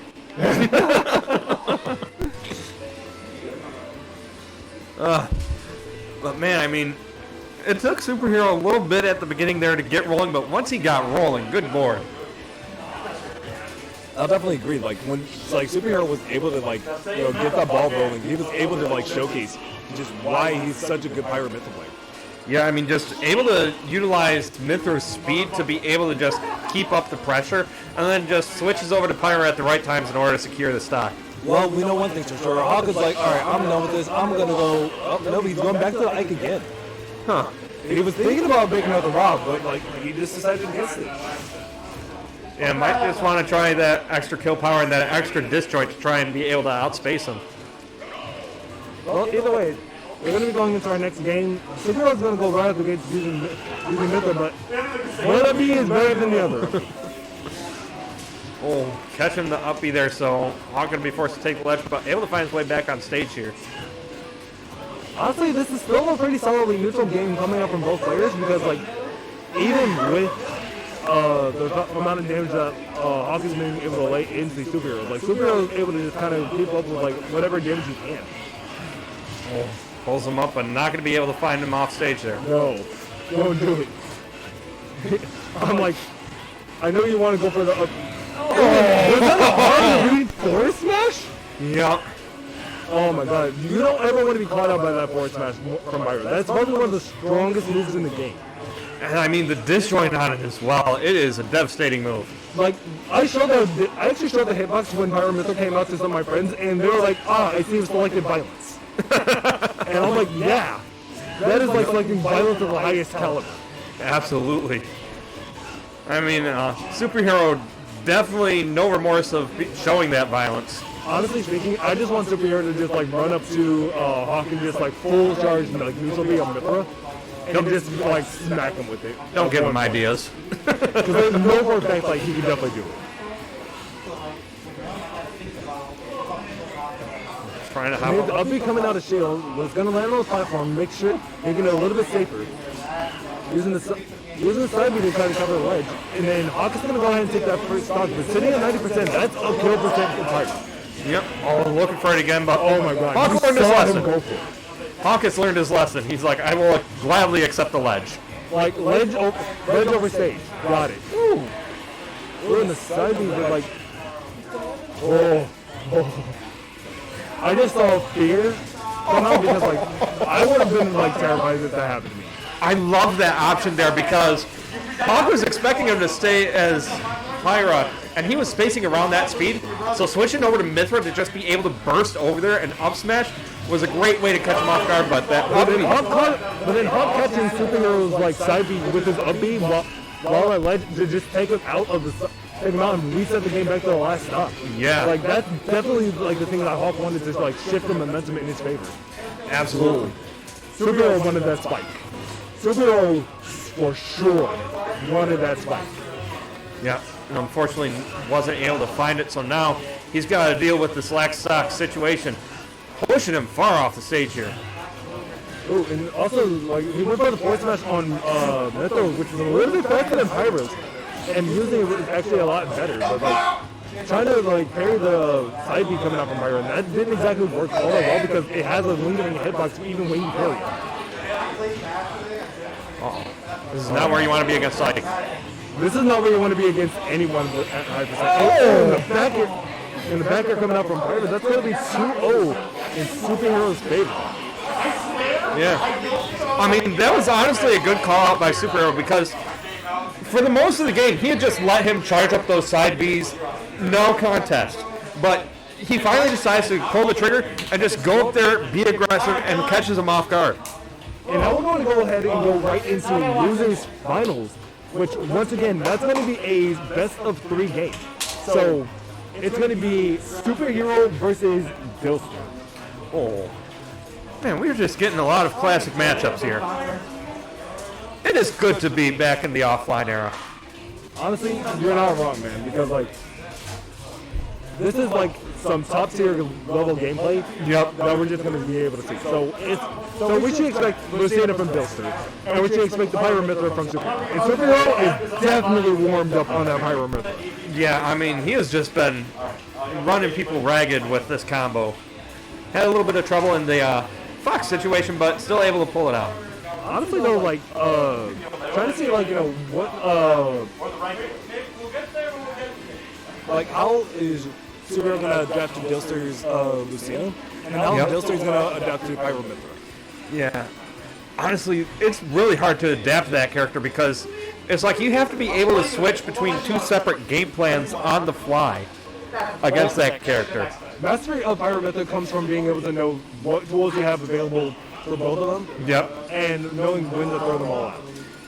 Absolutely. I mean, the thing is, they have different. No, there's no way. There's no way. No. He's just messing with us. Let's be honest here. There we go. I looked over at Dilster and I was like, "You're messing with us, man." Goat ZSS, I'm going to say no to that comment. Pyra does not need Inkling mobility. I don't know. If Pyra had Inkling's mobility, then Mithra would have Sonics. Yeah, you're right. We don't need that. Exactly.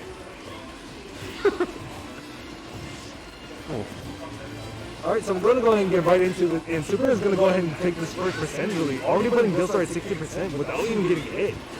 Yeah, and honestly, like, that's a lot of just, like, raw pressure that he's just applying. Yeah.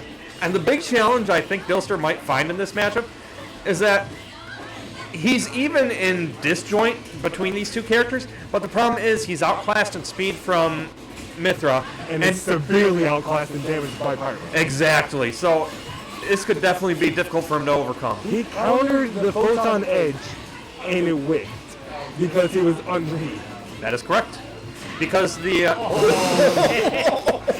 What was that shield damage? Oh my god. Well played. Super was like, you know what, that's fine. I'll take that. Like, we take those out here because, like, one stock, it's alright. We set it back to neutral to make this 3-stock game. Yeah, and I mean, we've seen Superhero have no trouble racking up the damage with Mithra here. That's true. Ooh, still keeping this damage going with that up B. And also just like seeing like how like Dilster's like trying to adapt to this is like you can see Dilster has not put in nearly as much damage as Superhero has, and like he's just playing so aggressively. Yeah, I mean the challenge is just trying to keep up with that speed. Oh my god, and that shield damage again. Yeah, like severely outclassed in damage because Pyro just kind of does a lot of damage. Yeah. Like, nope, can't make that joke. Going forward is like, we're trying to see like, what is Dilster's options here? And like, oh no. I saw Lightning busting the charge up and I was like, oh my gosh, he's going for it. Yeah, I mean, the big thing for Dilster is just going to be capitalizing on these openings he gets. Like right here, you have to go aggressive against them because their horizontal recovery leaves some openings for Dilster to take advantage of. So as long as Dilster can avoid getting hit by those and take advantage of that offstage game, that's where they could really shine, in my opinion. But the challenge is just creating those openings. Honestly, the biggest issue that Dilster's probably going to be running up against is the fact that like you can't really run like against Fire Mithra, like trying to get them off stage. That's already hard now. Once you get them off stage, like like finding an option to get past them is easy. Yep. But like it's just a matter of like seeing what they go for and like just counteracting it. Oh my god. It's like you've held onto that ledge long enough. Let me just use this ridiculously huge F-smash to take you out. Good god. That F-smash has zero business being that big. It has zero chill. Are you saying that because it's made of fire? I like unintentional puns. Oh god. That was absolutely destructive. And it's like, it was destructive because, like, you just watched that forward smash come out, you're just like, oh, That that can't hit. Yeah, I mean, jeez. That is definitely a difficult combo to be able to go up against. Honestly, I'm gonna have to go home and do a little bit of testing with that forward smash, see, like, what percent it actually kills at the lowest. Too low. Oh, absolutely. Because if you get smacked by that forward smash, you're just getting sent into the blast zone for free, no matter what percent you're at. I know it does like 30%, so it's like getting hit by like a Warlock punch. Yeah. Honestly, I kind of like this choice for Dilster as far as stages go, because on a smaller stage like this, speed doesn't have as much of an impact because you're always going to be close. Oh, and that's 3 forward airs in a stock take and just that fast. Yep, that's exactly 20 seconds? Yeah, that's exactly what Dilster's needed, that edgeguard game in order to just take these stocks early. I'm just like watching this and it's just like, you see Dilster just go for so many options and it's just like, oh no. And there's a back air, and then there's another back air, and... Oh, that would have been a great punish. Like, he was like, oh, I see your forward air, like your forward smash, and I'm going to challenge you with another one. Oh boy. There's a forward smash coming out, and up here. Whatever switch Dilster has, I want that switch, because that is a powerful switch, because something just clicked. I'm pretty sure Dilster just got activated. Because, like, that's... Like, he's like, alright, I'm just gonna, like, save my best performance before going all out in the last game, because, like, he's expecting himself to win. And then that happens, and he's like, okay, now it's time to turn on the afterburners. Is he about to hit 3 stock here? Yeah. Oh. Superhero doing everything they can to prevent that, though. Like, I understand, but, like, at the same time, like, you see... There we go. Alright, so, up tilt... So, like, a good up tilt coming up from Superhero on the Pyro, like, that's gonna go ahead and kill, but, like, you already know that Dilster's just like, okay, I'm going to go ahead and take whatever stock I have to. Yep. It not be out of shield. That's what I was waiting for. That was wild. Yeah, I mean... That was a minute 50. An entire turnaround from game 1. An entire turnaround from game 1. Dude, that was an entirely different game. Honestly, I feel like the lack of space Superhero had to work with on that stage did make that huge difference that Dilster needed. Because on that stage, once you get control of it, it is very hard to lose that control, because that stage just has that nice center platform to give you that little house to hide in and just be able to keep your opponent out. Oh no. Down City with the Go KK Rider. Let's go, KK Rider. It's a little iconic though, you know.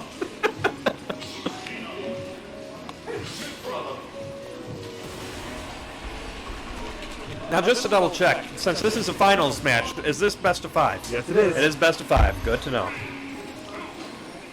Yeah, all the finals, winners finals, grand finals, and losers finals are all best of 5s. Most excellent. So we're going to see a lot of games coming out from these two. This is going to a game 5, but I'm like pretty sure Dilster's just like, I'm done fucking around. Oh, pardon my language. Hey, everybody gets one. It's like Spider-Man. So like, realistically, it's like, Superhero's like definitely not gonna. I copied you. I promise. That's actually one of the few things that I actually forget about Post on Edge is that if you use it on the stage or a platform, it will not take you off that platform. Thank goodness it doesn't. If it did, that would have just been like, oh my god, the amount of shield pressure. Yeah. Probably just. Oh yeah, it probably rolls. Why not? Like, who approved this character? Management. Those are two completely different answers, and I think both of them were right. Yep. Alright, so. That being said, Dilster's sitting at 117. Like, that's a kill percentage as long as, like, Superhero stays on the pilot. And Yep. Up B just raw at any point, just gonna go ahead and connect. Yeah, Superhero just wanted to remind Dilster, hey, I've got up B's out of shield too. Yeah, that's true. And honestly, his up B out of shield also kills a little bit earlier. That just covers the landing area near him for so long. Yeah, especially if you fully charge it to the Oh, blade. Talon City saving him. Oh, and a good switch to Mithra to be able to take advantage of that photon edge, but Dilster still able to hunt him down and take off that first stock. Honestly, I'm surprised like Superhero's still like in the game here because like he's been applying so much pressure, and even then, like Dilster like it definitely seems like whatever activation switch he had for that last game, it's gone. Like, that momentum is like he's playing significantly slower, and like Superhero's just capitalizing off of it. Yeah. Oh, gonna whiff that off smash and gonna be sent into disadvantage, but still able to find his way back. So trying to see like how they're going about this, it's like you see what ways that he's able to confirm, and there it is, another up B out of shield. It's just like there's so many things about this character you have to respect, and it's like how do you get on a character that has roughly about the same range as you and can also extend their range depending on the move? Very carefully. Yeah, That's about the best I got. There's a reason I'm on the mic and not in the finals. There's a reason why I'm on the mic and not in the tournament at all. Fair enough. There's a Pulsar Hedge coming out, and here's a comes up. Ooh, I was expecting a forward smash, not an up smash. But that was actually still a solid option coming out. So Dilster's like trying to find a way to confirm, like convert this 126% into a kill. Like he wants to, and he's trying to find a way to shift this momentum to the best of his ability. But there it is. There's an up right out of shield. I'm just what was that? What dash attack? Yeah, I think so. Oh man. So now we see like Dilster definitely. Ooh. There goes the dancing blade. Able to roll past, but Dilster still able to follow.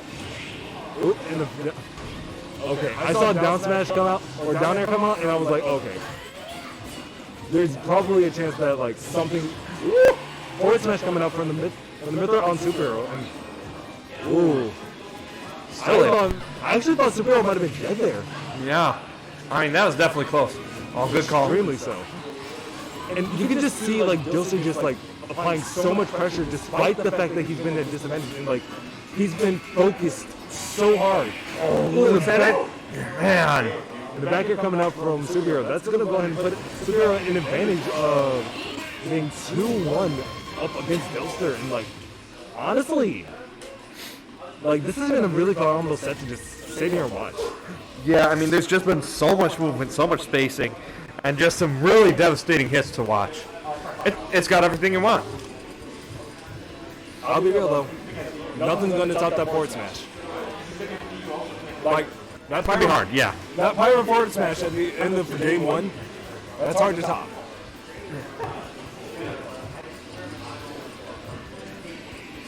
Huh, we are going back to Smashville.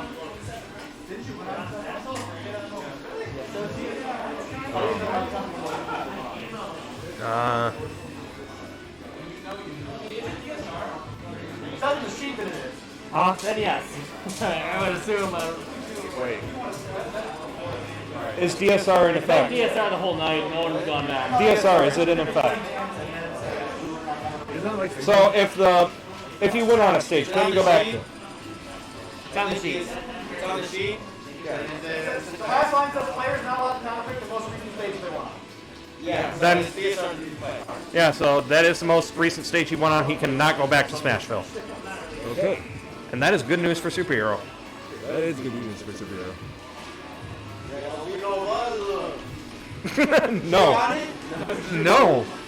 Honestly though, like I'm not be surprised if like Dilster decided, okay, well since that's a Small battlefield? battlefield. You needed that small stage because I feel like that's been the key in this matchup. If Superhero has the room to just be able to move around with that speed, he's got the advantage. But on a smaller stage like this, we saw what happened when Dilster had that smaller stage to work with. He just ran with it. On that smaller stage, he was able to not just run with it, he was able to like completely shift the momentum into his favor 100%. Yeah, so we'll see if he's able to shift that momentum back or if Superhero is going to be the one to make it back to grand finals here. honestly, I would not mind seeing a rerun of like Daybreak Dilster, but I would also not mind seeing like Superhero versus Daybreak as well. Yeah, I mean, both of them would be fun matches to watch, but both of them have their work cut out for them in getting there, that's for sure. That's absolutely true. It's from Darn for you guys. All right, so Superhero trying to take back this percentage deficit and just comboing between Pyra and Mithra, being able to even it back up. Honestly speaking, like, I'm just kind of curious on like how is Dilster gonna be able to just like bring it back, like, because he's down 2 games and he has to win the next 2 games effectively just to like say, yeah, I win. Ooh, a nice pick coming out from Superhero. You gotta love being able to carry over the we can tech those from Fox. You know what? Actually, I think I'm 5 minutes over here. All right. There we go, just had to shift over for a moment. But right now, the stock is shifting back to even here as Dilster's able to even it right back up. And honestly speaking, like, seeing how, like, Dilster Superhero, like, this matchup has been, like, you know, phenomenal on the match. Just a lot. But, like, when you see, like, the amount of pressure that Superhero has been able to apply as Pyro Mithra, being able to not only outspeed Dilster, but also out-damage him depending on the character he's playing on, it's one of those few things that he just kind of struggles to find a way to just like answer it and just like be able to apply that pressure. Absolutely. Wow, weird fallout of that attack there. But Superhero able to capitalize on it and keep this pressure going here. That was a good hard read forward smash that was coming up from Superhero, but I don't think it was going to connect all that well. Yeah, not on that platform. If he was Pyra though, maybe. Just maybe. Just maybe. Ooh. But still, this sharking coming out of Superhero under these platforms, making it difficult for Dilster to get back in the neutral here. Looking over at it, and it's just like, I'm seeing like how, and like with Dilster sitting at like, you know, 113, like all it takes is like one really solid edge guard from Dilster, and like that's Superhero stock. All it takes is one up B from Superhero, and like that's Dilster stock right there. Yeah, and unfortunately for Dilster, one of those things that's a little easier to find than the other. Yeah, that's definitely true. One of them's significantly safer, especially due just on stage. Yep. Versus the other, where it's like, you know, when you throw it out, it just kind of works. Oh, nice chase down from Superhero here, just carrying this advantage state for as much percent as he can find. Oh man. Oh, just able to make it back with that air dodge. And using that side B is just such a risky thing as Pyro because you don't have access to your up B while that sword's out there spinning. You don't have actually access to any rear attacks while the sword's out spinning. So the fact that, like, you know, it applies so much pressure, like the biggest issue is that, like, if you get grabbed while the sword is out, you're pretty much done for it. Yep. But Dilster's gonna go ahead and take the stock, putting Super on his last stock, and was him sitting at 95, approaching 100%. Like, he has to find a way to just be able to convert this, like, disadvantage state into something he can work with. Yeah, and the big challenge, though, is Dilster just finding a way in safely. Because, like, if one wrong move is effectively his entire stock right now. Yep. And you see Superhero looking for these down airs because we've seen him get some good conversions off of that. Oh man, like I'm just watching them just like kind of go back and forth and just seeing like how these players are just like applying as much pressure as they can, and like even with He knew it was gonna happen. Man. And there we go, going into game 5 with the shield break. That's the Dilster special. This is what happens when you never use one of your options for so long. Your opponent just forgets it exists, and when you pull it out, it is so devastating. Like, you know for a fact that everyone in the entire thing was like, ooh, that's gotta hurt. Yep. Man. But fortunately for Superhero, he has the final stage that he gets to pick, so he's definitely got the advantage going into this last game. Absolutely, but on top of that, I'm kind of curious on like what stage he's going to run into. It's either going to be PS2, Battlefield, or Town and City. But I'm pretty, listen, TSR is on. Wasn't Town the last stage he won on? Yeah, so Town and City is out of the equation here, but let's be honest, there are plenty of other big stages that Superhero could choose. Absolutely. Like I say, Battlefield being one of them, Yep. PS2 is definitely one of them. Yep. Heck, I would run them to Talos if I could. Northern Crater. I'd say Northern's that's also good too. a lot of that could be a deceptive option. Because it's got a very good amount of space. Those who fight further. Okay, that works too. That's some good final battle music. Yeah. I want this so bad. Man, like, this has honestly been like a really great game to watch all night.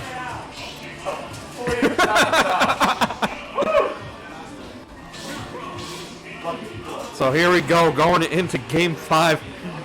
Both of them have a lot of respect for each other, but the tensions are high. Tension's high, stakes are high. This is losers finals. Like whoever loses here is eliminated from the tournament, and there is no coming back once you do that. And whoever wins also has to face the winner of the winner's side bracket, which is Daybreak. Yep.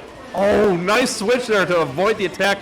Superhero are going to be able to find their way back on stage, but Dilster getting aggressive here, keep up the pressure. Superhero is going to go ahead and lose that first stock, and now it's going to be in Dilster's favor.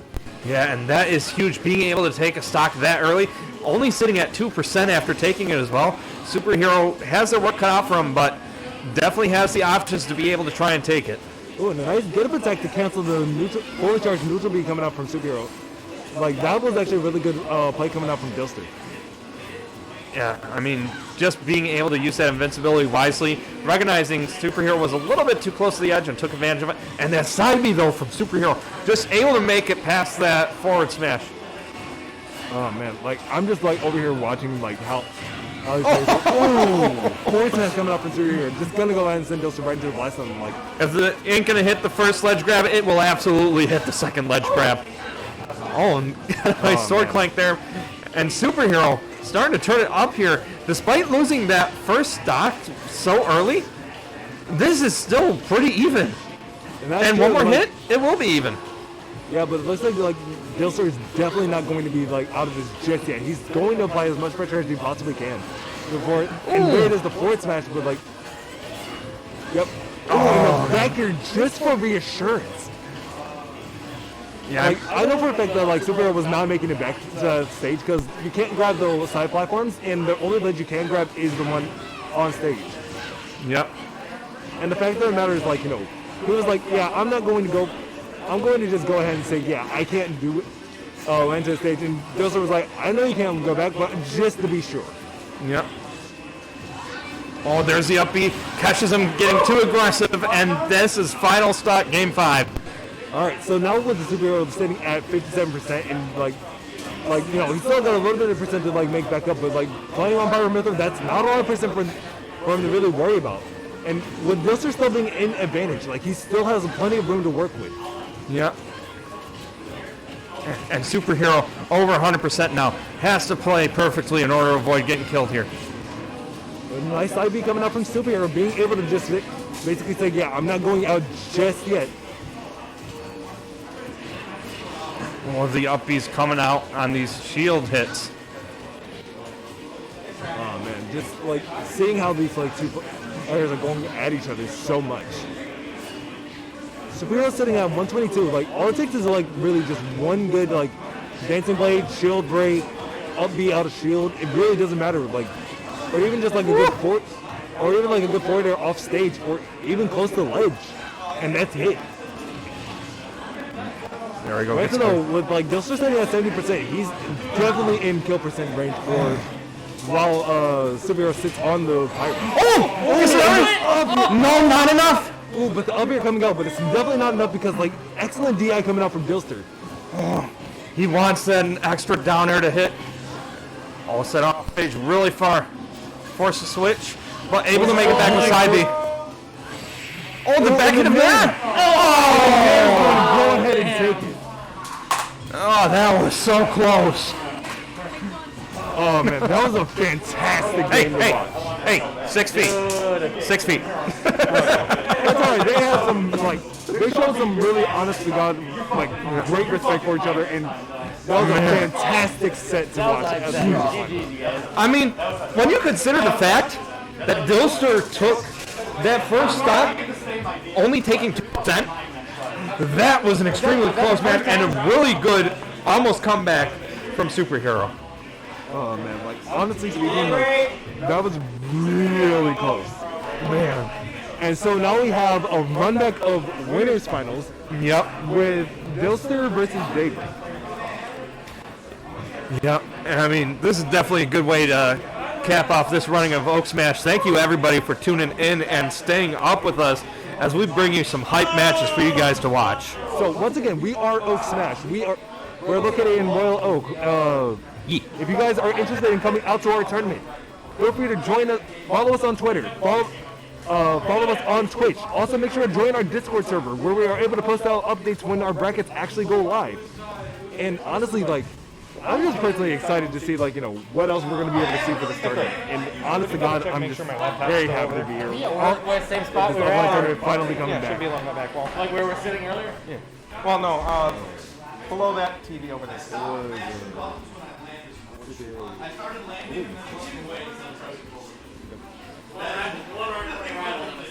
Yep. Superhero Hot. That was 2-1, I think.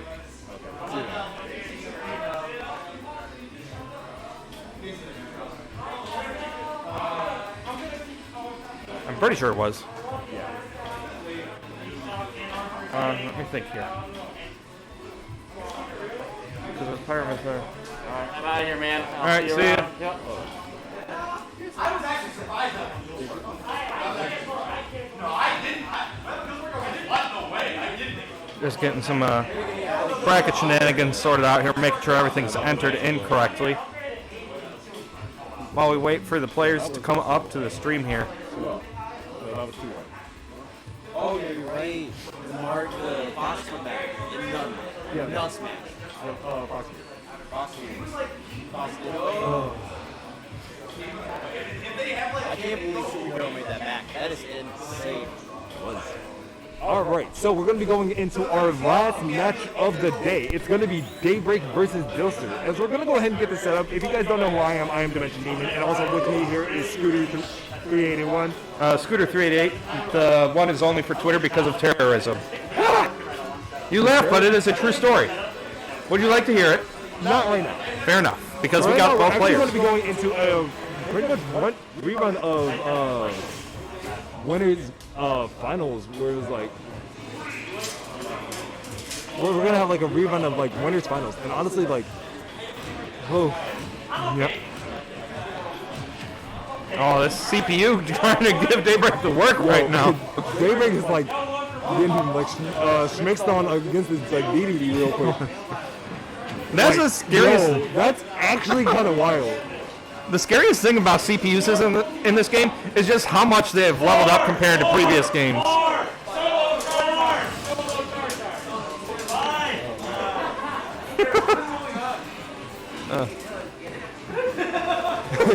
Daybreak got set by the DDD CPU, like, I wouldn't be surprised because, like, you know, CPUs don't play like us. No, they play scary. No. Because they know what you're inputting. Oh my god. Jeez.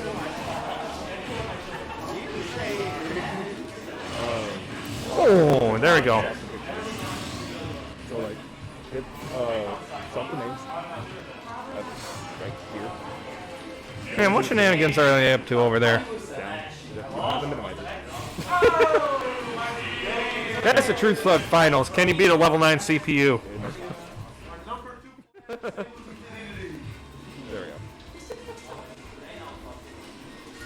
There we go. There we go. You heard it here first. Level 9 CPU DDD is the top player in Michigan.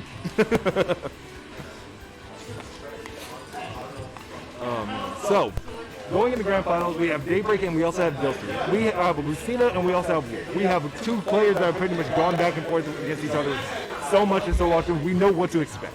Yep. But we've got a new factor in the mix, and that is mental fatigue, because Dilster, while he may be warmed up, has had to play a lot of matches to get back to Daybreak, while Daybreak has had a chance to just cool down, let his mind rest, so his mind is going to be a little bit more fresh going into this grand finals. Yeah, and honestly speaking, like, Dilster actually only really had to play like that one game, but that one game went to a best of 5. And on top of that, if Dilster is able to beat Daybreak, that's a bracket reset. and that means a lot more Smash to watch. Not just a lot more Smash to watch, but also like, that means that like it's going to be effectively that'll be 5 best of 5 games. That'll be 3 best of 5 games they would be playing back to back to back. Man, that is a lot to take in and a lot to take off your mind as well. Because it is not easy just keeping your top level of gameplay going constantly, because one thing I hear a lot of top level players say is that they'll kind of use their refined autopilot in the earlier rounds just to make sure that they can save their heavy mental load for the later rounds. So there definitely is a mental fatigue factor in this game. On top of that, someone in the chat asked, what is a bracket reset? A bracket reset is what happens when the person that wins winners finals loses against the person that wins losers finals. Yep. So that means that they are effectively losers. But because it is a double elimination, they have to beat them 2 times over. Yep. So let's say Daybreak ends up losing this set against Dilster.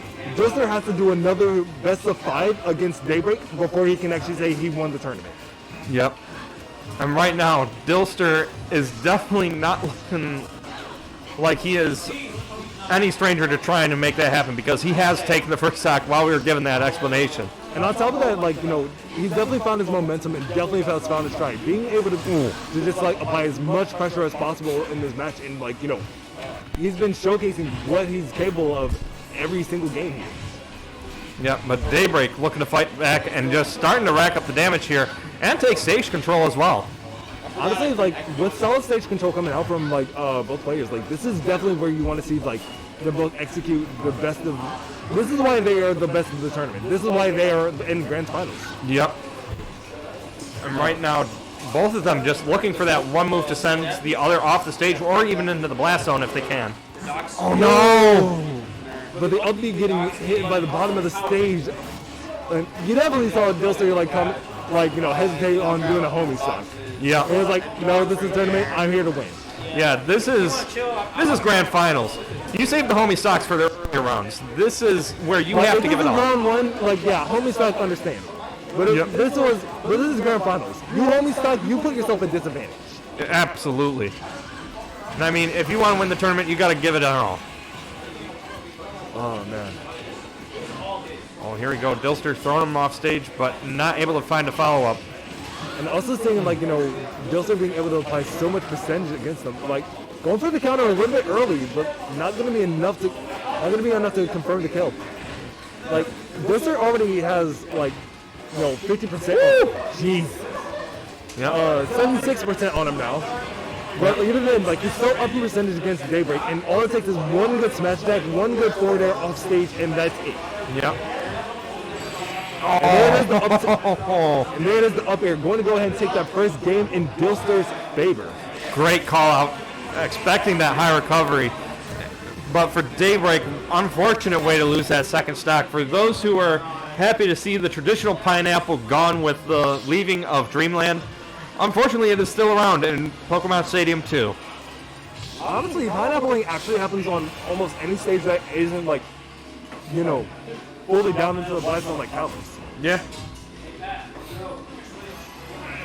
Oh, man. So here we go going into game 2, going back to PS2, and honestly, like, I'm not surprised at all, because, like, this is a great stage for both of them. It's pretty neutral, except for the fact that Daybreak now has 73% on Dilster. So, I guess that's about as neutral as it gets. Yeah, welcome to Fighting Wolf. 2 interactions, and there goes almost all your stock. Oh, and the blocking the regrab, and, like, honestly, that was a really solid parry coming out. And an up smash to take that first stock over in Daybreak's favor. I like that movement towards the ledge in order to bait out that roll, because you saw him just run towards the ledge and immediately dash back to where that roll was going to be, because he knew that he could get that up smash there. Oh, man. Like, and also letting that up smash is one of those very key things that you need to be mindful of, because, like, if you aren't able to, like, apply a lot of pressure and, like, be able to showcase what you're able to do. Yep. Then it's like, you know, when you apply your pressure, take the momentum and just run with it. If you aren't able to follow up on it, like, and lose the momentum in any way, shape, or form, it's hard to get it back. Yeah, and I mean, Daybreak is definitely building up this momentum right now. Yep, laser with good measure. Wow, so that's already like, 2 stocks off of Dilster, and Daybreak is sitting in a really comfortable position. Now he can go for as much risky stuff as he wants to, because like being up 2 stocks, that means that he can literally just do whatever he wants and still be able to like, come back for it. And he is really playing close pressure here, just staying on top of Dilster as much as he can.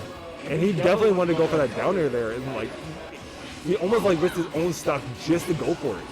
But even then, like, once you go for that down air, it's like, it's okay, because like, again, being up 2 stocks, you can do that. Yep. Oh, nice. Just grabs the neutral get up. Thinks about going off stage. Not going to be able to find it, though. A nice run back. Nice running back, getting it. Gonna do some get up. And then up smash coming up from Dilster, but Dilster's sitting on 101 and still has to take another stock off Daybreak. Like, he's definitely, like, got a lot to work out for. Yeah, this is not an easy thing to come back from, especially when you're getting up into a down smash like that. Oh, but with some excellent DI coming out from Dilster, he's not out of it just yet, but the forward tilt is definitely going to send him into the blast zone that time. Man, I mean, that is a big turnaround from game 1. Because, I mean, Dilster was doing a pretty good job keeping it even, or at the very least getting a good advantage in the first game, but Daybreak, now that he's back to being fresh, being warmed up, he is showing us exactly what he can do. And on top of that, with the counter pick going to Kalos, this is probably going to give like this is going to be where Dilster is going to have a little bit more space to kind of run around, be able to like say, yeah, this is where I feel the most comfortable. Yeah, I mean, just being able to outmaneuver Wolf is definitely one of the key things to being able to keep him out. On top of that, having those platforms above the ledges do give you a few extra options to be able to recover against him. That is true. You don't necessarily have to either recover the ledge or find a way around it. So being able to recover like high and also land on a platform instead gives you more options to just kind of get back to the game. On top of that, if you are able to predict those landings onto said platforms, you can also punish them as well. Yep. Another nice thing for Daybreak, though, no chance of getting pineappled. That is true. Well, it's like how we were talking about, like, if he does go all the way down into the blast zone like Kalos, and then he just... Yep. And then we're just back at Kalos. And the funny thing is like, Daybreak didn't even take the stage. Dilster did. Yep. Oh. Using the side B in the wrong direction, but, like, that's not going to matter too much. With Dilster sitting at 126, like, forward tilt, forward smash, up tilt, up smash. Yep, that is going to be the option. It just has such a wide scoop up range because the way he just spreads those legs out for the first kick in order to pull you in, it's just so hard to avoid. And it's like getting hit by anything from Zero Suit Samus with like scoops and legs.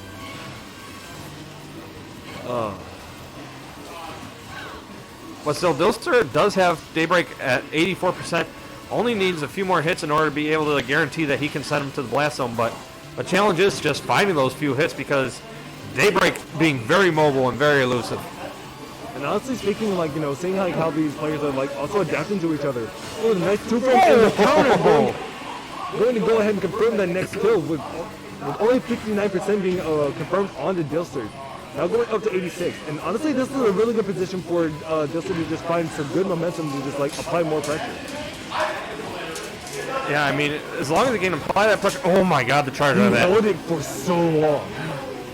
That's the scariest thing when your opponent just holds a smash like that and you're stuck in shield, because it's like, how small can you let that shield get? Honestly, it's small enough to where you can see the feet. That's the problem. Yeah, and against a low hitting move like the first hit of up smash, that's a scary thing to see. Exactly, and honestly, like, that was a really good option that came out from Daybreak. And honestly, Dilster sitting at this now one. Oh, did he catch the jump? No, he did not. Like, all it takes is just one up smash. Yep, that has just been a great bread and butter for Daybreak. Honestly, I've been seeing like Daybreak just like land so many of those up smashes, and it's like it shows like why these guys are like at the top of their caliber. A good forward smash coming out. Ooh. Like he definitely expected them to recover a little bit lower and wanted to go for the back air, but it wasn't low enough, so definitely didn't work the way that he wanted it to. Wow, actually getting poked while on stage there. Oh man. Great parry from Daybreak. Gonna create an opening here. See what he can do with it. Nearly catches him with the down smash If on Dilster that. had rolled, that would have been the game. Oh, absolutely. But thankfully, Dilster recognized the down smash, and instead decided to get a neutral get up, block it, and honestly, it paid off for him. Was able to go ahead and get the next stock. Now this is definitely where Dilster is able to turn it around and take this to a game where he's able to either bring it to game 4 and only be one game away from making a record reset. Yep, but the challenge is keeping that stock alive because Daybreak's going to find that opening for a back air, and now it is in his favor, and Dilster has his work cut out for him. Yeah, because now Dilster not only has to win the next 3 games, he has to win the next 5. Yeah, that is for true. For him to win, he has to win 5 games straight. But the first thing he's got to do is win those next 2 games if he wants to be thinking about the other 3. That is true. Otherwise, this is 100% like David's position to be like, yeah, I'm running away with this. Science dancing for. Is that a Fire Emblem song? I'm going to go with maybe.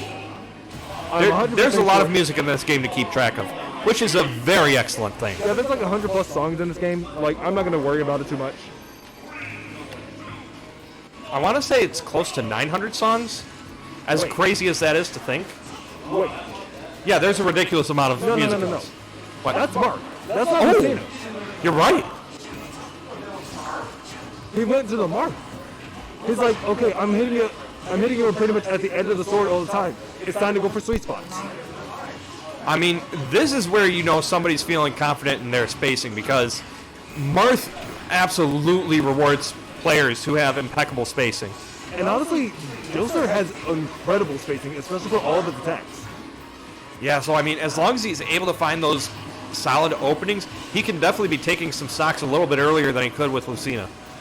Honestly speaking, like, and so far it's working out moderately well with like Daybreak only sitting at like 50%, but like if he was able to like sweet spot any of these moves like so far, like it would definitely showcase, and like you can definitely see like how he's good patience recognizing the shield pressure. But that laser though, gonna keep him from making it back. That was a really good pressure that was coming out from Daybreak, but a good forward smash coming out from Dilster to be able to like confirm it, and he might have confirmed the first. Ooh, nice grab. Oh, but unfortunately, gonna get rolled behind for his attempted edge guard there. Oh, gonna get this up here. Coming out from Daybreak, and now Dilster's sitting at 74%. He's got a lot of work to like just kind of like come out for. It's like definitely showcasing like a lot of patience. Yeah, I mean you have to in this situation because you can't rush it. But Daybreak side B. Sitting confidently at 145 with all 3 stocks. Oh no! He almost had. Good counter. Nice counter coming up from Dilster to go ahead and say, no, you're not doing that to me. Yep, so there we go. Able to take off that first stock, but the problem is that was the first stock. He still has 2 more to go through. Honestly speaking, I'm just watching Dilster just like focus so hard on this. It's just like, you see like how he's like performing. You see like, you know where he wants to be, how he wants to space all the moves, and how he wants to go about it. Oh no, he has no jump. Oh, and a nice counter coming out again. Dilster going to bring it back, going the distance. Yeah, there is an opening here for Dilster to take this to a game 5 now. And honestly, like that's exactly what you want to see. Is just like the strongest, like a really strong performance coming out from him. And honestly, I'm very like, I'm like just watching him just like apply so much pressure, and it's just like. But Daybreak now sitting at 81%, like. Whoa. Good thing he didn't go for that last side B because I think that might have moved him into range of that F smash. Honestly speaking, I'm surprised he didn't go for the down variant of Dancing Blade, purely for the fact of the matter of like, it would have actually clashed. Yep.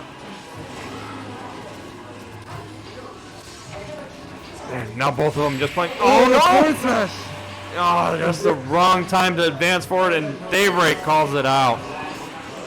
Oh man, that was some excellent performance coming out from both of those players. And honestly, you cannot ask for a better game. Absolutely. I mean, Dilster nearly bringing that back despite that huge stock deficit. That